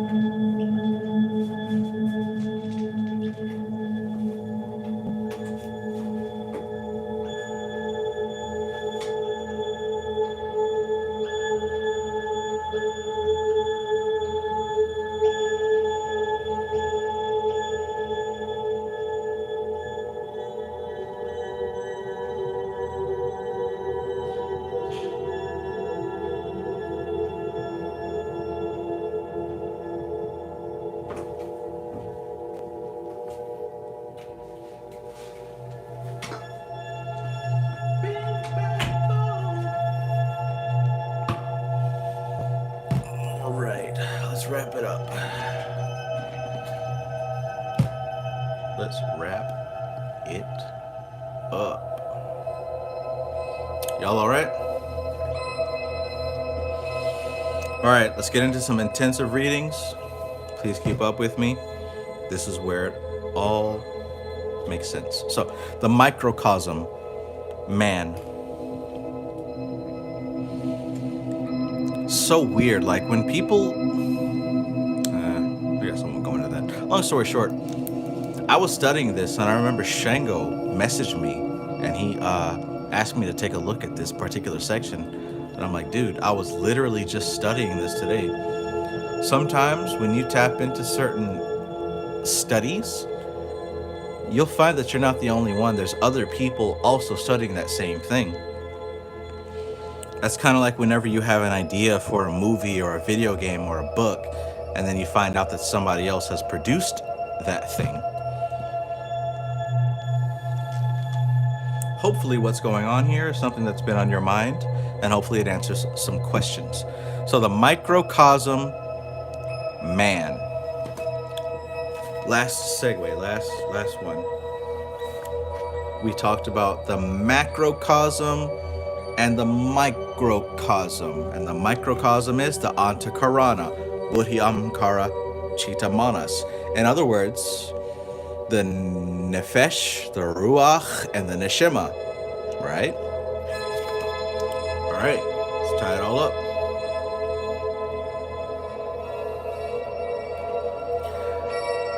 Thou shalt know that the whole sphere of sensation, which surroundeth the whole physical body of man, is called the magical mirror of the universe.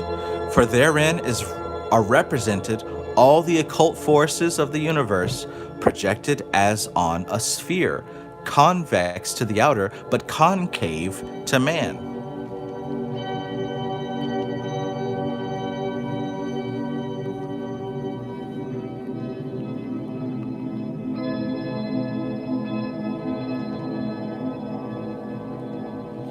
This sphere surroundeth the physical body of a man as the celestial heavens do the body of a star or a planet, having their forces mirrored in its atmosphere. Therefore, its allotment or organization is the copy of the greater world or macrocosm.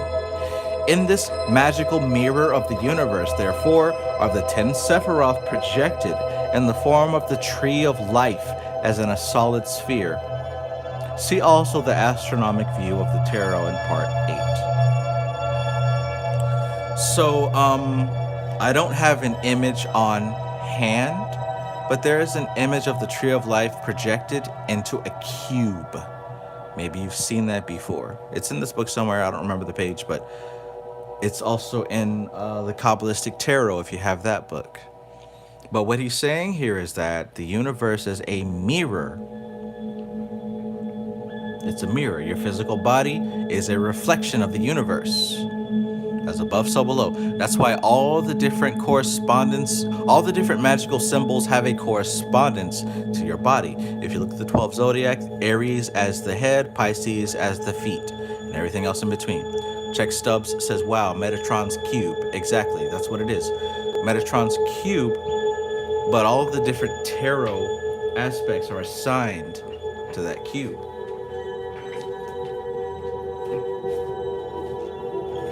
I suppose that since I mentioned it, I'll show it. But I mean, you know, that might not be as useful as other things. Wow, I turned right to it. But it's an image that looks a lot like this, right? You'll find yourself in the very center. Maybe you can Google this image. It's called the Cube of Space. Maybe not. But the point here is that the Tree of Life is not just a static two-dimensional image. It's actually a three-dimensional image.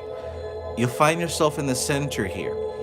And that is very similar to what is posted on the cover of this book, right? This is also the Tree of Life in a three-dimensional sphere. Now, what that means is that the things that happen in your life are expressions of these energetic centers of the tree. So if you've got some aggressiveness, that's going to correspond with Gibera. If you've got an accumulation and abundance, that's going to correspond with Chesed, right? The different things that appear in your life are going to correspond with these different parts of the mirror. And it takes wisdom to understand that what's happening in your life is a reflection. And if you want to change your life, guess what you need to do? Change what you're putting into the mirror. Change what you're putting into the mirror. It's that simple. It's literally that simple.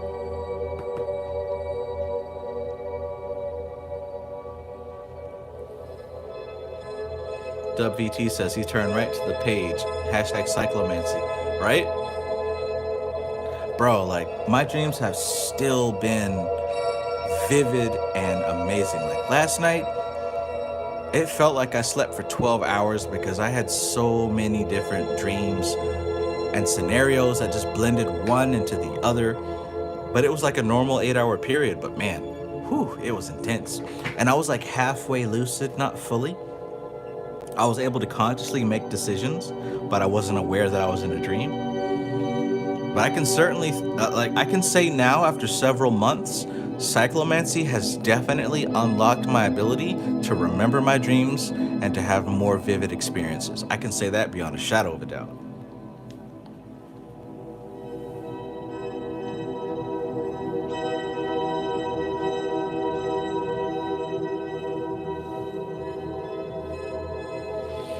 All right.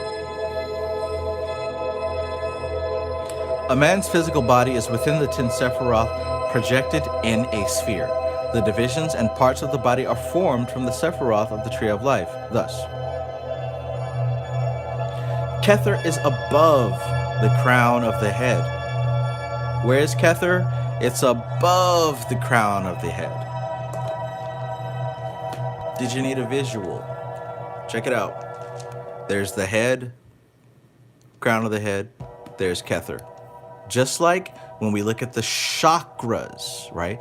Let me tell you, all of this stuff corresponds below. Muladhara, Swadhisthana, Manipura, Anahata, Vishuddhi, Ajni, Sahasrara. 1, 2, 3, 4, 5, 6, 7. It all lines up.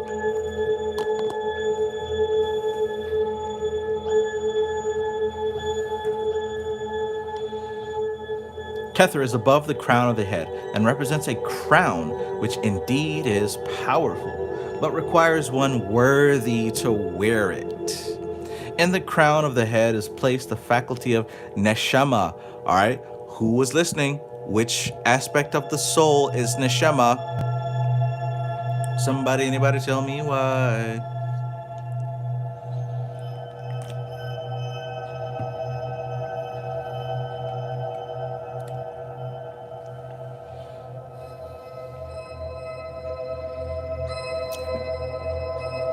He says, Kether is above the crown of the head and represents the crown which is indeed powerful but requires one worthy to wear it. And the crown of the head is placed the faculty of neshama. Neshama, which is the power of aspiration unto that which is beyond. This power of neshama is especially attributed unto the supernal triad in Asaya, of which there are three manifestations which are included in the general concept neshama. My Cabalistic people know what Asaya is. Asaya is the lower of the four worlds of Qabalah. From Chokmah and Bina are formed the sides of the brain and the head. We get into the psychology of it. From Chokmah and Bina are formed the sides of the brain and the head. From Chokmah and Bina, right? Left brain, right brain. Get it? You see the diagram of the person back here? Left brain, right brain. So he first went with the crown, which he said was above the head. Then he said from Chokmah and Bina are the left brain and the right brain. What he's saying here is that the tree is a mirror of your existence. And he's breaking it down from top to bottom. The crown, which is the highest soul, it's not on your body, it's above your body. That's Kether. Chokmah and Bina, that's your left brain and your right brain. Let's continue to see what else he says. Therein exist the intellectual faculties of wisdom and understanding, shining into and illuminating their inferior, the Ruach. They are the mansions of the practical administration of the intellect, whose physical shewing forth is by the reflection in Ruach. So in all actuality, the human soul is only a reflection of the God soul. The human soul is not its own original thing. It's only a reflection. In the magical mirror of the universe, or the sphere of sensation, man is placed between four pillars of the tree of life as projected in a sphere.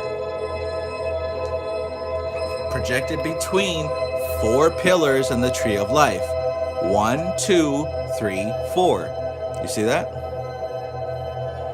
In the midst of that. So while you may look at this image and see a two-dimensional image, to really see the tree of life for what it is, you got to understand that it's actually a three-dimensional image. It's actually a sphere.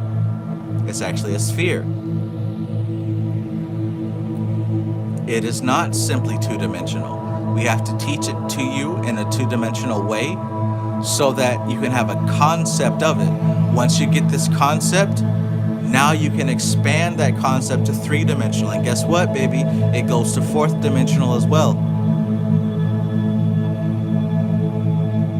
Right? Right?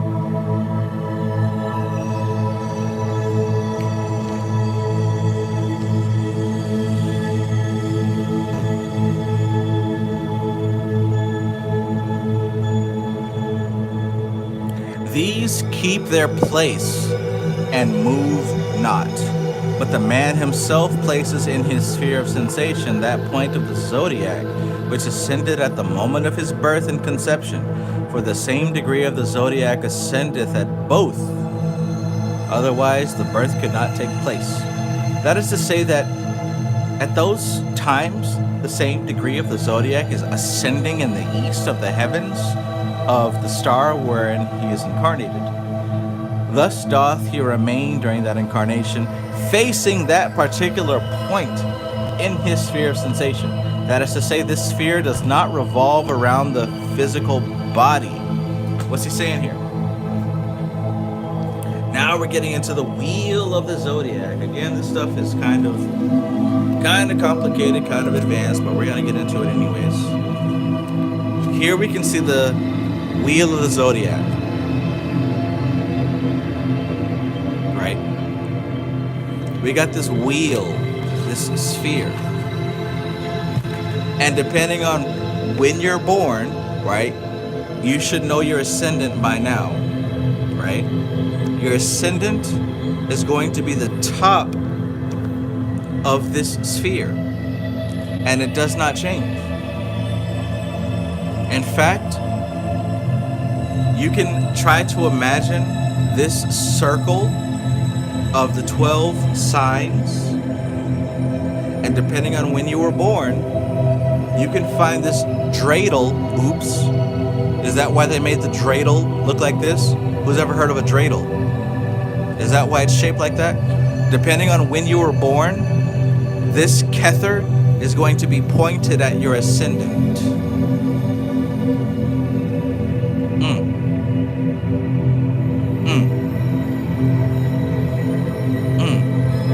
Maybe I'm talking to myself. That's all right. If it's on YouTube, it'll be here forever.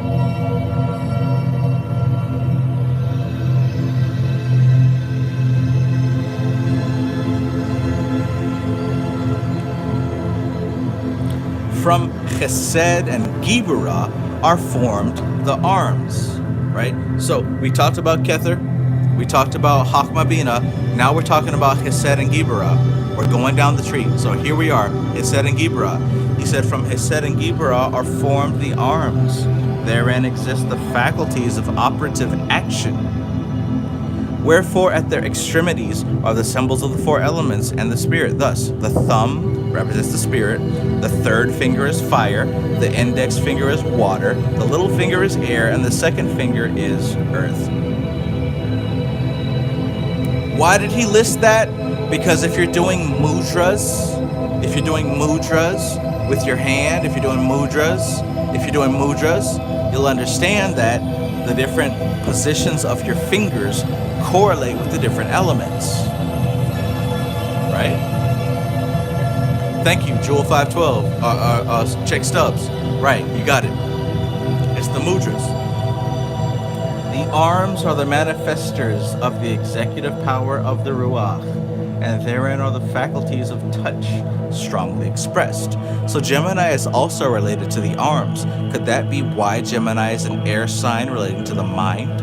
Because it is so strongly in tune with the Ruach? Interesting.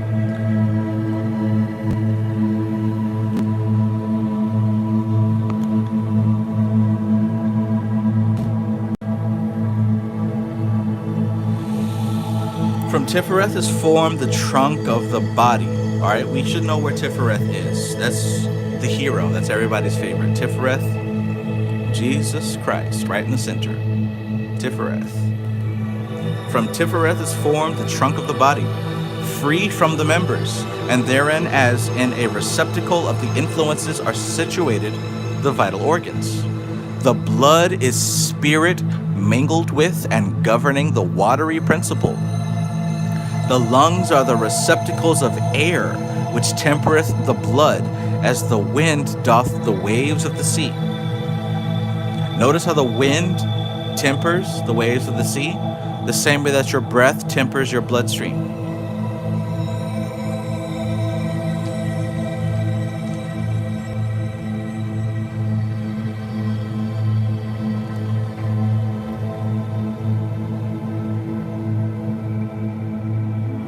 The heart is the great center of the action of fire, lending its terrible energy as an impulse unto the others.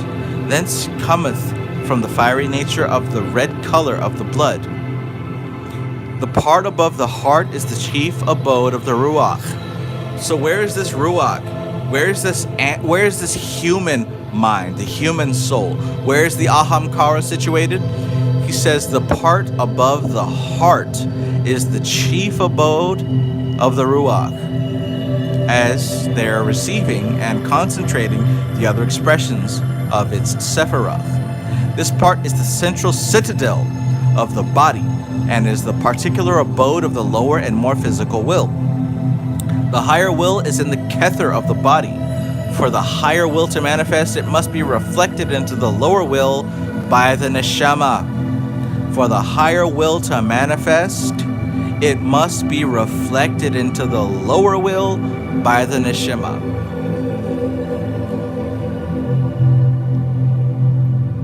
This lower will is immediately potent in the lower membranes, and thus in the region about the heart is the lower will seated like the king of the body upon its throne. This is why a lot of people consider the heart to be a more authority of their decision-making process, right?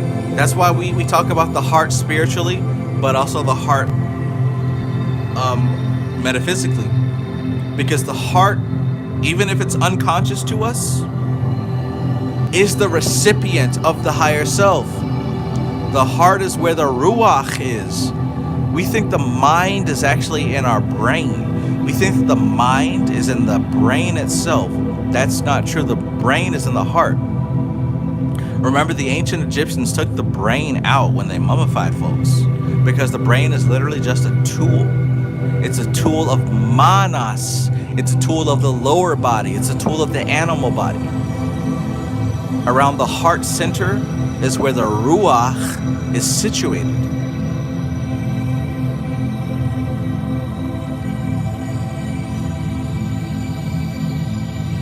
Lord of mercy.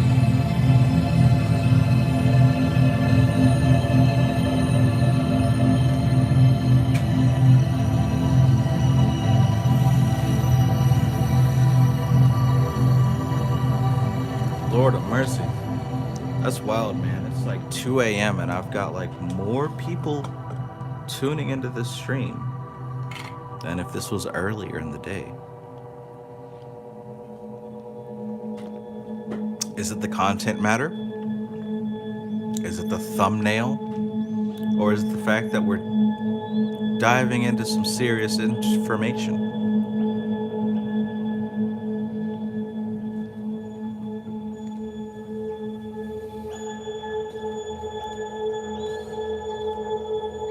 Anna Molly says, my phone almost died. I had to plug it in. Mine too. Mine too. All right. Like I said, this chapter ties it all together, and it should already be tying some points together for you. But let's keep going.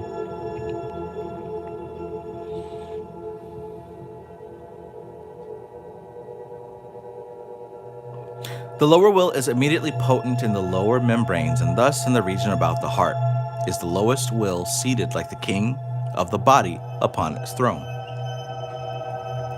The concentration of the other faculties of the ruach in and under the presidency of the will, at the same time reflecting the administrative governance of Chokmah and Bina, is what is called the human consciousness.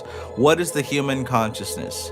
The concentration of the other faculties of the ruach in and under the presidency of will, at the same time reflecting the administrative governance of Chokmah and Bina, is what is called the human consciousness. Thanks, Maxine.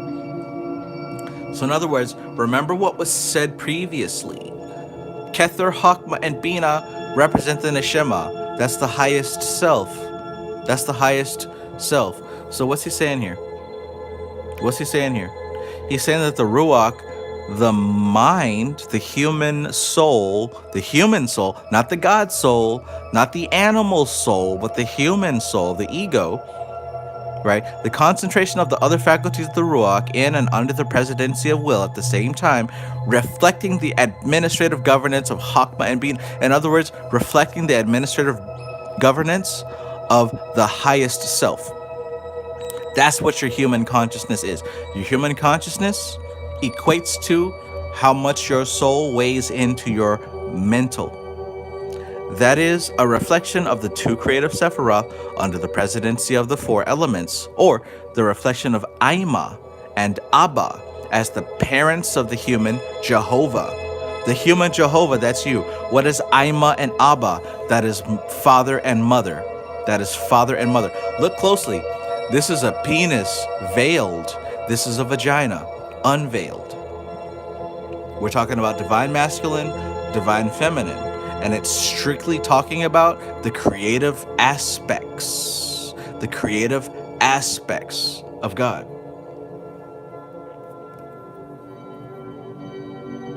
Do you get what I'm saying? Framestar Film says 11 a.m. for me. Gems getting dropped around the clock and globe. Awesome. Awesome. I miss this stuff, man. I miss this. I feel like it's been a long ass time.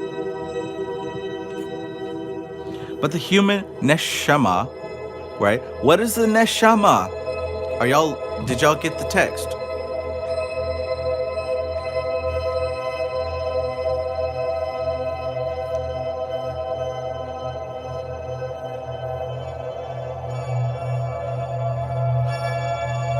There's a reason I want you to write these words down, because I want you to go Google them yourself. Go look them up in your books. Go search videos. Go research these terms, and you just might find a deeper meaning to you than what I'm explaining here. Right? You find yourself wrapped up in the Hermetic order. You find yourself wrapped up in the Western mystery system. If you're listening to my videos and you're understanding what I'm saying, there's a high chance, a high likelihood that you have reincarnated being a previous member of this order, and you're picking up where you left off. It will behoove you to do some research on the neshama, the ruach, and the nefesh. Why? What is measured is managed. If you understand that there is a body soul, an ego soul, and a God soul, if you understand that, hey, maybe you won't beat yourself up so much whenever you have a craving or an addiction or an impulsion, because you'll understand that this is the body soul taking control of my life. So instead of beating yourself up and feeling guilty, now you know that you need to decrease one aspect of self and increase another aspect of self.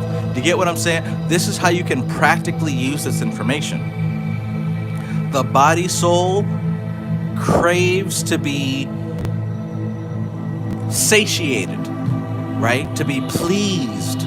It wants sex, it wants food, it wants rest, it wants things that please the five senses. It does not want awakening and enlightenment. So if you find that you keep getting drawn to things that are pleasing to the senses but don't lead to enlightenment, then perhaps your animal soul is more active than your other two aspects. So what that means is learn how to discipline that animal, because let's face it, you got to be in extreme denial. You got to be in extreme denial to not understand that the human organism is an animal. We are aliens. Do you hear me? We are aliens. This human body is a mammal animal, but what we are is something different. We're attached to this human animal. We're attached to it. Like we're experiencing our life through it. But this human animal body is not you. It's not you. You're something that expands way beyond the human animal body. Most everyone else, family, friends, your favorite celebrity, all these people believe that the animal body is the extent of what they are.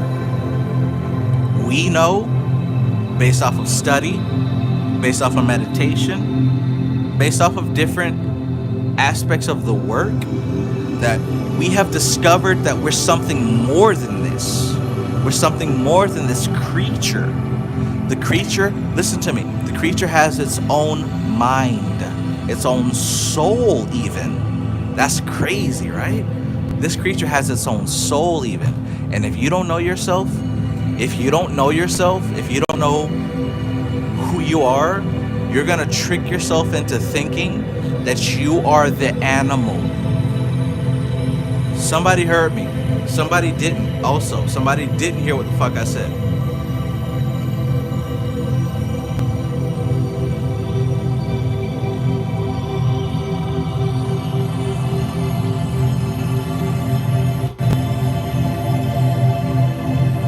Somebody heard me, somebody didn't.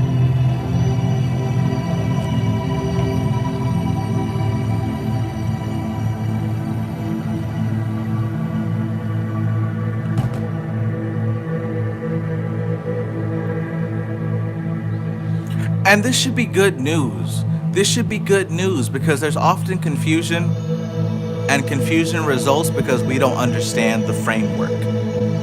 This is the framework. This is the framework.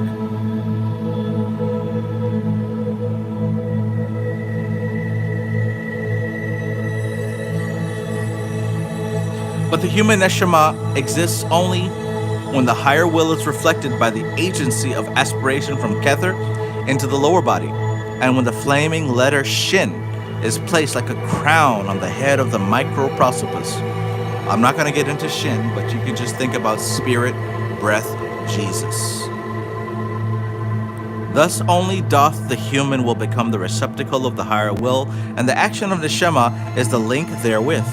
The lower will is the human Jehovah, an angry and jealous God. Run it back. Run it back. The lower will is the human Jehovah, an angry and jealous God, the shaker of the elements, the manifester in the life of the body. But illuminated by the higher will, he becomes Yeshua, no longer angry and jealous, but the self-sacrificer and the atoning and reconciling one. This goes way above heads. This goes way above heads. Listen to me. When you're reading your Bible and you think about God and Jesus and the devil, you're never understanding that it's all you. The Bible's trying to teach you about who you are. Listen to what I'm saying. The people at the church, they don't understand it. They're confused. They don't get it. Fuck them. The Bible's telling you about who you are, just like any occult text. The Bible's telling you who you are. And what it's saying here is, it's not an accident when the Bible said, I'm a jealous and avenging God. It wasn't an accident. A lot of people say, oh, the Bible's contradictory. God is actually this selfish, ignorant, No, they're trying to explain the ego. They're trying to explain the ego to you, right? And when the New Testament talks about Christ, they're trying to help you understand Buddhi, the higher self. They're trying to get you to understand what you could be. And they're also telling you that when you unlock that, the average basic motherfucker, the NPCs, are going to hate you for it. They're going to hate you for it because they don't understand it. And it goes against their animal nature. You're telling people, hey, maybe we should, I don't know, abstain from doing this, that, and the third. And the animal people will tell you, you're crazy. How dare you tell me to do that? You must be a terrorist. You get what I'm saying here?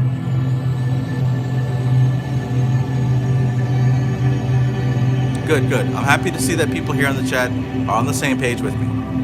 Good.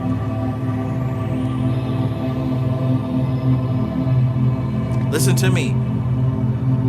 Stop. Look, right now, if you haven't been here, I know most of us have, but if you haven't gotten to the level where you've forgiven Jesus, go ahead and forgive Jesus. Go ahead and forgive Jesus. You're not mad at Jesus. You're mad at the people in your church. You're mad at your pastor. You're mad at the usher. You're mad at these people in the church who misled you. But when they talk about Christ, what they're talking about is your higher self. They're talking about Buddhi. They're talking about the Neshama.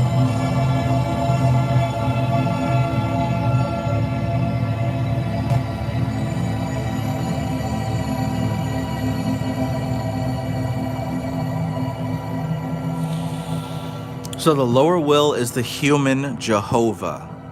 Thank you, Jewel. I appreciate your donation. Thank you.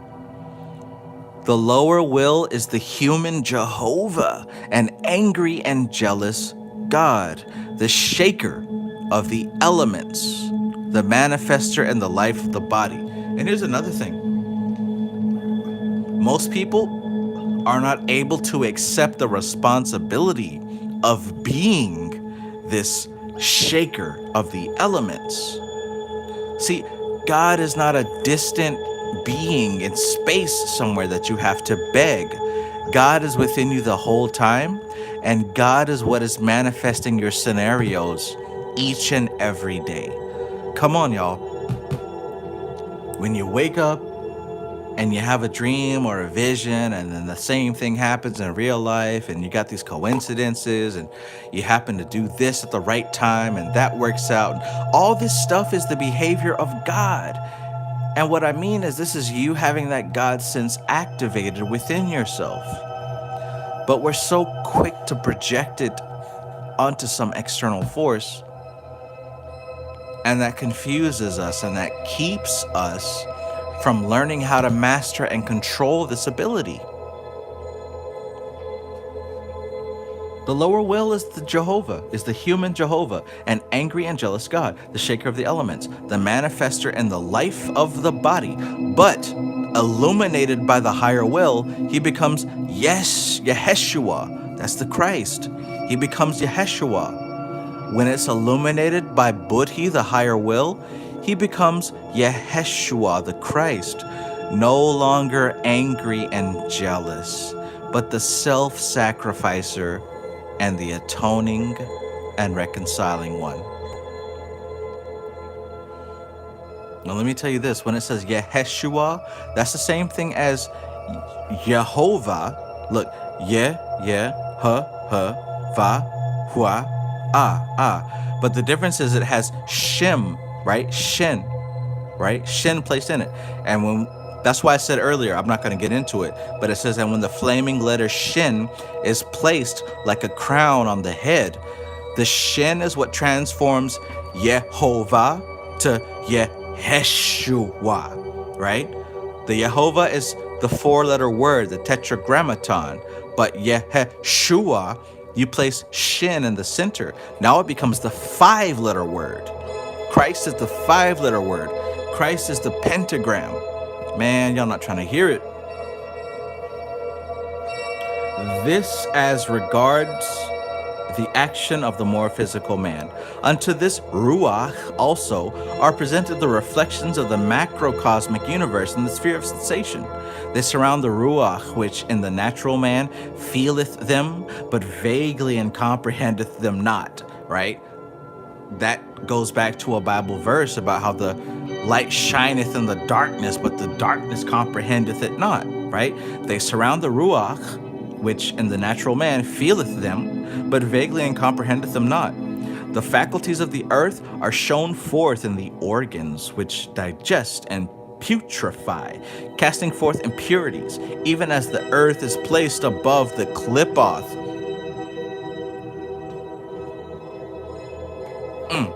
Shit. It's shit.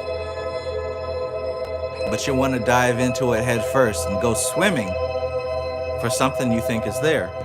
Thou wilt say then that the Ruach cannot be the reasoning mind, seeing that it reflecteth its reason from Chokmah and Binah, but it is the executive faculty which reasoneth, which worketh with and combineth the faculties reflected into it.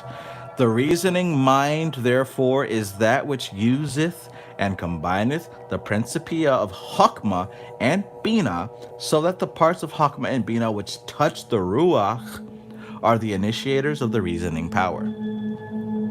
See why it's important to memorize the Sephirah? The higher level stuff goes into how the Sephirah connect. Like, when I'm teaching about the mystical Qabalah and I'm teaching about, oh, this is what this means, that means, like, I'm trying to get your foundation up. This is what I mean. I'm trying to get your foundation so we can talk about this kind of stuff. See, this kind of stuff, we got to be able to flow freely. If I say Binah, you got to know what I'm talking about. If I say Chokmah, if I say Kether, right? If I say the Ruach, and neshama and nefesh, you have to already know what I'm saying. So when we talk about the advanced stuff, you got to get the fundamental stuff memorized. To understand the soul, you've got to have a concept of what these other aspects represent, because they combine together to make different levels of the soul. That's what we talk about the Tat was.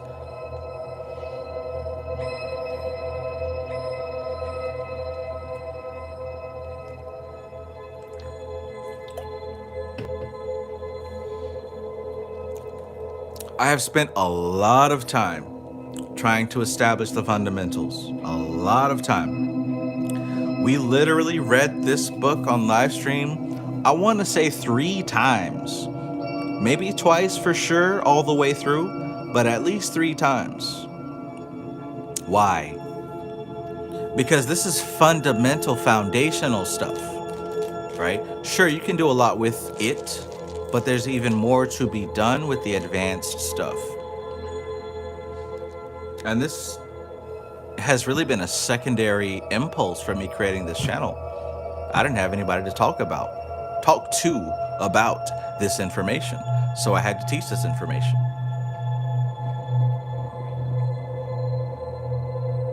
And here we are. Jean-Marie Leclerc says, what's that other book that has the 4D tree of life? It's called The Cabalistic Tarot by Robert Wang. The Cabalistic Tarot by Robert Wang. It is a book that I reference many times because it is a very, very foundational piece of information. The Cabalistic Tarot by Robert Wang. It's a blue book. You'll see it. Are we done here? The reason itself is a process and but a simulacrum of the action of the higher wisdom and understanding. Ooh, it's a simulation. It's a simulation. For the air is not the light, only the translator of the light.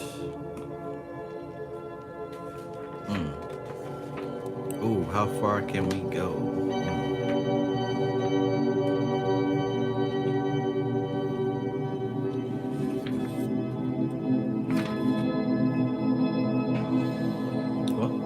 We can keep going.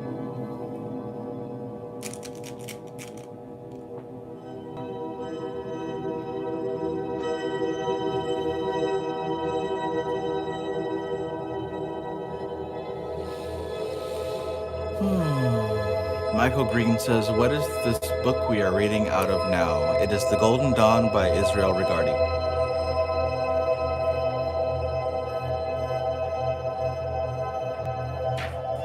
We're going to get through this 5th lecture.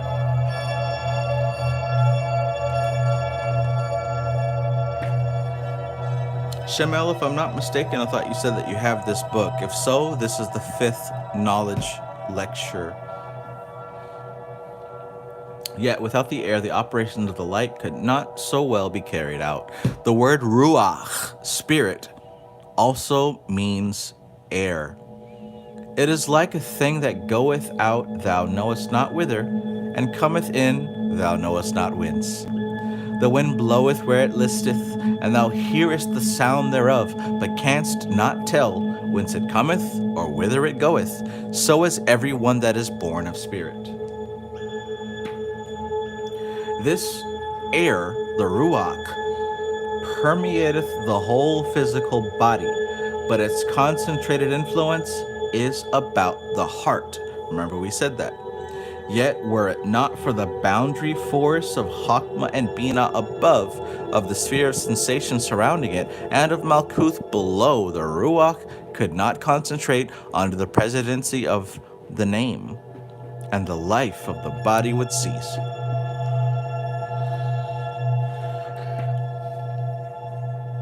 Thus far concerning the Ruach as a whole, that is the action of the will in Tifereth.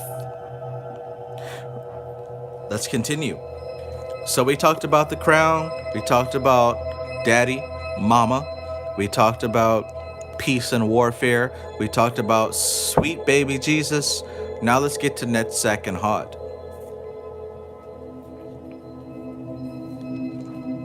Now let's get to Netzach and Hod. From Netzach and Hod are formed the thighs and the legs, and they terminate in the symbols of 5, as do the arms. Check that out. The legs terminate in symbols of 5, just like the arms terminate in symbols in 5. So why does he say that? But they are not so movable, owing to the effect of Malkuth. Look, we are not like the monkeys. Our feet are less movable than our hands because our feet are closer to Malkuth. Nice.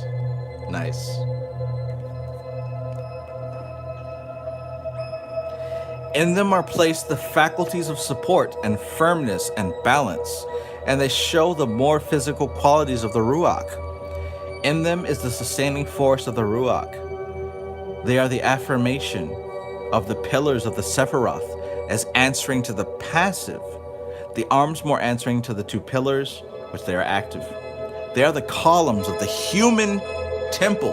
They are the columns of the human temple.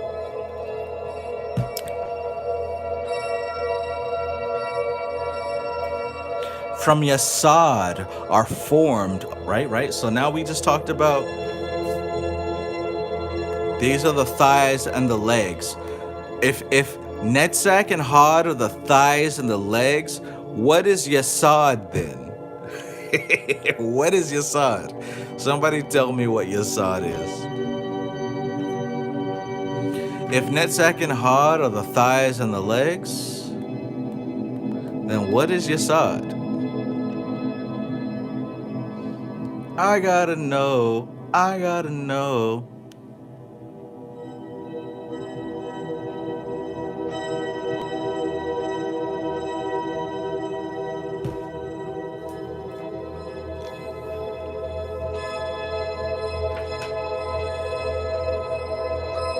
In the words of Funkadelic, that's sweet, that funky stuff. From Yasad are formed the generative and excretory organs, and therein is the seat of the lower desires, as bearing more on the double nature of, on the one hand, the rejection of the Qlipoth, and on the other hand, the simulacrum of the vital forces in Tifereth. It is the special seat of the automatic consciousness. Boom. NPCs on autopilot. What is their autopilot programming? Why is everybody so goddamn horny? Why are the NPCs only focused on sex? Yes, because they are animals, and animals only want to reproduce. Let me read this again. From Yasad are formed the generative and the excretory organs, and therein is the seat of the lower desires, as bearing more on the double nature of, on the one hand, the rejection of the Qlipoth, and on the other hand, the simulacrum of the vital forces in Tifereth. It is the special seat. Look, it's the special seat. It's not just the regular seat. It is the special seat of the automatic consciousness.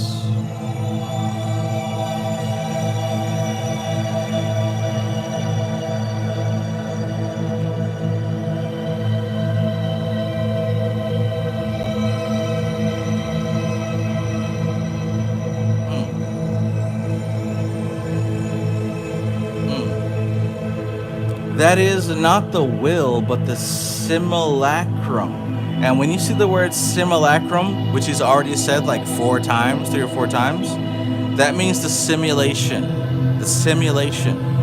right? So that is not the will, but the simulation of the will in Tifereth.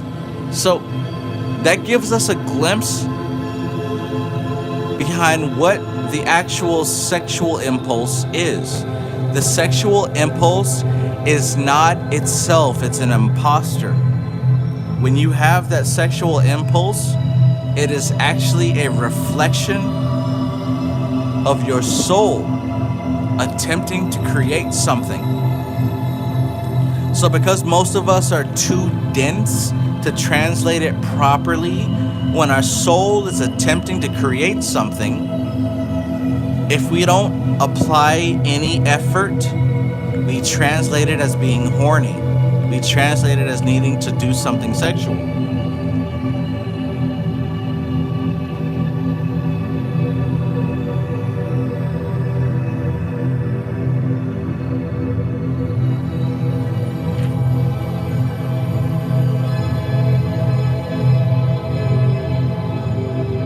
You get me?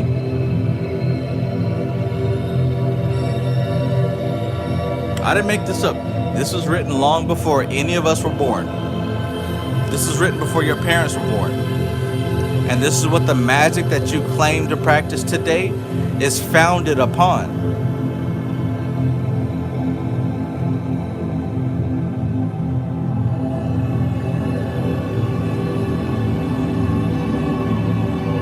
In Yesod, wait, let's go back. That is not the will, but the simulacrum of the will. In Tifereth, Yesod is the lowest of the Sephiroth of the Ruach, and representeth fundamental action. It therefore governeth generation, sex, reproduction. In Yesod is therefore the automatic consciousness. The automatic consciousness, right? In Yesod is therefore the automatic consciousness or simulacrum of the will. This automatic consciousness is to the nefesh what the doth action is to the ruach. So here we go. Look at what he said. Now this is some advanced shit. Everybody's not going to get it. But for those few of you who do understand Kabbalistic literature, we're going to break this part down. He says here, thus therefore, there being a simulacrum or reflection of the heart and vital organs in the parts governed by your sod, if the consciousness of the Tifereth be given unto this holy, it shall pave the way for disease and death. Now let's go back. In Yesod, right? In Yesod is therefore the automatic consciousness or the simulacrum of will. This automatic consciousness is to the nefesh what the doth is to the ruach. So we've got doth here. Notice how the doth separates the ruach from the neshama. So the doth is that separating line. The doth is that limit between the human mind and the human ego from the God mind and the soul. The doth, the separation, the abyss, is the same exact thing as what? As what? He says that the automatic consciousness, right? And Yesod is the automatic consciousness. The automatic consciousness is to the nefesh what the doth is to the ruach. So again, this deep gulf of doth that separates the supernal triad from the ethical triad, that same depth can be seen here between Yesod and Malkuth. That same depth can be seen right here. Have you ever heard of the Veil of Peraketh? There's a thing called the Veil of Peraketh. In fact, in Dharana Darshan, who recalls what that veil is called between consciousness and sleep?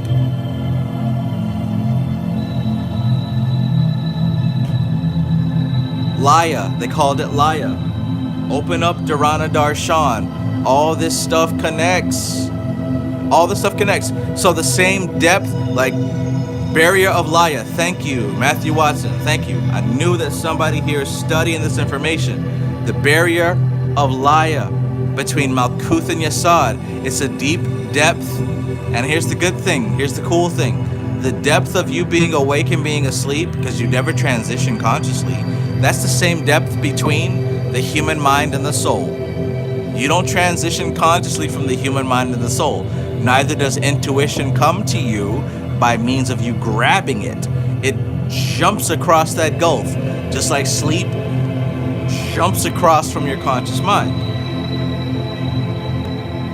I'm not making this shit up. I'm not pulling it out of my ass. I'm connecting the dots here between these different texts because they all come from the same point of origin.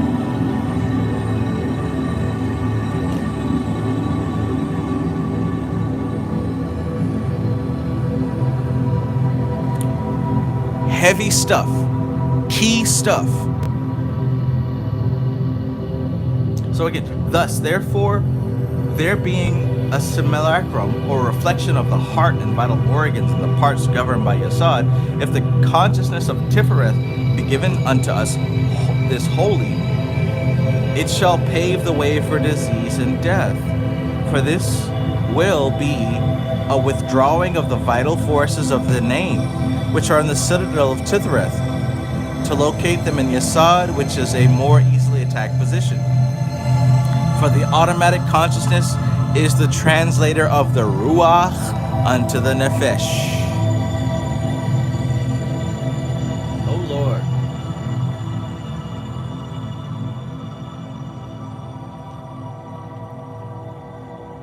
Oh Lord. Matthew Watson says, Leia starts Luke's journey and Darth Vader ends it. There we go with that Trinity again, right?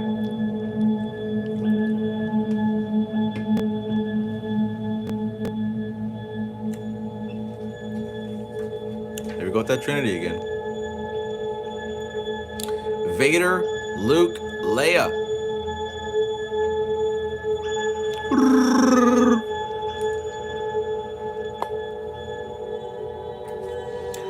From Malkuth is formed the whole physical body under the command and presidency of the Nefesh.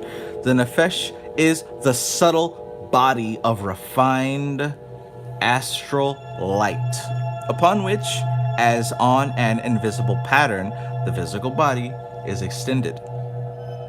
That's a hint to what I said in the previous book about how Chitta and Manas are one and the same. This is wild and crazy. It's been 4 hours, y'all. 4 hours since I started this teaching. I think only the ones of you that have been here from the beginning will understand fully what's going on here. But those who have tuned in later, bless your heart. I hope that you get something useful. Not just cool words, but like something that you can use to understand your journey here. But like I said, I hope to wrap this up here soon. We got just 2 more pages left. From Malkuth is formed the whole physical body under the command of the presidency of Nefesh. The Nefesh is the subtle body of refined astral light. Look, that is Yesod. That is the etheric body. That's what we were talking about earlier. Chitta, the mind stuff. The etheric body is not physical. The etheric body is also created out of mind stuff, right? Right? Anna Molly says it doesn't feel like 4 hours. No, it doesn't. If anything, I thought this was maybe 2 hours.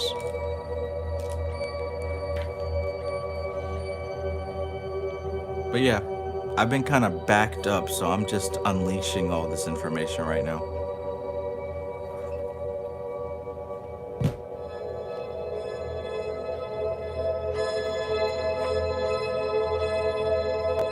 The Nefesh is the subtle body of refined astral light upon which, as on an invisible pattern, the physical body is extended. The physical body is permeated throughout by the rays of the Ruach, of which it is the material completion. The Nefesh shineth through the material body and formeth the magical mirror, or sphere of sensation. This magical mirror or sphere of sensation is an imitation or copy of the sphere of the universe. The space between the physical body and the boundary of the sphere of sensation, grasp that. The space between the physical body and the boundary of the sphere of sensation is occupied by the ether of the astral world. So those of you who are talking about the astral plane, How do I tap into the astral plane? What is the astral plane? Look at what was said here. The space between the physical body. So imagine your physical body and the boundary of the sphere of sensation, right? So what's the boundary of the sphere of sensation?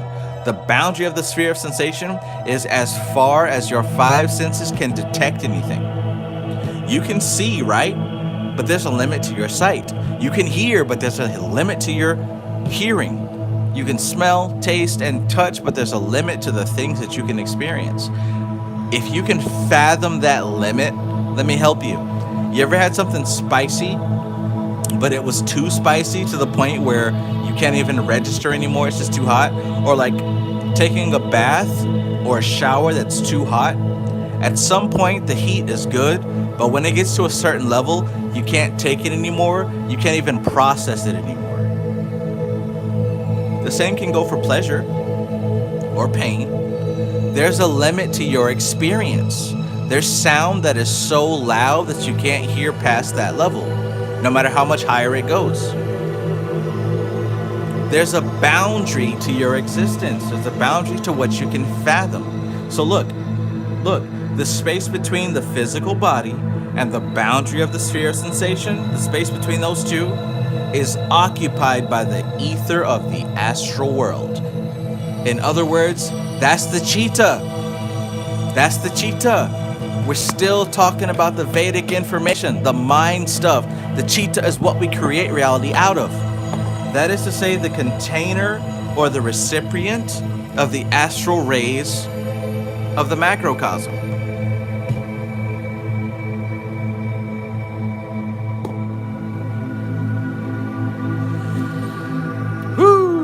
The nefesh is divided into its 7 places, right? And what are those 7 places that the nefesh is divided into?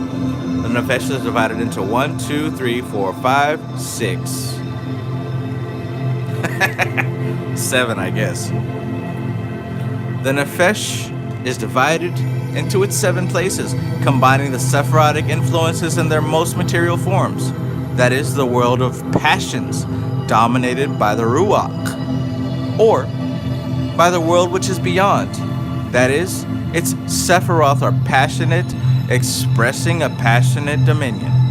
Thus, its 3 supernal Sephiroth, Kether, Chokmah, and Binah, are united in a sense of feeling and comprehending impressions. It is chesed. Its chesed is expressed by laxity of action. Its gibura by violence of action. Its tifereth is expressed by more or less sensual contemplation of beauty and love of vital sensation. Its had and netzach by physical well-being and health. Its yesod by physical desires and gratifications. Its malkuth by absolute increase and domination of matter in the material body.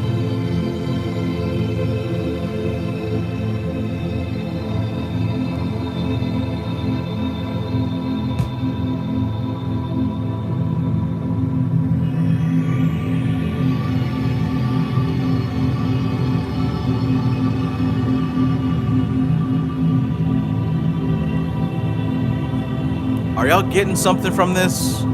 Are y'all getting something from this, or am I just talking words? You know I need feedback. I need feedback.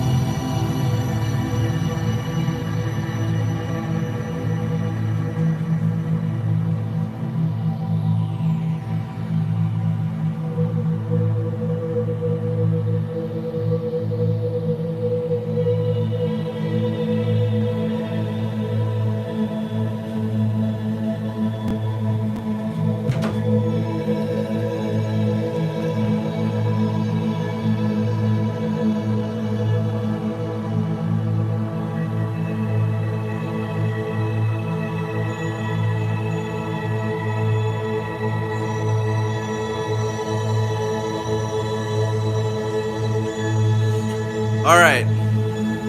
Alright. Let's wrap it up. Because I've got some tacos and burritos to eat. And you probably have a Netflix show to catch. So let's get it. Let's get it. No. Let me hold you to a higher standard. You've got some meditation to catch, right? You got meditation to catch. You're coming to a point now where you realize you could actually be doing more than you've been doing, and you're ready to step up. Right? Let me wrap this up so you can get to work. I love y'all. I love y'all. Let me wrap this up so y'all can get to work.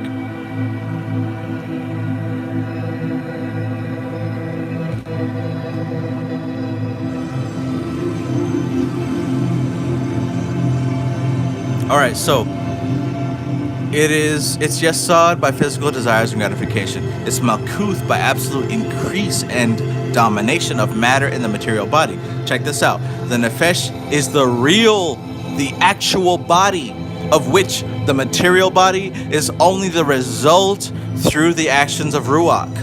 The Nefesh is the actual body of which the material body is only the result through the action of the Ruach, which by the aid of the Nefesh formeth the material body by the rays of Ruach, which do not ordinarily proceed beyond the limits of the physical body.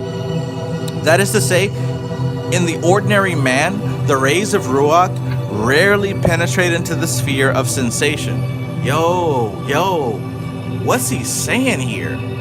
What's he saying here? The Nefesh. He's saying that the Nefesh is the real and the actual body of which the material body is only the result through the action of Ruach. In other words, he has separated, he separated the material body from the Nefesh. Let's go back. I gotta go back. Because now this turns this shit all upside down. What he says here is that the Nefesh is the lowest, answering to Malkuth. And what I said was the Nefesh was the animal soul. The animal soul. Look at what he's saying here. What he's saying is that the Nefesh is the actual body of which the material body is only the result through the action of Ruach. So Trav, I'm confused. What does this mean? I thought that the Nefesh was the physical body. No. The Nefesh is the archetype and the prototype of which your physical body manifests as. You hear what I'm saying? But Trav, I've never seen this concept before. You're talking about some new shit that has never been presented. Incorrect. Let's go back to here. Let's go back to this. The Neshama, the Ruach, and the Nefesh. The Nefesh, the astral triangle, the etheric body, is the primary foundation of what?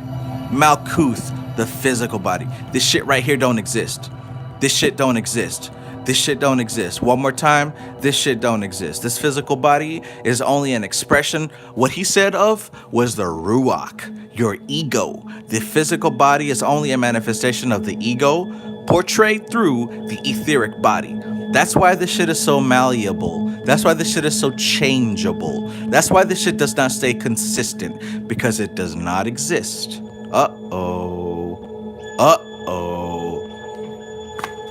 Even less people heard me that time. Even less people heard. I think 3 of y'all heard that one. I think 3 of y'all heard that one.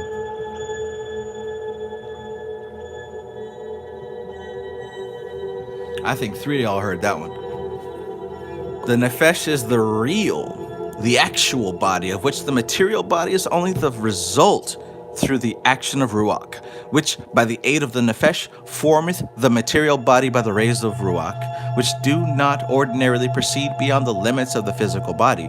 That is to say, in the ordinary man, the rays of the Ruach rarely penetrate into the sphere of sensation. It's folks that are alive and don't even realize it. Listen, it's folks that are alive and don't even realize it. They're just going through the motions. They just going through the samskaras. They just out here following patterns. Shining through infinite worlds and darting its rays through the confines of space. In this sphere of sensation is a faculty placed, even as a light is placed within a lantern. This is a certain sense placed in an aperture of the upper part of the ruach, wherein act the rays from Chokmah and Bina, which govern the reason. Doth!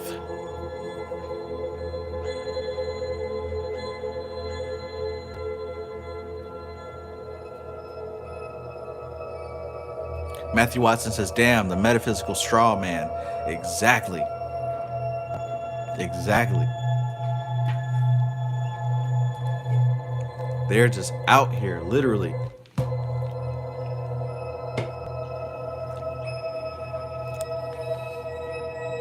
Reincarnated from animals, from beasts.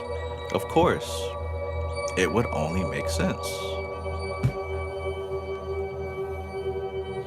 This faculty can be thrown downwards into the ruach, and thence can radiate into the nefesh.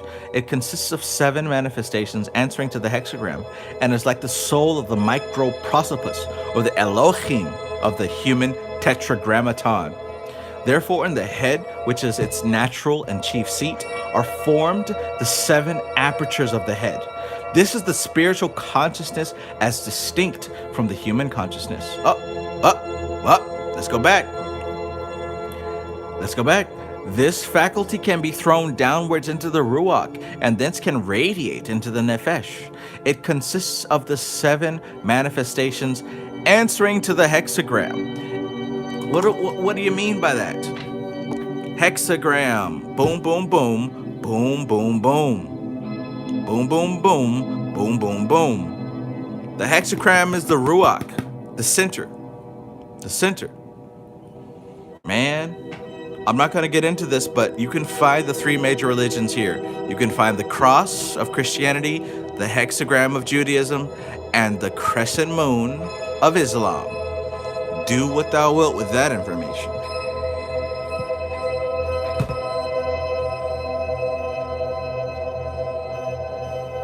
Therefore, in the head, which is its natural and chief seat, are performed the 7 apertures of the head. This is the spiritual consciousness as distinct from the human consciousness. It is manifested in 7, as just said, or in 8, if doth be included. The father is the sun, Chokmah. The mother is the moon, Bina. The wind beareth it in his bosom, Ruach. Its nurse is the earth, Nefesh. The power is manifested when it can be vibrated through the earth. The following is the true attribution of the 7 apertures of the head. Check it out.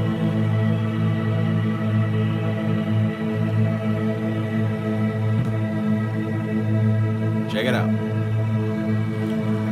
The right ear goes to Saturn, the left ear for Jupiter, the right eye, Sol, the left eye, Luna, the mouth, Mercury, who is the messenger of the gods, the right nostril, Mars, the left nostril, Venus. Now this is only for a small select few. For those of you who do practice Tat Washuddhi on a regular basis, remember the aspect when you are using your breath to dissolve Papa Purusha.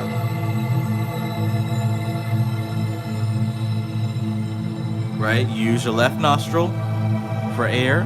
You use the closed nostril for fire.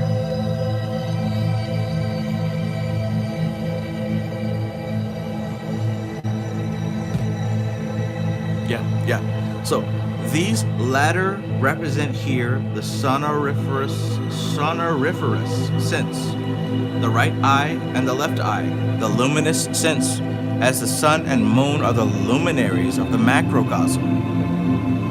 The right and left nostrils through which the breath passes, giving strength to the physical body, are under Mars and Venus, by the way, that also ties into Ida and Pingala. The mouth is under Mercury, the messenger and the speaker. The spiritual consciousness is a focus of the action of the neshama. The spiritual consciousness is a focus for the action of neshama. The lower willpower should control the descent of this spiritual consciousness into the ruach and thence into the nefesh, for the consciousness must descend into the nefesh before the images of the sphere of sensation can be perceived. For it is only the rays of this consciousness permeating the ruach that can take cognizance thereof. This, and by the way, what do we mean by that? For the consciousness must descend into the nefesh. The consciousness must descend into the animal body before the images of the sphere of sensation can be perceived.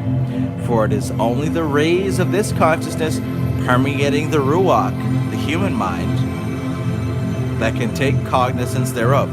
So again, even in Tatwashuddhi, what she talked about was that in the primal human memory are the archetypes of the past. They cannot be activated, they cannot be perceived unless the mental faculty has been awakened.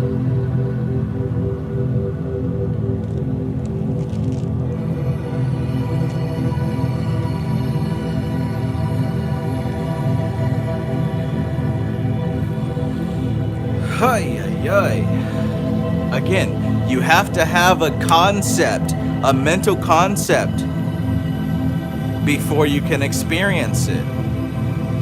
Right? If you don't have a mental concept of the thing, you cannot experience the thing.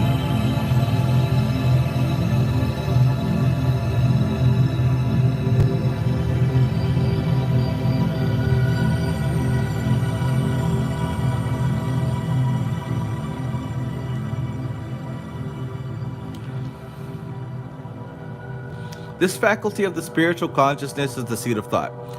Thought is a light proceeding from the radiation of this spiritual consciousness, traversing the ruach as light traverses air, and encountering thereafter the symbols reflected in the sphere of sensation or magical mirror of the universe. These symbols are, by its radiation, i.e. that of thought, reflected again into the spiritual consciousness, where they are subjected unto the action of the reasoning mind and the lower will.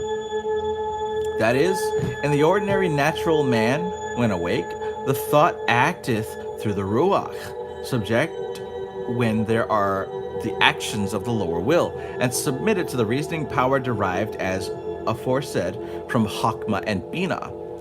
But in the ordinary man when sleeping, and in the madman, the idiot, and the drunkard, the process is not quite the same.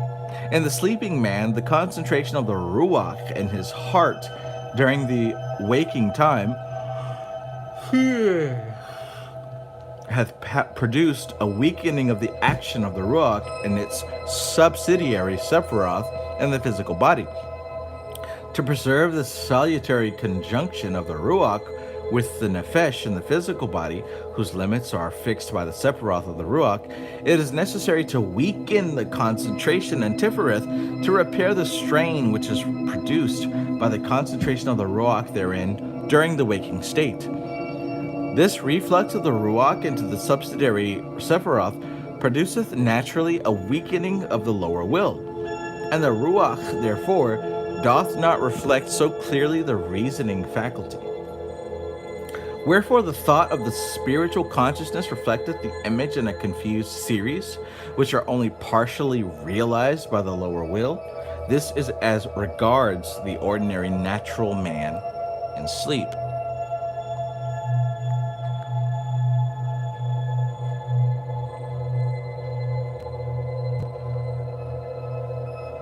In the madman, as considered apart from obsession, thought obsession is frequently the accompaniment of mania, and still more frequently its cause. The thought and lower will are very strongly exercised to the detriment of reasoning faculty. That is, that there is an alliance between the two former which overpowers the action of Hokmah and Bina in the latter. Monomania is shown in the consideration of only one certain symbol which is too attractive to the will. A chain of thought is therefore simply a graduated vibration arising from the contact of a ray of thought with a symbol. This is the highlighted quote. A chain of thought. Think about your chain of thoughts. Think about you having a thought leading to one thought, leading to another thought, leading to another thought, possibly leading to a realization, possibly leading to an idea. Think about your chain of thoughts that you've had recently. A chain of thought is therefore simply a graduated vibration. A graduated vibration arising from the contact of a ray of thought with a symbol. The contact of a ray of thought with a symbol, masculine and feminine, giving birth. The things that go through your head don't just happen haphazardly.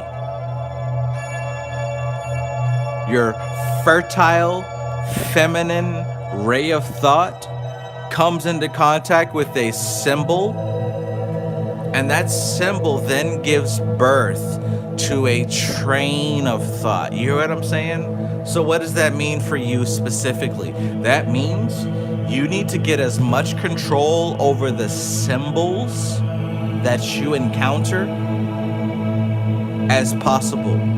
You need to get in control of as many of the symbols in your life as possible.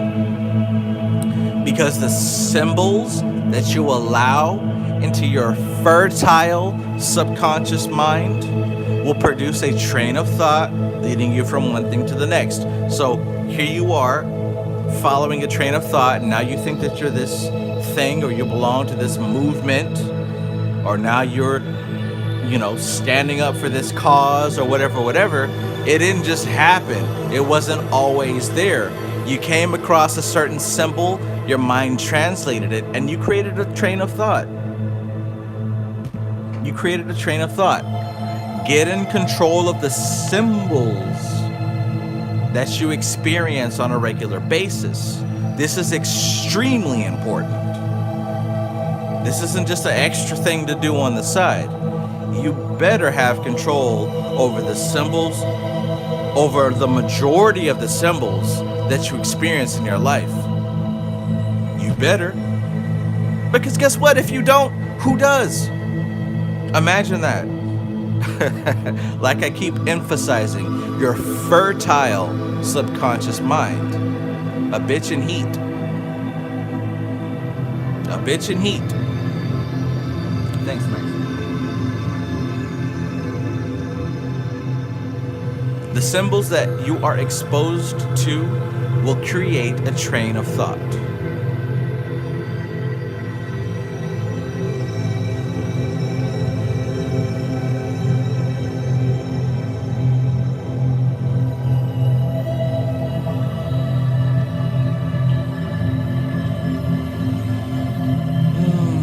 A chain of thought is therefore simply a graduated vibration arising from the contact of a ray of thought with a symbol. How do I get a bitch and heat from that very proper European sentence? That's hilarious.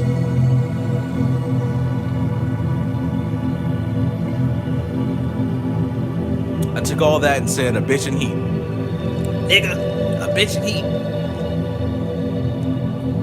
If controlled by the reasoning power and licensed by the will, such vibrations will be balanced and of equal length.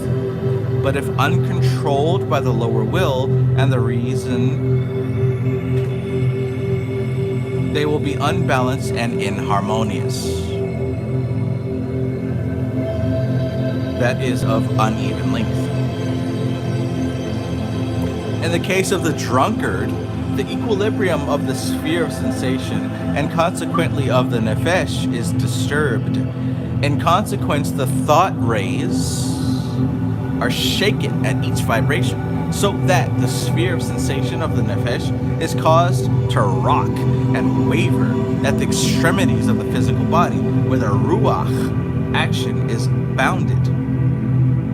The thought, therefore, is dazzled by the symbols of the sphere of sensation, in the same way as the eyes can be dazzled in front of a mirror if the latter is shaken or waved. Let me tell you something also. This is why we talked about the gunas in the first place. Rajas, Sattva, and Tamas.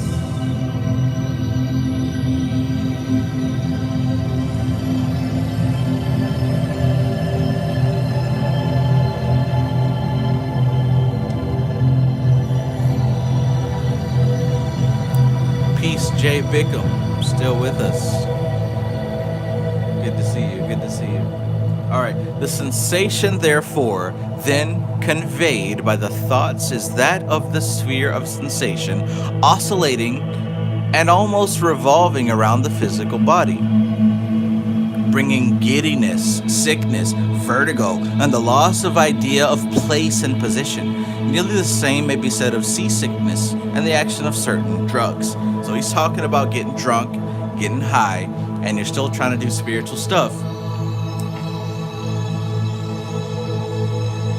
But what's happening is that you are under the influence of tamas. Tamas.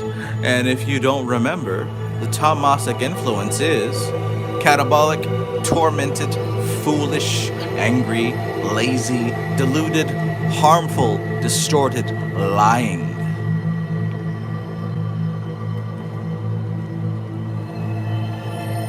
Let's continue. Restoration of the equilibrium of the sphere of sensation after this naturally produceth a slackening of the concentration of the ruach and tifereth. Again, here we go with these terms, y'all. Like, you literally have to be studying this information to get this shit. When we say ruach, you know we're talking about the soul of the human mind. When we say tifereth, you know that we're talking about the sun, the savior, the center of the tree, right? Y'all know this. So, restoration of the equilibrium of the sphere of sensation after this naturally produceth a slackening of the concentration of the ruach in tifereth, whence sleep is an absolute necessity to the drunkard. This is so imperative that he cannot fight against the need. If he does so, or if this condition be constantly repeated, the thought rays are launched through the sphere of sensation so irregularly and so violently that they pass its boundary without either the lower will or the reasoning power or even the thoughts itself consenting thereto. And the latter is therefore without the protection of the will, thence arising the conditions of delirium tremens. And an opening is made in the sphere of sensation, which is unguarded, and through which hostile influences may enter. But this latter cometh under the head of obsession.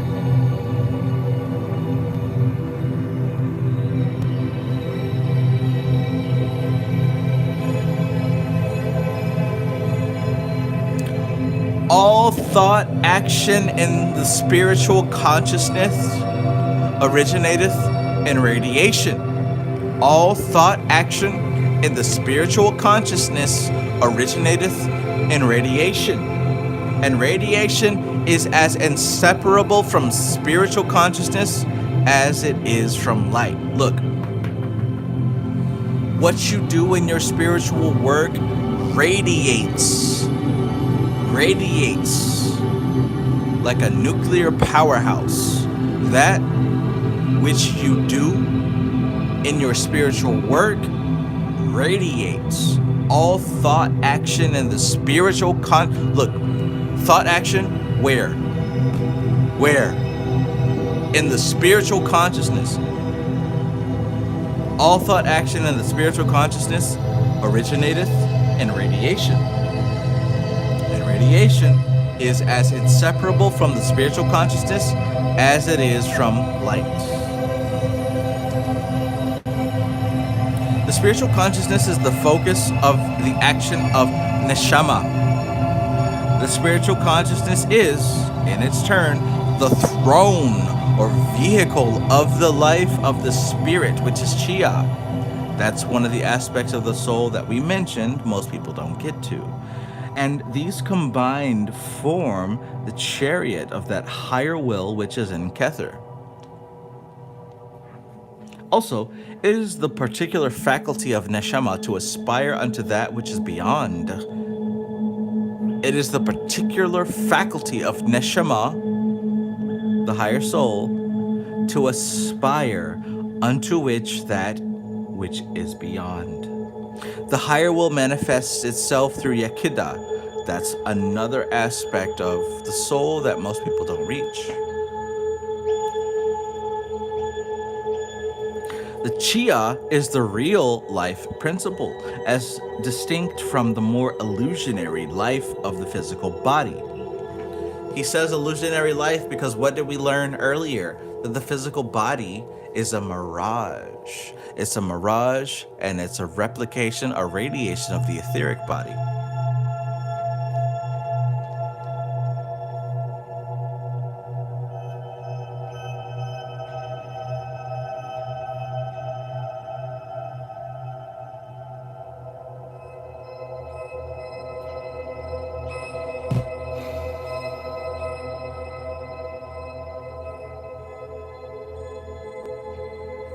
The shining flame of the divine fire, the Kether of the body, is the real self of the incarnation. Yet but few of the sons of men know it or feel its presence.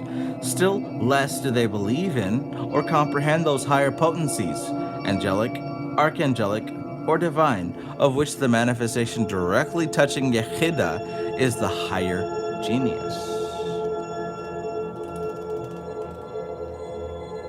This Yechida in the ordinary man can but rarely act through the spiritual consciousness, seeing that for it to do so, the king of the physical body, that it's the lower will, must rise from this throne to acknowledge his superior. That is the reason why, in some cases, in sleep, only doth the higher will manifest itself by the dream unto the ordinary man. Run it back. That is the reason why in some cases in sleep only does the higher will manifest itself by dream unto the ordinary man.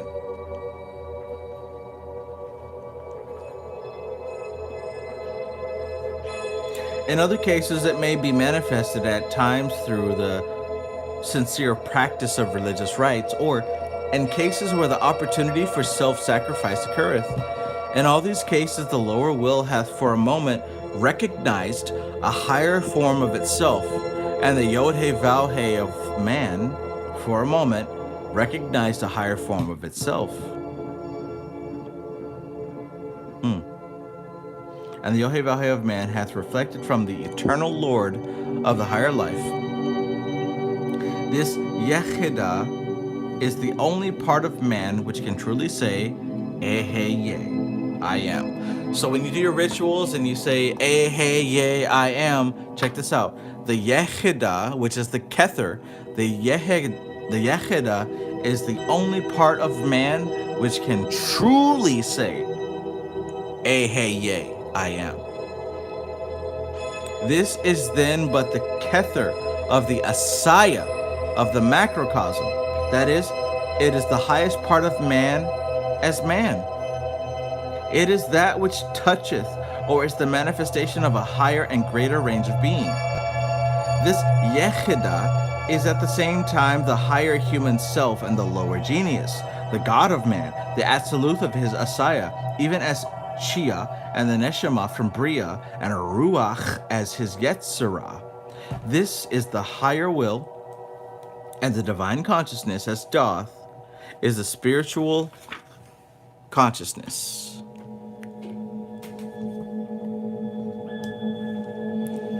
Tifereth, the human consciousness, and Yesod, the automatic consciousness. It is the divine consciousness because it is the only part of man which can touch the all-potent fires, the all-potent forces. Behind Yechidah are angelic and archangelic forces, of which Yechidah is the manifester. It is therefore the lower genius, or viceroy, of the higher genius, which is beyond, an angel mighty and terrible. This great angel is the higher genius, behind which are the archangelic and divine. Recall the Tifereth clause of an Adeptus Minor. For those of you who are actually members of the Golden Dawn, you should know what this means. I further solemnly promise and swear that with the divine permission, I will from this day forward apply myself unto the great work, which is so to purify and exalt my spiritual nature, that with the divine aid I may at length attain to be more than human, and thus gradually raise and reunite myself to the higher and divine genius, to my higher and divine genius, and that in this event I will not abuse the great power entrusted to me. Note that this clause answereth unto Tifereth, seeking that it is the lower will that must apply itself unto this work. Look, it's not the higher self that needs to do the work. When we're trying to connect with the higher self, it's not the higher self that has to do the work. It's the animal body that's trying to raise itself from being an animal. Note that this clause answereth unto Tifereth, seeking that it is the lower will that must apply itself unto this work, because it is the king of the physical man. All the shining ones, whom we call angels, are microcosms of the macrocosm Yetzirah, even as man is the microcosm of the macrocosm of Asaya. What's that mean? He said that man is the microcosm of the macrocosm that is Asaya. These all sound like big-ass words, right? Until you see a visual. Macrocosm, microcosm, right? Macrocosm, microcosm. Take a look at that, right? As I crack open this other book, this is gonna blow your mind, because we think we understand this stuff, but man, we talking about levels upon levels upon levels upon levels. This is the macrocosm, this is the microcosm. Remember, the macrocosm is divine masculine, divine feminine, filtrated into the three gunas, blocked by Maya, right? Translated, and eventually it becomes an individual personality. Macrocosm and microcosm. And now look at this. And now look at this diagram. All right, let me activate your right brain. Now we're talking about how there are trees within trees within trees within trees. It isn't just one or two. It all stacks on top of each other. It all stacks on top of each other. Atziluth, Bria, Yetzirah, Asaya.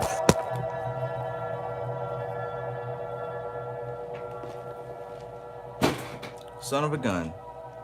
Son of a gun. Oh my goodness. Fuck.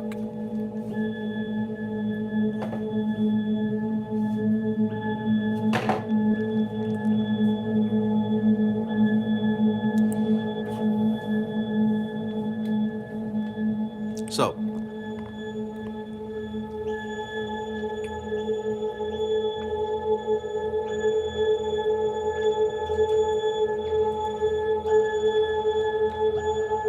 the kings of the physical man, the angels, right? All the shining ones, whom we call angels, are microcosms of the macrocosm Yetzirah, even as man is the microcosm of the macrocosm of Asaya.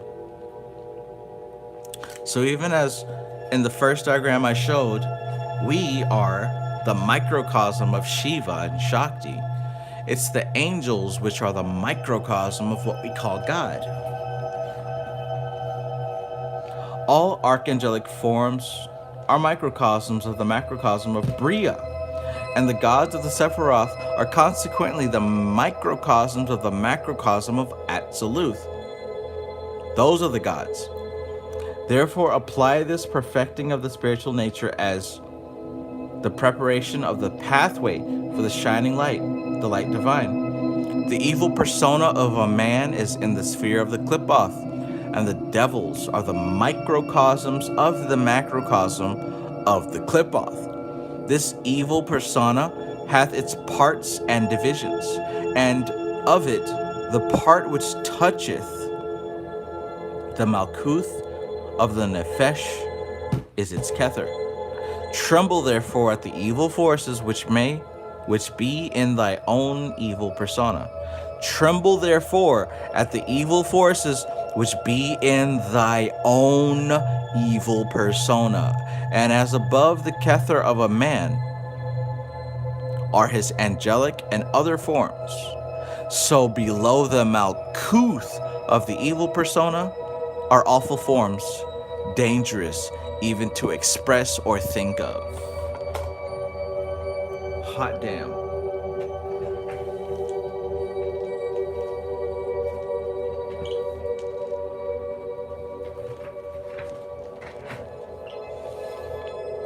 Hot damn. Animali. So in the midst of my reading, my fairy statue just fell, and the leg broke and the wing broke. I don't know what to do about that. Terrible. I wonder what that symbolizes. Maybe you can help me. I need some super glue, that's what I need.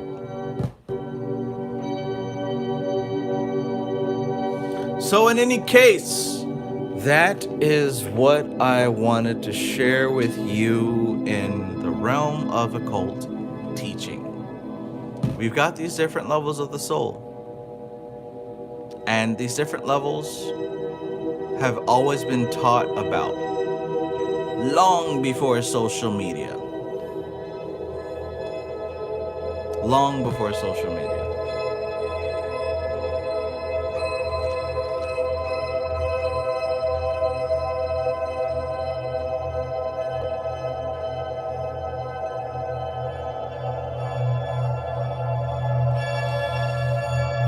So we're gonna wrap it up here. Like, this most certainly did not feel like 5 hours, but apparently it was 5 hours.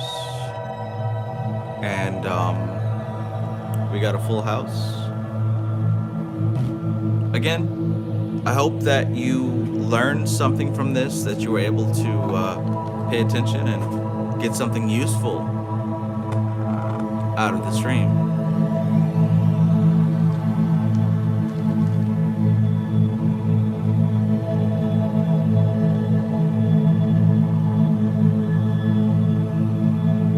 So we went through passages from quite a few texts. We talked about the 3 gunas. We talked about the 3 levels of the soul from the Hermetic tradition and from the Vedic tradition.